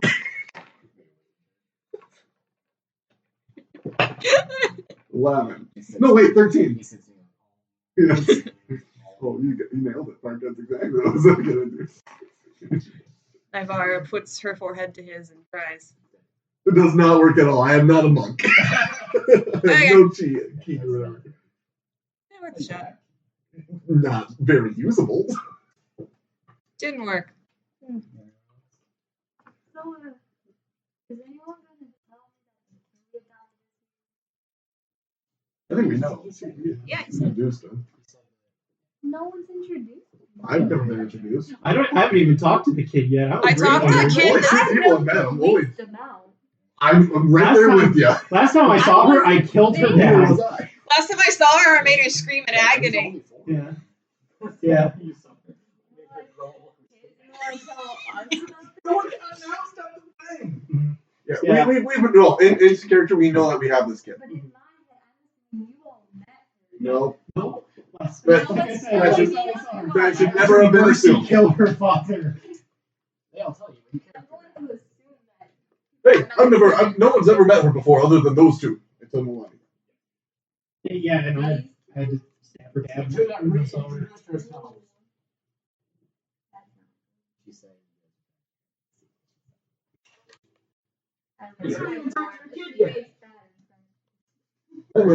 I mean, the first time she saw her, she made her scream in agony. I think that's a pretty bad If she impression. lets me, and if I can be a part of that dynamic, nothing.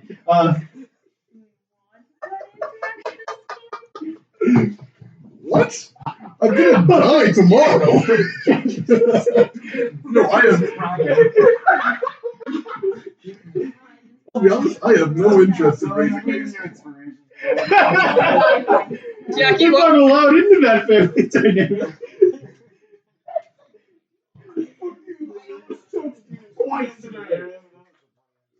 Oh yeah. I said, maybe I kind of do if she lets me into that family dynamic and if she wants me there. Yeah. Okay, I think It's a very honest worry. I don't think like an actor, isn't it? Yeah. I think I'd rather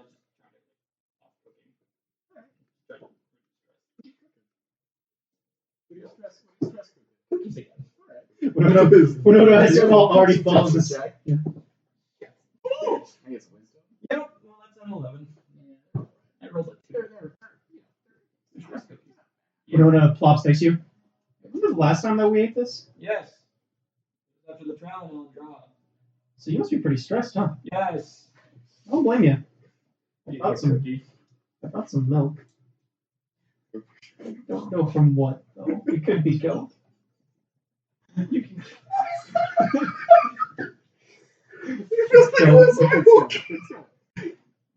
You know what? Goat's just a step below cow milk. It's pretty decent.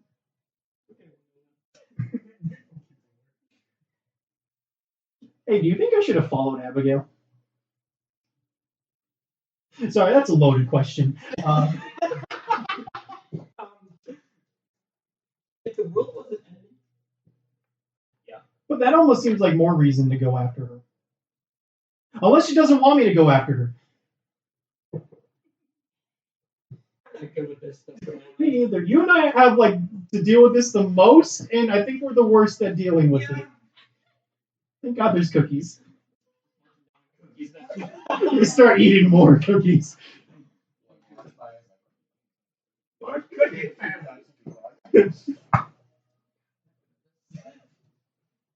Okay. The conversation I wanted to have with my mousy boys. Yeah. Away from I'll talk to Dirt and ask if I can steal more. Thank you. I just go out a little ways. And so it's just us. Ooh, cool. And I will just hello everybody. You're gathering them like outside the camps. Yeah, just kind of by ourselves. That's a trick question. We've had quite a bit of fun together over the past years now, a year and a half. And you've all seen me at my lowest. Now you've seen me at the best place I've been. You've stuck around with me. You've been like family. You are family. I consider you all very close to me. But thank you.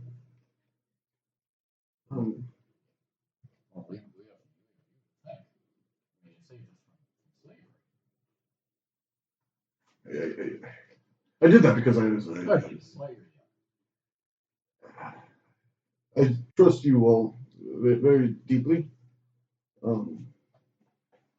And I have a secret that I kind of wanted to share with all of you. My friend, he gave me a note. A note that stated he was going off to fight evil by becoming evil. Fight fire with fire, kind of thing. This man, he's done a lot of good. It's Ned, heard his name pop up.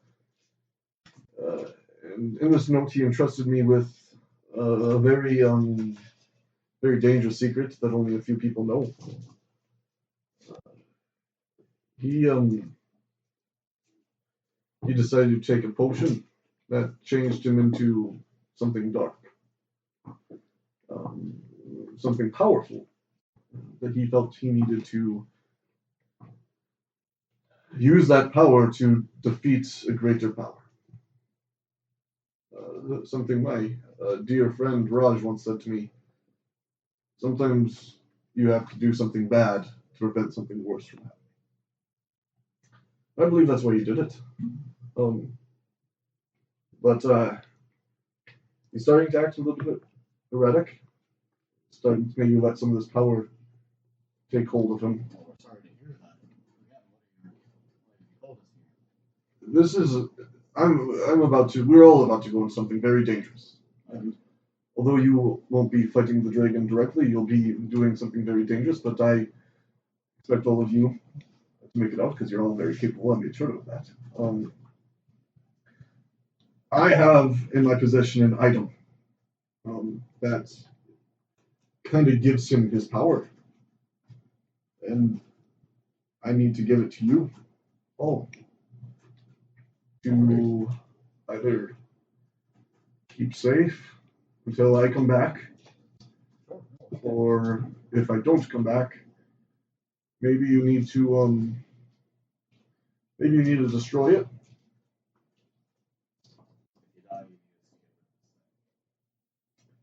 Yes. Just completely destroy it. And scatter all the shards as far away from each other as you can. If you have any questions, please. No, I give it a first time. Only boys. Yeah, that's cool. I do. Pull up Dagger of Life Sealing. I'll give it to Lance. I mean, he takes it. I grab him by his face. Say, proud of who you've become. That's safe. All right. Enough of this. Let's go make it all about it. He lights drops. You want to sleep now?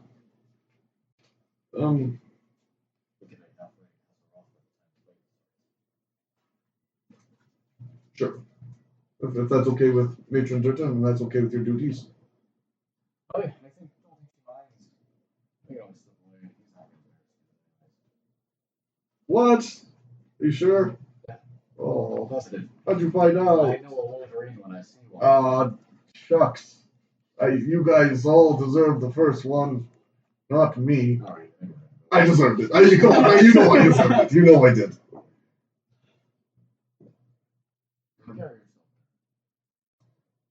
You too. All of you.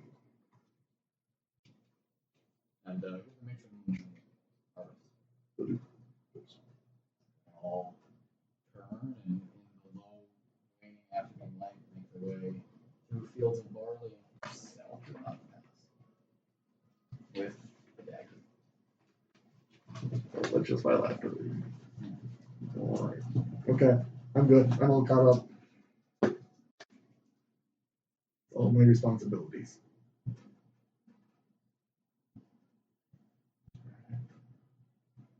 So you guys go to bed? I think so. Is the fight tomorrow? No, not for another like 2 weeks. So. Okay. Well, I mean, at this point, so in the morning, Matt tells you guys that he need you as the rest of the council. They're just going to be talking about logistics, and they're going to be sort of talking more about what to do when the fight is over, and he doesn't really want to fill your mind with that kind of stuff. So he would rather you guys just focus on getting ready and prepping for the fight. Also, he said that he's just kind of shot down any opposition to your plan on it. Really has it. The only leaders are needed to kind of be at the meeting, but they're normally doing the line. And General Magnus and Warwall are going to work in place. Other than that, they're only keeping the leaders of each of the tables. So you guys have all the other NPCs to still speak to if you'd like. But you guys have about 15 days. 15 days before you make your way to Eaglefell. Now, something that I'm not clear on is how are you guys going to go to Eaglefell, and how many people you're bringing, what sort of thing you want to do with that. How far away is Eaglefell? From Barleytown, it's about a month. Okay. Flying. What, flying? No, sorry, a month. Look out on me. Flying, you can start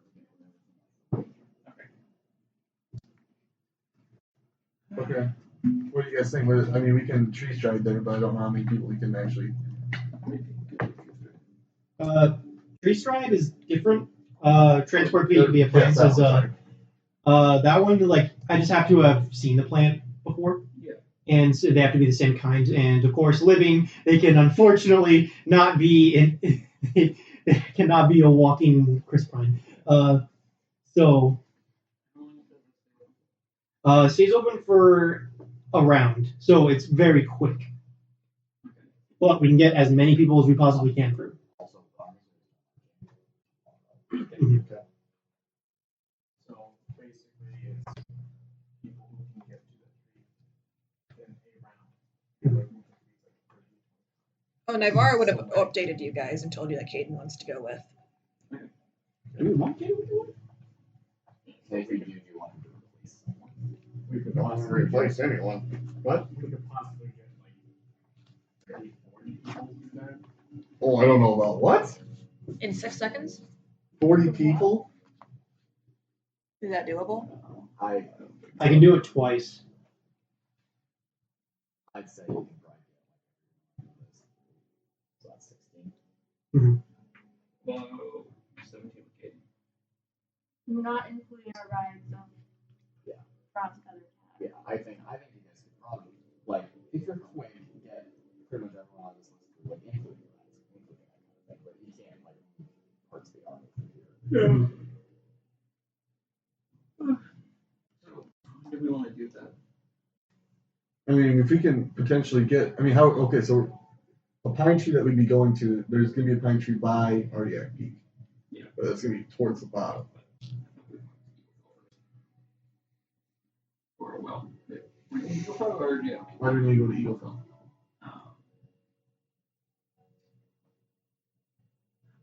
The reason in my head, I completely forgot it. Sorry, ignore me. I mean, the armies are still going to be there. We can just tree stride there and just meet up with them. And then take a rest, and so that way we have. I don't know. I know it sounds greedy to take a rest over one spell slot, but sorry, the duration is a minute. duration's a minute. You can totally get Hold on, which one are you looking at?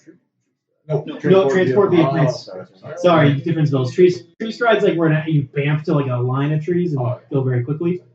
We used that one for Ellen Draw. That's the one we used for that one, but transport, that's like kind of like bamping through trees, and I think we flavored it as like you're using like the root system to like kind of fly through them. Transport via plants though is like I open a portal in one tree and a portal opens up in another tree.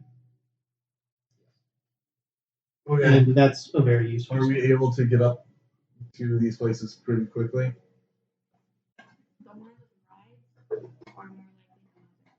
Because most of us don't have the ability to get there. Is what I'm saying. Like I know you guys can get up to where you want with your magical stuff, but we also have to worry about transporting 3 people. Can Clea cast anything, Jacky? So we can actually teleport right to Ardiac Peak. That wouldn't cause any disruption beforehand that we know of.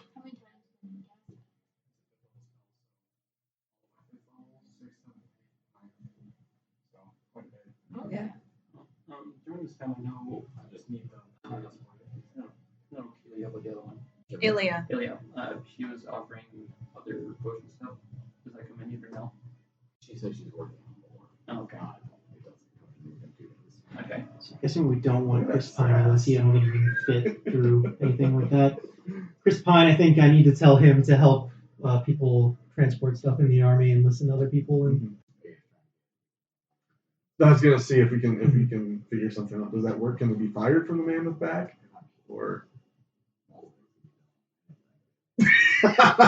hell yeah, mammoths, baby. Parker, take inspiration. Parker, I'll give you inspiration for complimenting mammoths. Yeah, sure. I mean, doesn't it? Don't I lose it after a long rest? Or gotcha. We have 40 minutes. Means I need to make her an important role in that amount of time. so we can actually transport. Well, I don't know. We don't even. How's our army getting there? Do they talk about that at all? Yeah, they're gonna. There's only 3,000 people here, so they're going to use a combination of some flying mounts and black hands using the shadow Okay. Cool.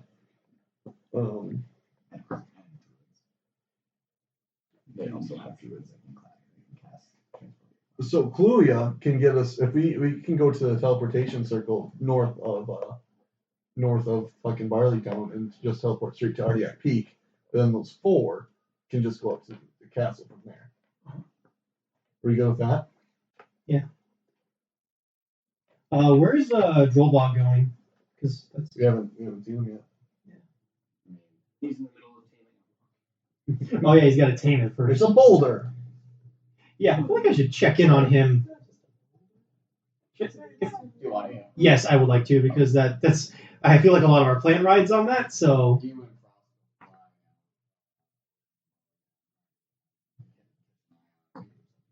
Mm-hmm. Can Frost make one too? Okay. I was going to say Frost is a little bit more perceptive. That's pretty good. Even better. 18, 19, 20, 21, 22, 23. You guys managed to spot Drollbog kind of far out in the northern parts of Okay, I'm going to talk to him. and he's standing up on a hill. What looks to be the cow in his hand. Hi, Drollbog! Wait a minute. Where's the bird? Did they manage again? Oh. Okay, good. Okay. 20, 21, 22, 23, 24. Oh no. Stealthy bird. Just like carefully scans. We're not food. She says she's casting Pass Without Trace to hide from the bird.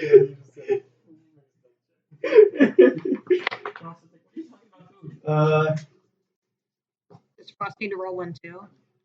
Okay.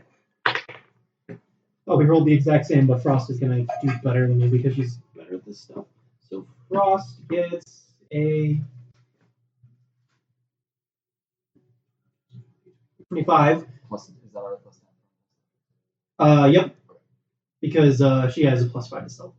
Winona rolled the exact same thing. 11, so she gets a 21. Wait, no, sorry, a 20.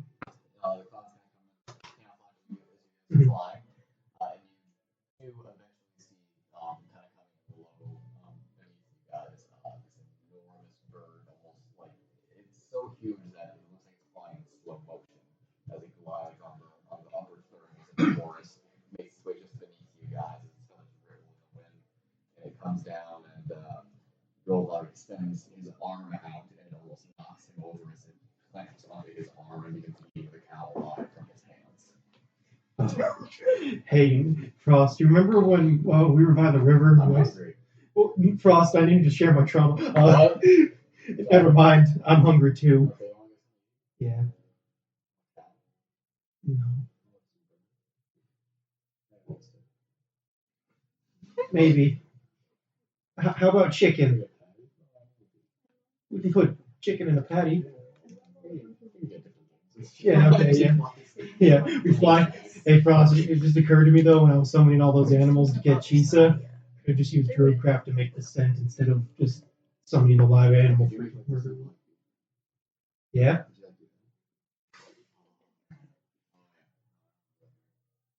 Hey, Frost, you seem a little out of it. Are we rolling in some special weeds again? Okay. Sure. What?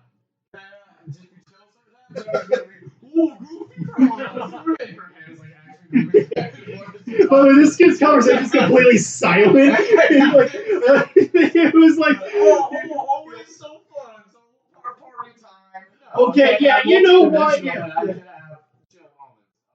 Okay, I'm sorry. It's just you were giving off a little too chill of a vibe. Fucker! Yeah.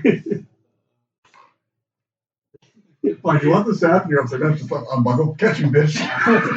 Hey, I'm sorry. Who gave away a staff? That one who gave me really cool armor. I'm just saying.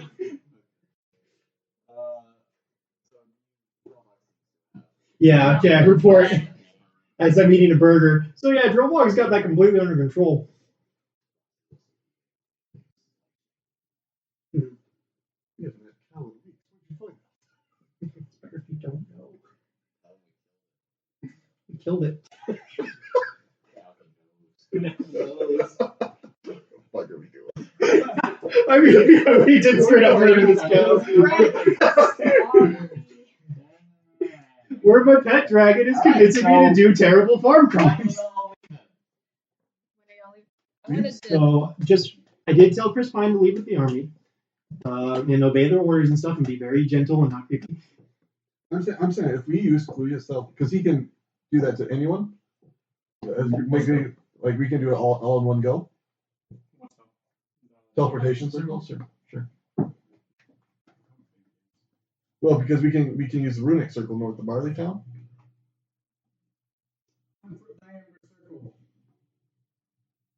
That apply to all too. Are we leaving? We're just getting plans for The leaving. duration of the teleportation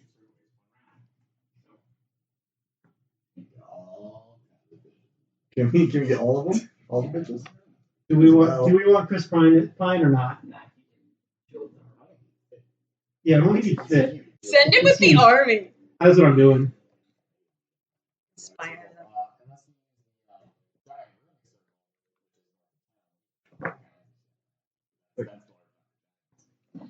Why can't we use that one? Or can we? With your spell?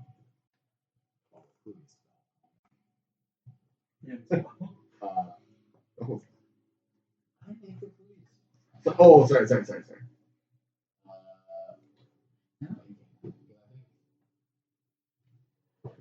The restrictions of teleportation circle is just any circle that he's taken the time to learn this sequence. And he already did the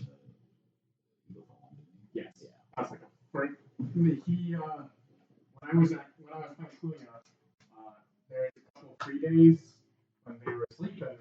I would go catch witch and also find some teleportation circles. So Why don't we do that?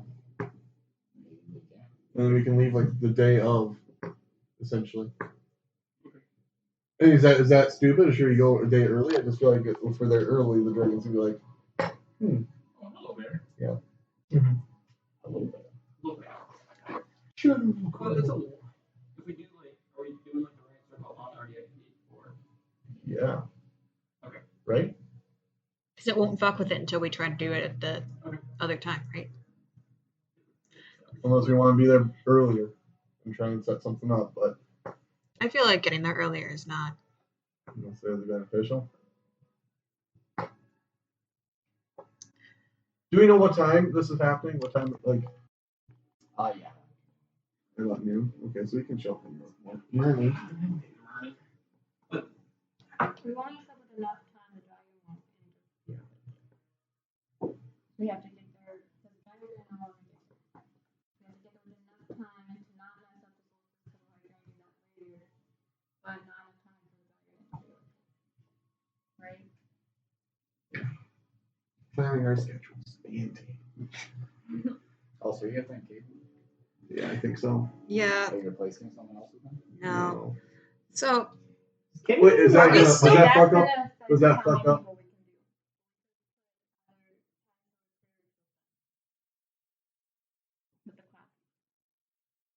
Will they be able to get up there? Yeah. How are you guys getting up there again? Because Clue, you can just fucking fly. How's the end getting up there? Beanstone. I think we actually flew. I think we flew up on eagles and dragging back. Yeah. I can give them eagles. Oh yeah.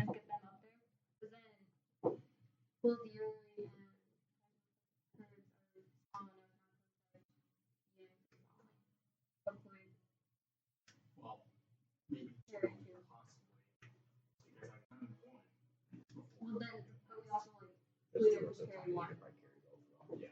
We have to carry one down. Okay. well, ones Yuri. are fine. We'd rather have Yuri safe than Clear Ranks. Oh yeah, Yuri's already going. Yeah, He's already on the top. getting down. Well, they're just saying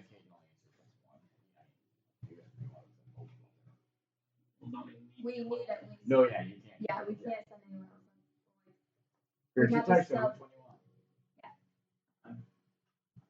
want? The emotionally intelligent cleric Koval, or the working on his own fears and problems kleptomaniac goblin?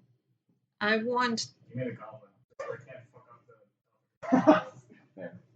There. Where's your heels? He's gonna take on the entire army of that is in that castle. Honestly, like, Garth can be scared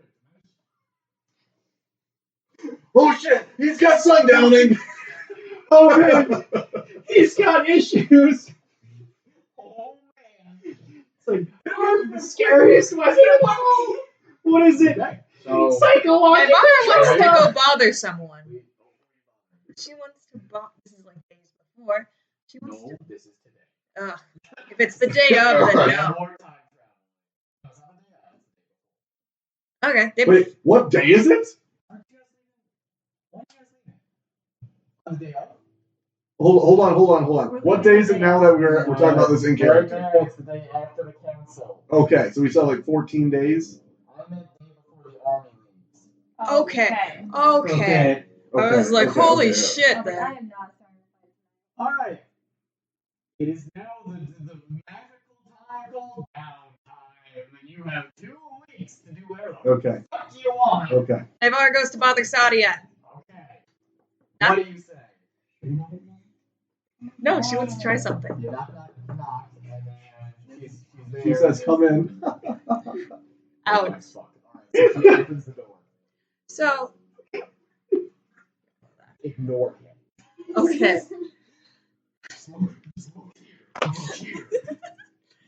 Okay. This sounds insane, but I want to see if this works, and I only have a minute to mess with it. There's a place that removes connections to people. So I want to see if it's possible to remove whatever contract you have with Snake that keeps you from talking. What do you say with? Sadia, With who? What? Say whatever contract you have with. the snake or whatever. The snake venom. That prevents her from. Because her mom said that there was a snake in the bed. That is not quite how poison works. No. Your cells don't sign a contract saying we're going to die. You're going to be poisoned now. I mean, you can try it. No. Make a medicine check. Naivara, what Naivara is going to do Okay. is Naivara is going to open a gate, shove her into Damax, see if she can talk, and then pull her back. Right. Make a medicine check. Very poor. Jeremiah Davis. 2. Boss. It's intelligence. I don't know. It's No, wisdom. it's It's 6. It's wisdom. 8. 8.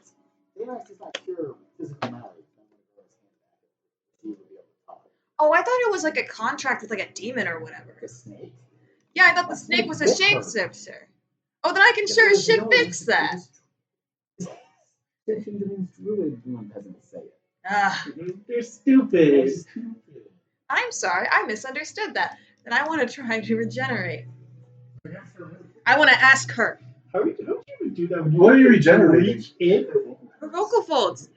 Clearly something got paralyzed or damaged. You have to be touching it. Are you gonna like slither your? I don't have hand to out? touch it. I have to touch them. No? Oh, okay. I think you have to touch. Why'd you stick your hand in my eye socket? I did not. What do you mean you didn't need to have your fingers in my mouth when you regenerated my arm? Regenerate! Gets rid of like. But you do regain hit points, which is not injured. This would probably be. Kill her and then do true resurrection. Okay.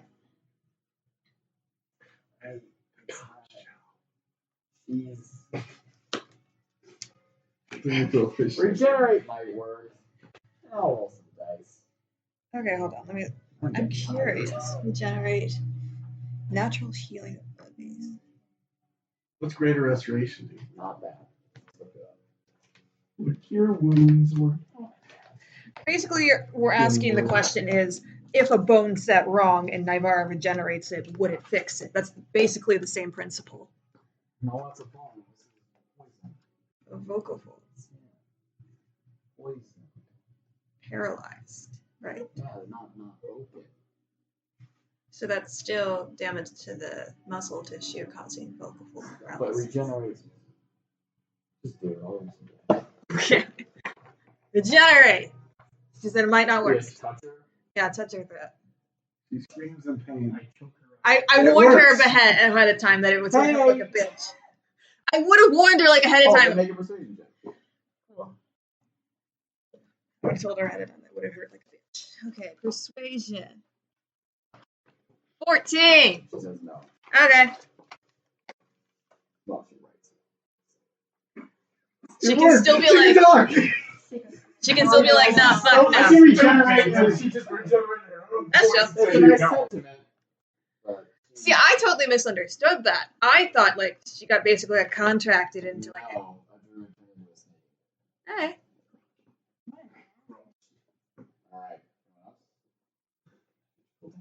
All right. I still want to talk about how we're getting one there. more session. It's probably all going to be combat. Naivara, Legend, Lore, Zumtana, and Renthalal. You want to kiss your girlfriend or what? No, we already talked about that. Naivara attempts to scry Umtana and presumably fails. Are you going to kiss your boyfriend? He's waiting Naivara until goes and marriage asks to hold Caden what he plans to do on the cloud. Or Ian, with you want to us, hit us with basically. surprise love interest? What? He told you already. But like she wants to Be there ask. for it. So he's not gonna do shit. Yeah. He told you already. He wants to Okay. be there to see the action. Yo, right. It's character development. Anyone else? Who wants to go talk to him? She's literally just yelling Okay, at there's- I'm sorry! I'll do it. I'll do it. Yeah, I think we can take a day trip to Tottenham. Why not?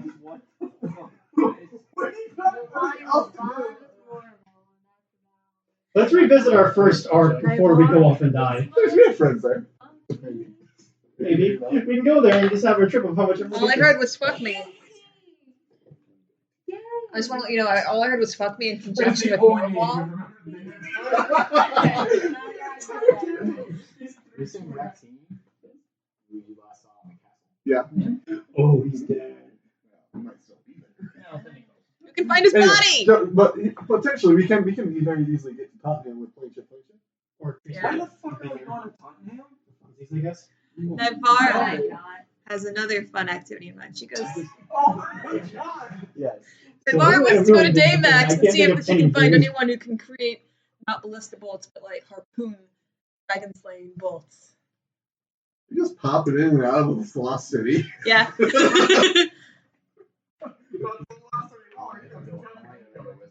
Wisdom check for me. Oh hell yeah. That's a 15. Just for fun. What do you want to do? Check. So, you know, not open. Ouchies. It's big actions. My feels. Yeah, we should maybe visit some NPCs Yeah, if they're still alive. Like Tottenham, like we made a little bit of a stir in Tottenham. There's people. Hey, do you want to get your big sword? a big staff? Yeah. No, but Hold on, my tree could use it. I'm very. Oh my god! I But don't want to do anything. Yes. Skip forward. Oh! I want to take I actually do kinda- I just. You want to take care of Yeah, we've been doing the that. animal We could have I'm a gonna nice throw character my moment by character sheet visiting on the Tottenham ground I again. and think so. protest, I- I guess. 13. I'll go with you if you do. Are you able to get us in? Yeah. Transport me a place. I'm quiet as She's playing with her horse. This is important.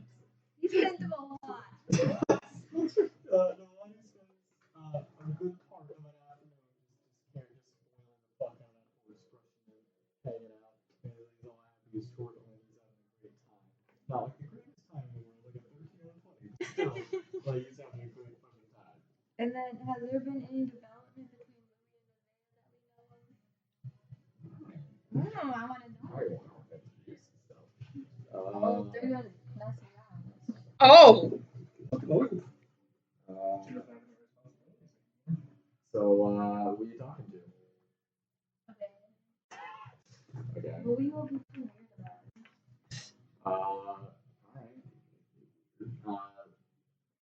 So you find. It's not gonna make it weird. You find in a bed hanging out, pulling some water in the middle of the town. Hi there. I'm working on my object. I'm sorry. She got upset. Oh, hello. How are you? Fine. Well, how are you? Good. Okay, whenever you come to me and you ask how I am, it's usually because you want to talk to me about something. What do you want to talk to me about? I was just curious if there was anything about it. That stare. It is fine. Why do you ask? Well, it's been kind of a roller coaster that I think we've all been a part of. I'm sorry, what the? My relationship with Louis is not some sort of ride that you get to be a part of. I'm not saying that we're a part of it per se. I just know that there's been a lot of hurt feelings. And as a friend, I want to be here for If you just want gossip, you can just say that you want gossip. No, I just want to see if I don't want gossip. Listen, it's fine. He is going off to fight with you all against the dragon, and I'm sure it is fine. Okay? Okay? You just stay with your person and let me deal with mine. I appreciate the advice and whatnot, but I feel like you just are looking for gossip, and it is just a bit strange. I would expect this out of Naivara or Winona, but this is a bit... Can I ask you a question? Yes. Do you think you are going to raise that girl? I'm not even sure she needs someone to raise her. And I haven't been talking very much about me. She doesn't come of age until she is 18. You have 2 years. Where you have control over the armies and everything that she has. I wouldn't necessarily. I don't want it to be something where we have control over it because it's still. I'm sorry, Nalane, but that's how Regency works. I understand that we're in charge of it until she is able to be. But it's also not just for us to do as we please, or at least I don't want it to be. She should still get some say, otherwise, if she's not a part of it, she's not going to learn how to do it anyways.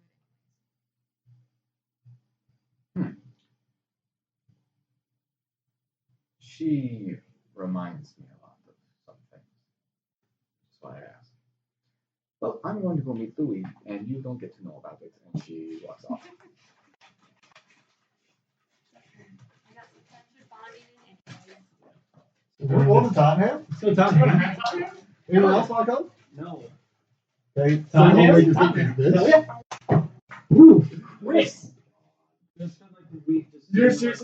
You No, serious? I'm not. I'm you just think- researching. You think Mattimeo's not curious on what happened to Tottenham? No, I know that people died and our friends got skin and their skin was cleaned up in this Yeah. Well, that's kind of why Winona wants to go there, Yeah, so to give him a absolutely. proper burial and be like, hey, you can rest now. Because holy shit, we found some of them in the Shadowfell.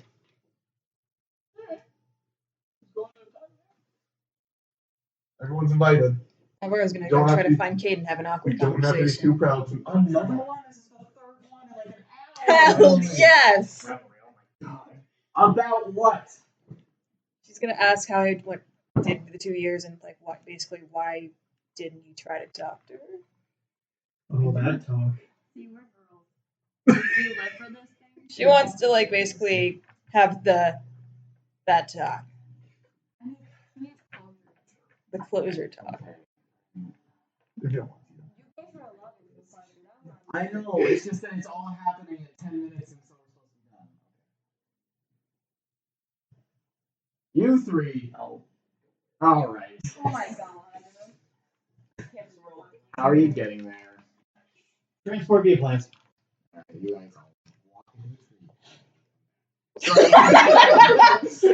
Get Oh, meme you guys- blasted out of And existence. we win the battle. You guys walking down the street. You guys walking through the street. You're in Tottenham? Yeah. There was a big forest right outside of Tottenham, wasn't there? Yeah, so I think we go there. So the tree opens up and you guys find yourselves sort of thrust out. What time of day? Morning. Yeah. So you guys make your way into Tottenham. It's very windy and it's actually raining. When you guys arrive, I had a shitty day. As you guys hop out of the trees, and you know it's raining. There's blood falling out of your face. You guys can see Tottenham. Still, the light's still on. The morning. It's dark now. You can kind of see it up the hill. So, how loud do we want to go in? Do we just want to sneak around, or do we want to just be there? Looking down. How's the time look? Sorry, it's up on. Oh, okay. Okay. Do we see the lights of the Blue Lady Inn? Oh god, I'm so excited though. Oh. Do they think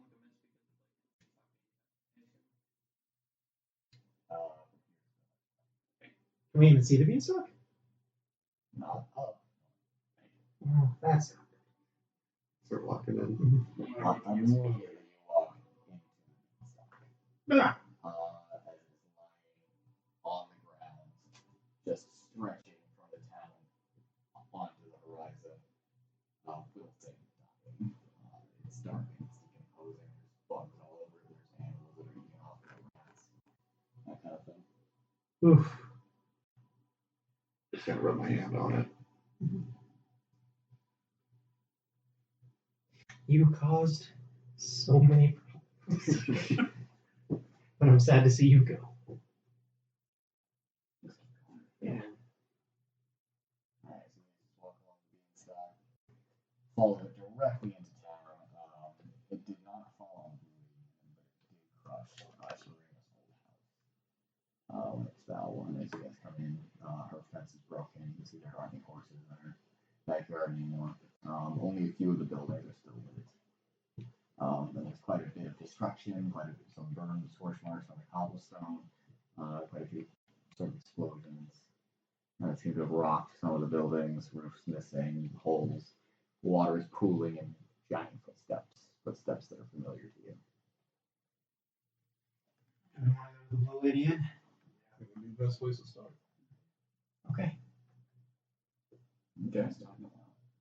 There's no more of that inner city market. There's Is there Is it kind of a ghost the town? people that do make their way back and forth and keep their heads covered and make their way around. I think that's kind of what we have too, because it is raining after all. Does my bear cloak, does that have a hood?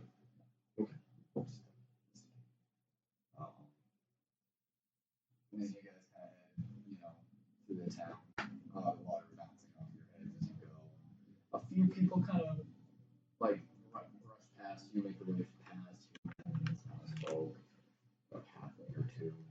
None of you recognize. And then you guys head over to the Blue Lady Inn, which looks to have been rebuilt for perhaps the third or fourth time. As you guys head underneath the sign swinging on the wind with a blue dress painted onto it, you guys head into the double doors, and you can see that the inside is somewhat deserted. Not super populated by any means. There's a barkeep behind the bar, a man who's just sort of washing glasses. There's a dwarf or two at the counter who look to be already drunk, or maybe perhaps still drunk from last night. And there's just kind of a human teenager that looks to be sweeping around, cleaning up from people get drunk last night. Is there still a section where the tables are kind of Yes, secluded? there is. That's where. Place where Kaima and Winona would, not together, but performed ice dances and fire stick dances. That place where Naivara and Caden had their first very awkward, shitty date. The stairs that Omrath destroyed? Right? Didn't someone grab someone's testicle in this building? You did. That one. But didn't you also? I rolled in that one when I was trying to grab the nut grab back. someone's nuts.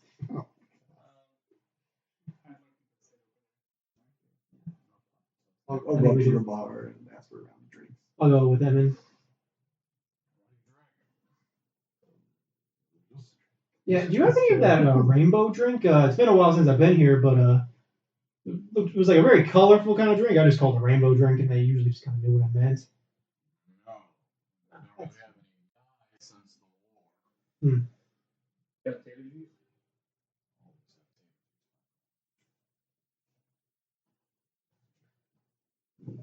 What's your name, sir?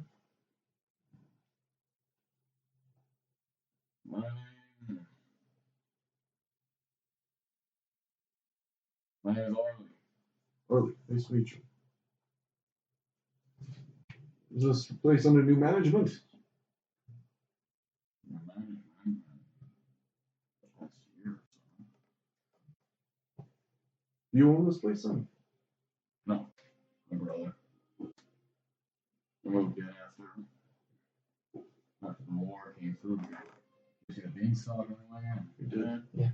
I think you probably know what happened. Potato juice. Yeah. Great. Thank you. You going ahead? Sure. Alright. That'll be silver from each of you. Thank you kindly. That's nice armor.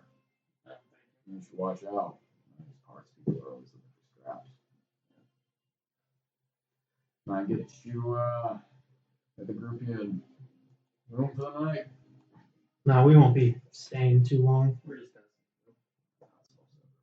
We have some friends here. Well, maybe you could tell us a little bit what happened. You know, I know there's a big battle about a year ago. I mean, it was named after this place, yeah.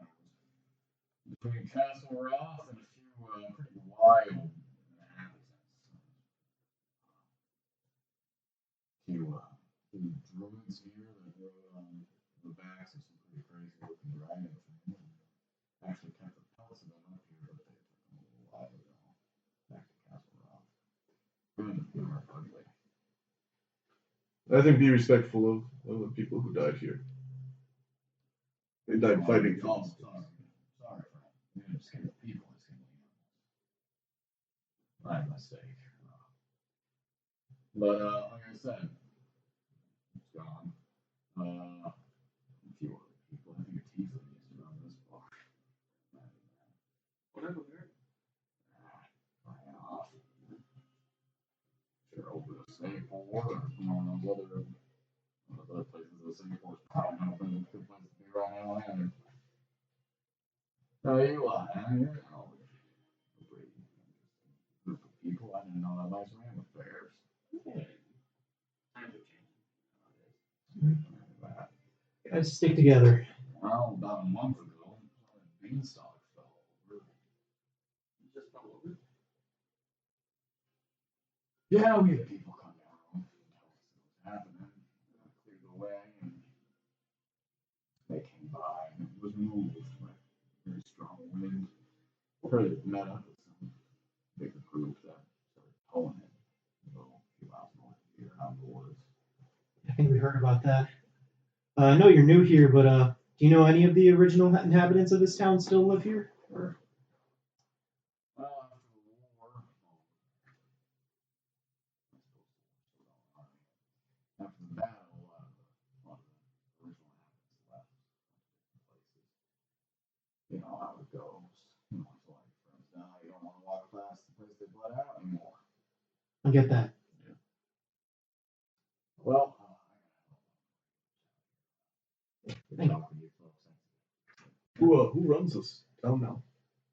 Is there anyone who sticks above the rest?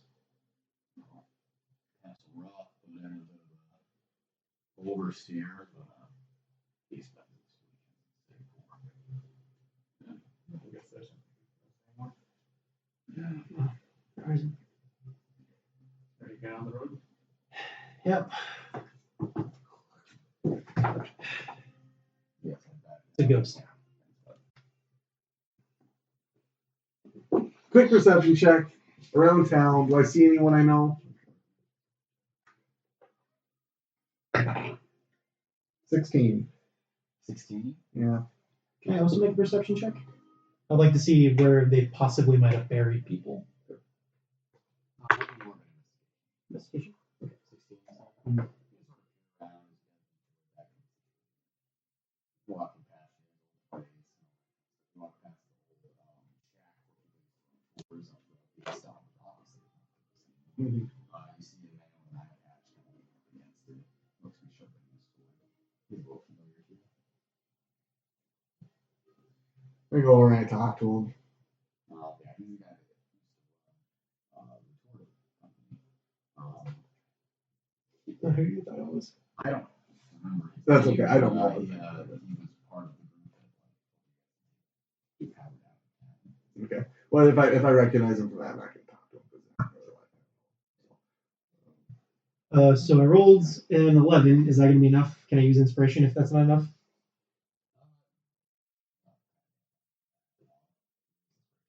Okay. Wait, you said I can't cut it or can? Use inspiration. Okay.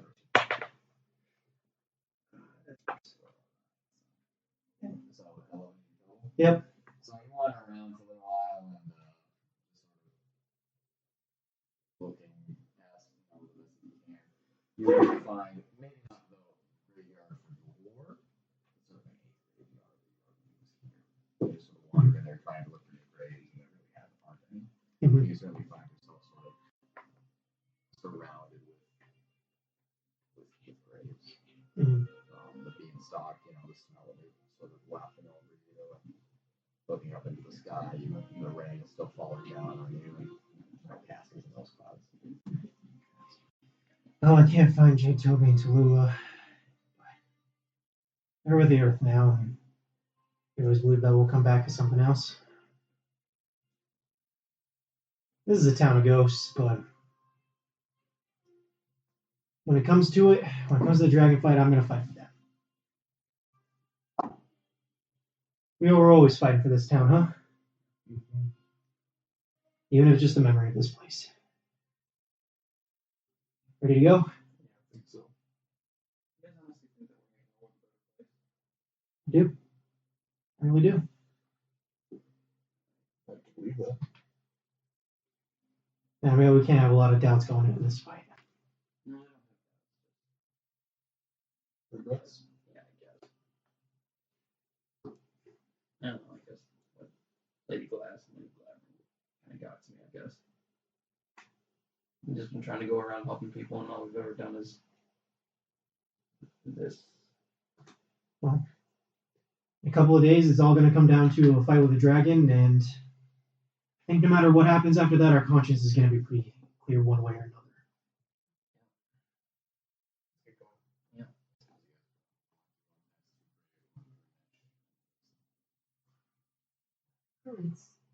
You fucking dug those And graves. dug those graves. Mm-hmm.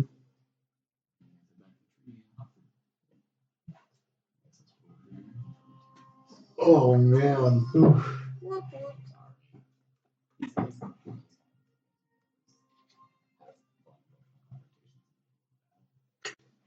That's how it works. All right, everyone, shut the fuck up and turn off the goddamn music. Jacky, you know the mic still picks that up.